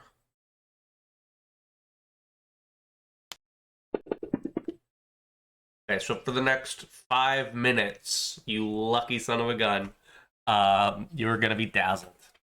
Jesus. So basically, he's so disgusted that he has penalties on his attack rolls and seeing things. Yeah, imagine The sheer like a disgust of the bunch of mucus mixed with like clotted blood flew over, like lobbed over at you guys, and you see it go in other directions too. Like it goes into a bunch of the pool close to him, and it is just completely dazzled Corgan. He's like, "Oh my god, what is this?" As a player, I'm disgusted by the thought of it. Ugh. Yeah. The thing is, eventually, one of them is going to hit Vivian, and we're gonna have some problems. But we're just gonna keep doing our best here. Hey, I mean, never know. They could just continue to suck. They've sucked pretty bad, which is actually pretty good. Yeah, because they're scary. Oh, Ooh. They missed on a 24. Yeah, Just dude. how high is your AC right now? she is very buffed. I think it's only slightly higher than that, isn't it? Yeah, one higher would have hit. Yeah. She is as buffed as she can get. It's possible to get Lily. She can make Lillian higher, but didn't do that. So Lillian's turn. Lillian can't fail her climb check. She's going to go at accelerated climb and go as fast as she can again. So 5, 10, 5, 10. I'm just saying you can't go straight ahead from where you are. Yeah. Then 5, 10, 15, then another 5, 10, 15. And that'll be it for her. Nice. She is making her way down. The only person who isn't going to fall down. Which is, the thing was, Vivian had no prayer of getting down there without getting hurt badly, other than swapping with her sister. So that's what they did. Smart. Because Lillian might actually be able to get down there fast enough to help again. We're living in the year 2021, and Vivian's living in the year 3021. She's playing 4D chess right here. Right? No, just 3D. Just 3D. Yeah. Unless you're one of those people that above makes the argument that regular chess is 3D, in which case you can just go jump off a cliff. Okay, this is the his final last round, paralyzed. right, Will? Yeah, last round. Oh, so he's no longer paralyzed as of the end of his turn. Yes. Which means he's no longer helpless. So he can't be coup de grace anymore. That is true. I'm gonna blast him again with another channel energy.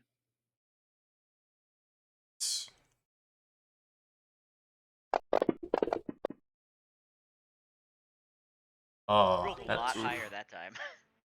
Those are like all of their good rolls. Ooh. Still killed one. That's hey, a we dead killed the one who sneezed on us. And another blast of purple energy goes out, and this time one of the gas falls down into the water and stops moving, and the others are looking pretty beaten up. Vivian, you actually like very quickly see the gas like get pulled down with the sloshing water and disappear. All this water is moving. I know I didn't bring that up, but you can kind of see like the sea foam. Ah. Mostly because it hasn't been important yet. And I'm pretty sure it won't ever be. Yeah. I'm full plate. I'm certainly not in that water. Okay, that is an interesting train of thought. They might. What if they pulled one of you into the water? Oh, jeez. It would have been so easy for them. Like, the last time we were in a place that was a cave with water in it. I'm seeing a theme here, by the way. I guess it's because we're on the coast, which is fair. The crab. There was a water creature. It could have been really easy for them to justify a water creature here, but I like that they kept it as, like, gas. That's cool. Yeah, well, it fits with the theme of this dungeon. There was the ghoul bat, and then the ghoul monsters, and then more, all the ghoulish stuff. One of my favorite creatures in this chapter, I think, goes to the Skaveling. Yeah. Oh, did you know there's a miniature version you can get as a familiar? That's baller. Yeah. Consistency. The only way that could have been better is if the bite was the 9. Yeah. All right. Vivian is going to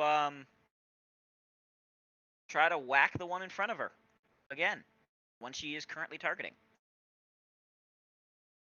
Another thing I like to think when we're playing these kind of games is that the attack rolls you're making aren't the only attacks you're making, even though in some games like this it's a little harder to justify.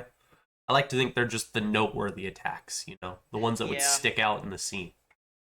So she takes another big swing at it, then the goblin again manages to dodge. But thus far, she's been able to basically hold them at bay, and she's accomplished her goal, which was basically she's been fighting. I mean, flavorfully, what's been happening is she's been fighting mostly defensively, mostly working to keep them off of Atalantir. And a couple attacks she's taken have not hit, but she views this as a success because she's fended off all their attempts to hit her and kept them from hitting her ally. Nice. My hero. Yes, your Right, hero, the twins. So it's a -4 for that cover, right? Or is it -8? It should be just a -4. Okay. I'll take another pot shot at that gas. Oh, the far one. 10. I'm not sure if I should let you make that shot, but I'm going to because I'm not sure. Well, I whiffed it anyway, but he will It's try gonna it. be really hard to hit. It's gonna be really hard to hit them because we know they have actually they have above 17 AC, so they're tough buggers. I think they actually have the highest AC out of anything you guys have fought this book.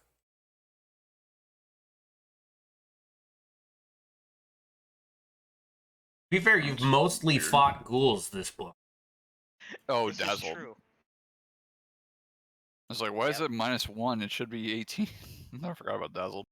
Yep. The According to his 18 wouldn't have curses mattered, and- just to and put some- that to rest. Oh jeez. Okay. Yeah, they have real AC. Yeah, these are probably these are definitely the highest AC thing you fought. Maybe the Hobgoblin was higher, but I don't even think that's true. I think the Hobgoblin. Aisha. Oh, sorry about that. Number 6. Yeah, just try and lash out at you again. It has to work eventually, right? Yeah, It does. it did. That guy rolled a 19. Hey, 3 let's damage. get that disease save. Yeah, and I really hope somebody goes before they go. I don't want to die. I wish the Goblin Ghast had their own image and not just the default ghoul image. I know. So fortitude save. Okay, nice. Get the paralysis one. Nice. So it manages to make it through with the bite. It manages to make it through the shielding and the natural armor and the barrier that is her scythe whipping about. But it only manages to get a fairly minor wound in her shoulder or in her arm. Like it catches like her arm, and she manages to basically rip her arm free from it and is not paralyzed and continues to fend it back off.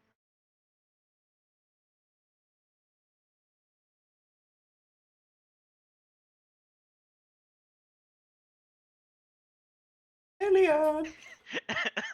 Lillian continues. 5, I'll make it down there one day. 15, 20, 30. To be fair, at the rate this is going, she might make it down there before everyone dies. Out of curiosity, from there, can she see the pit? Like, if she looks down, because it's a spiral, right? I think at this point she could probably see. Yeah.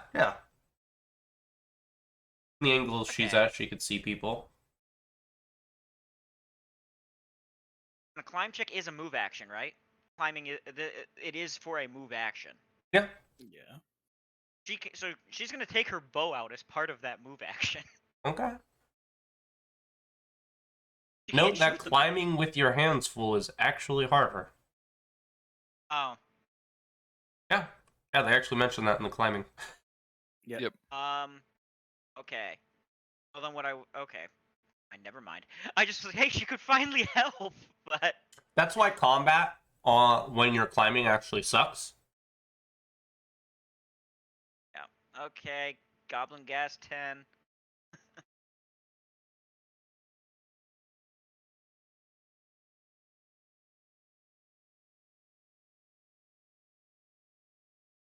Goblin ain't want to be getting shot.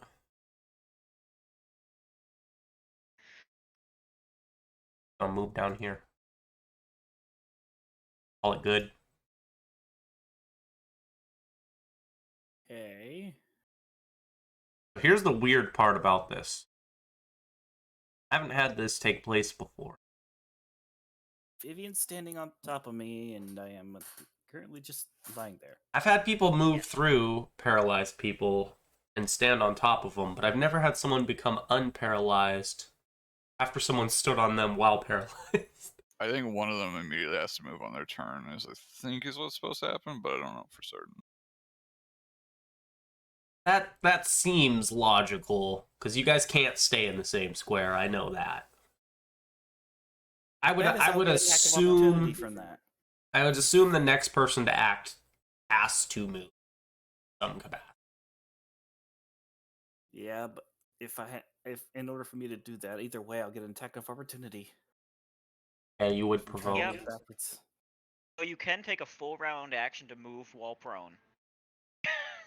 You will provoke, but you can move that way. Problem is, either way, you're gonna. You'd actually provoke multiple times if they have combat reflexes if you stand up and then move.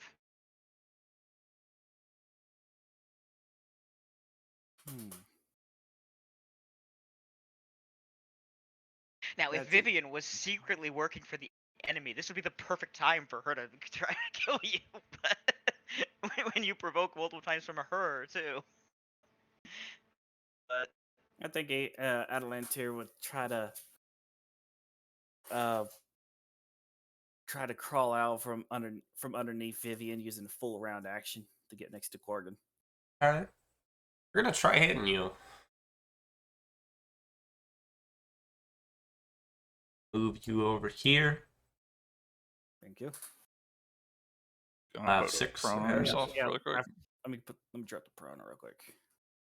as Before you do a anything. just as a fun note, if they hit you and you fail and you become paralyzed again, you will actually still be in Vivian's square. Yeah.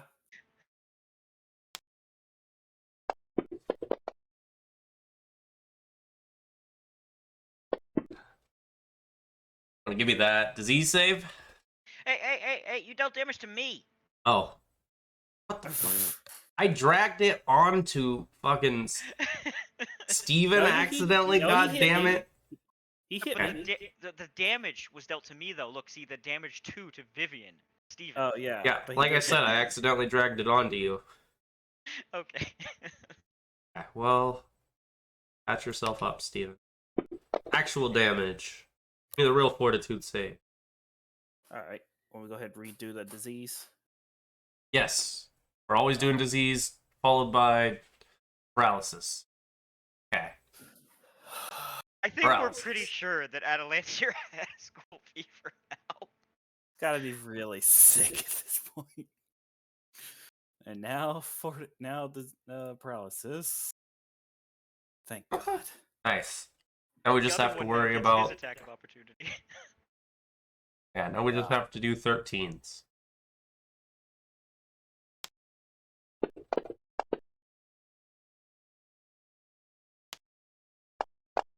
Don't worry about the disease check at this point. Just give me the paralysis. Nice. Consistency. Hey, he got out at least. That's good. They just claw at my legs as I'm trying to crawl away. Stupid goblins is. Yeah. Get these stinking goblins.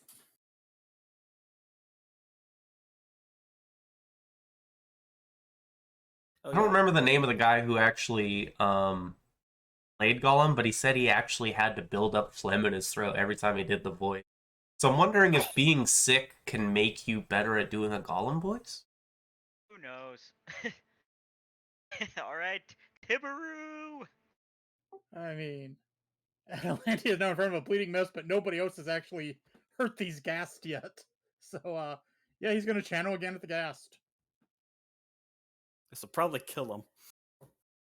Possibly. You gotta be running real low on those channels, though. I mean, fortunately, I've got extra channels. Okay. So otherwise, yeah, Okay. I'd be running out about now. Oh, But he's got the feet for extra channels. Okay, that makes so much sense now. Okay. What Yeah, can that's I like staple say game except players. you're welcome? Yes. We thank you, Tibaru, for that. Nice. Okay, so one more's dead. That's good. 13's still up. Progress. I guess what you probably should have done, Will, is like waited until Tibaru acted. That would have been safer, but I hadn't really thought of that, or I would have suggested it. Everyone on this fucking tracker has damage on them, and Vivian's the only one who doesn't have a punch. Yeah. yeah, I think Tibaru's trying to wait till Lillian is also within range to heal. Doing anything else, Skylar? oh no, that's it. Okay. Ghoul that's still alive! Gassed. Sorry, I'm not used to calling him gassed. God bless. Asplin. Gasplin. I love it. One Okay, little well- claw. Okay, you Yeah. only have to roll for paralysis on this one. Oh, well that's good. Yeah. Claw. They gotta get their teeth involved, or more likely their saliva involved. Oh no. Well, now she's paralyzed. Okay. What was that? It was a D4 plus 1? Yes. Yep. The next 3 rounds. Yeah, Consistency. so she's just frozen there now. I'm sorry, that's Real awesome. it's real unfortunate because it was about to be her turn. So you follow the ground when you get paralyzed, right? I'm not sure. I'm honestly not either. I should be. I think she just freezes in place. Yeah, just unable to move. So she's that- still just standing there, frozen. Yeah. I think you were knocked to the ground when she stepped over you. It doesn't actually say you were knocked to the ground. It just says you can go into a paralyzed person's space. Oh. No, it doesn't. The specific wording is a creature can move through a space occupied by a paralyzed creature. No. Well, it's a little too late to change that now. Yeah. I'll let it slide for this one piece of combat. But after that, we will do paralyzed correctly.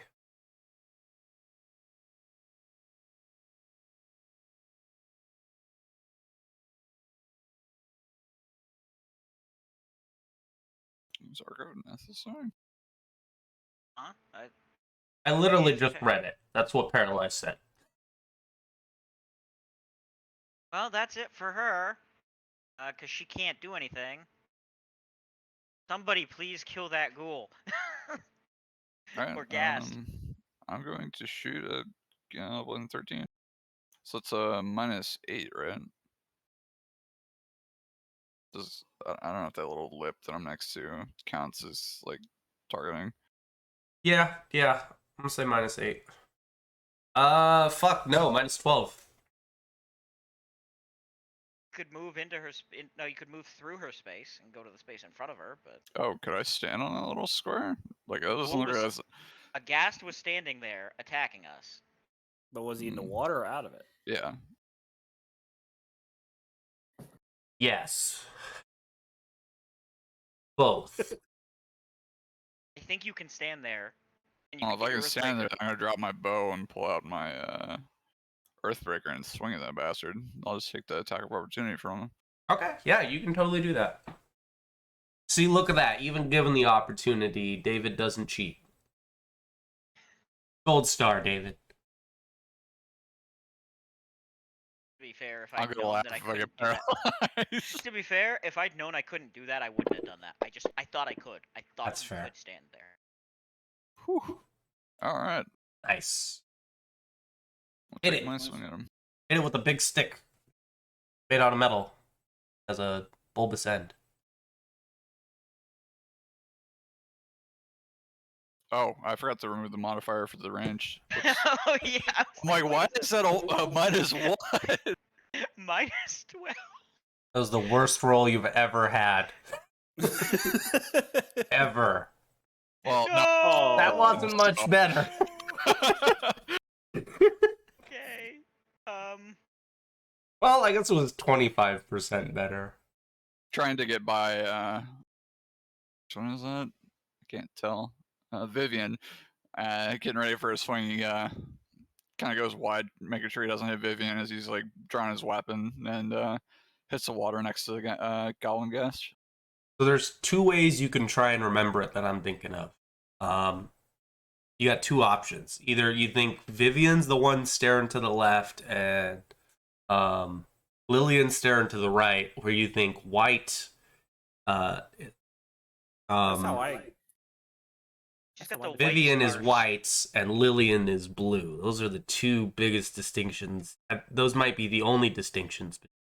The Their second hair, option their is the hair one is I'm also a making. little different, but That is not. No one's gonna fucking remember that. I know. Look, I tried to make sure it was there was at least one obvious distinctor. They're facing different directions. They have different colors in their clothes.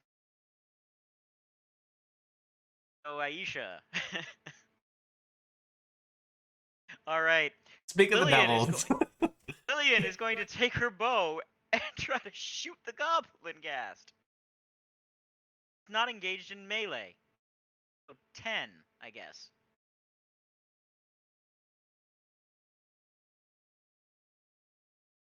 Wasn't there a rule for elevation?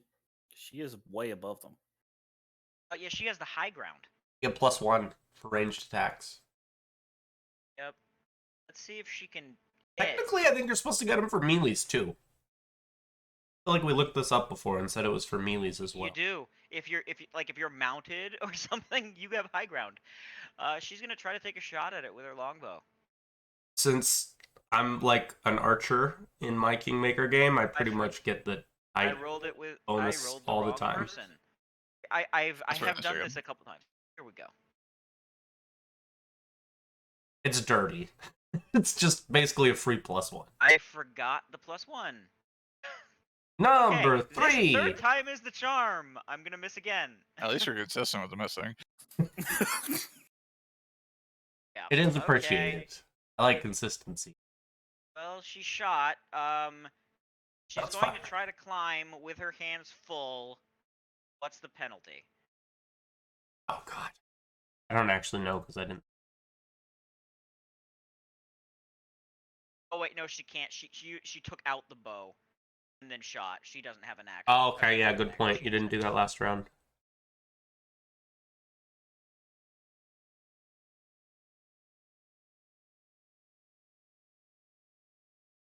Because it's in a weird place, the climbing rules. Yeah. For this, I think it's in like combat. It's not actually under climbing. Yeah, don't worry about it, Jacob. It's fine. I just was curious, but I'm not gonna do it. So. Okay, yeah, then I won't worry about it today. I'll just look it up for our next session. Number 10. You got shot at again. It's Blah like blah all blah these blah shots. blah blah blah blah blah. Expenditure. Attack of opportunity? No.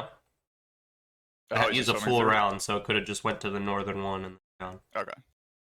It's not going to be able to attack you, so it might as well do the safe thing. If it was going to be able to attack you, hell yeah. Hey, Avalancher gets a turn. I really wish he didn't go that way. Well, he did. So And Why- there's also there's the lip in the way. You couldn't. I don't think you could do your dragon pistol there anyway. Yeah. I was going to chuck a bomb. Just hear me out, though. You would Chuck just a be bomb. shooting. You'd be firing blindly. You'd have a 50% chance of hitting it, and then you'd still have to hit the AC of the floor. You wouldn't hit him. Yeah, so you'd only Would be it dealing work with on- splash damage. And could you even get it to like actually explode water? on water? Technically, yes. Okay, so Atalantier can do something. You're also still prone. Oh, you Yeah. actually, I don't think you should have been. Well, no, you probably he just was got prone. knocked over. Yeah. Yeah, because yeah. He got hit before he was able to stand up, basically. Go ahead. Use my move action to stand up. Okay. The good thing about paralysis is you don't actually drop your weapons. Yeah, it's nice. It would suck if it was like that. Isn't that the case with dazed? You drop all your stuff you're holding? I don't think you drop them with dazed. I think you drop them with some. There's something you do drop them with. Frightened, I think. Or Frightened's where you go. panicked. There we you go. drop them. Atalantier, what are you gonna do now? You got up. I really can't do much of anything, to be honest, but I want to save that. Don't want to use it on Corgan just yet, so I guess what I'm going to do is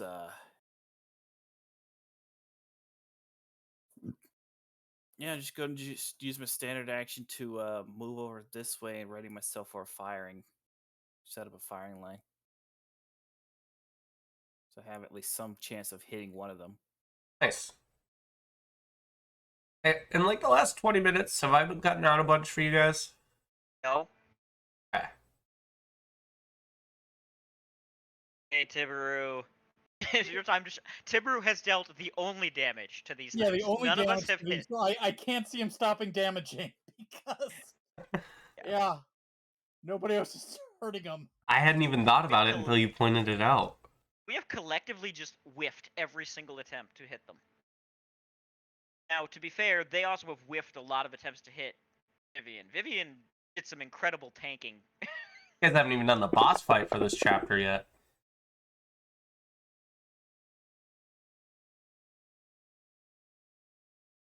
I think they're dead. Nice. Nice. If one of them was gonna succeed, I'm glad it was in that order. Dead ghouls. Well, I don't think there's any loot in here, guys. I'm sorry. I'm certainly not Boo. looking at the pool to find out. I'm gonna remove. Yeah, you're gonna have to swim if you go into actually- that pool. If you go too far in. Yeah, I'm not doing that. I'm gonna remove. Can I remove paralyzed from Vivian at this point? Yeah, everyone's negative status effects can go except for Corgan. Those are gonna be here for a Okay. while. Yep. Lillian will move down the others. Can we get some heals distributed to the party? Absolutely. Yeah, let's get That's those fair. heals I out like and then let's call it for the day. My friend Tibaru, I would like to order a nice, healthy dose of healing, please. Oh, I can't edit. I was gonna try to edit the dazzle to add a duration to it, but I can't do that. It doesn't seem like. I don't even think I can. Well, the good thing is we know how long it should be, and I'm guessing we're probably going to. Yeah, but if we're not playing for a little while, then Yeah. we'll forget. How long did I But, say it we can note was? that somewhere. 5 minutes, because you got minimum. I think Yeah, it was one plus I think it was 4. 5. Yeah. So 50 rounds, and you just got 1 round. I'll just put 50 for now, and we can adjust it to something That was appropriate. some very good healing. We're all pretty much okay now. Yeah, I'm topped off. Nice. Good job there, Tibaru. Tibaru with the Wait. channels. You got like 1 or 2 left now? One left. That burned Okay. a lot of resources. Yeah. Guess Yeah, what, guys? but- There's but that 1 was- room left! Yeah, but guys, that was 4 ghasts. Okay, those weren't just ghouls; those were Oh. ghasts. Okay, And so clone this commando presents a casts. unique issue. We're only going to have 2 people next week, so I do want to talk about this. Obviously, we probably shouldn't run a game next week, but I would be willing to do if Steven and Will are down, is we could do like one shot or something like that. One shot would be interesting. Which one? What kind of one shot you had in mind? I don't know. If you're both interested in it, we can talk about it later. Okay. I mean, I am down. I don't believe I'm doing anything on the 26th. So. Well, I wouldn't have thrown it out there, but I forgot Skylar's busy, and then we had Tristan leave, so we're only gonna have 2 people here. Yeah. But I can put something together. While there are two twins, they still only count as one character. I don't want to do the big, cool thing that's gonna happen next session without everyone here. Yeah. Because next session's gonna be great. But a couple things. I know we're done at this point, so if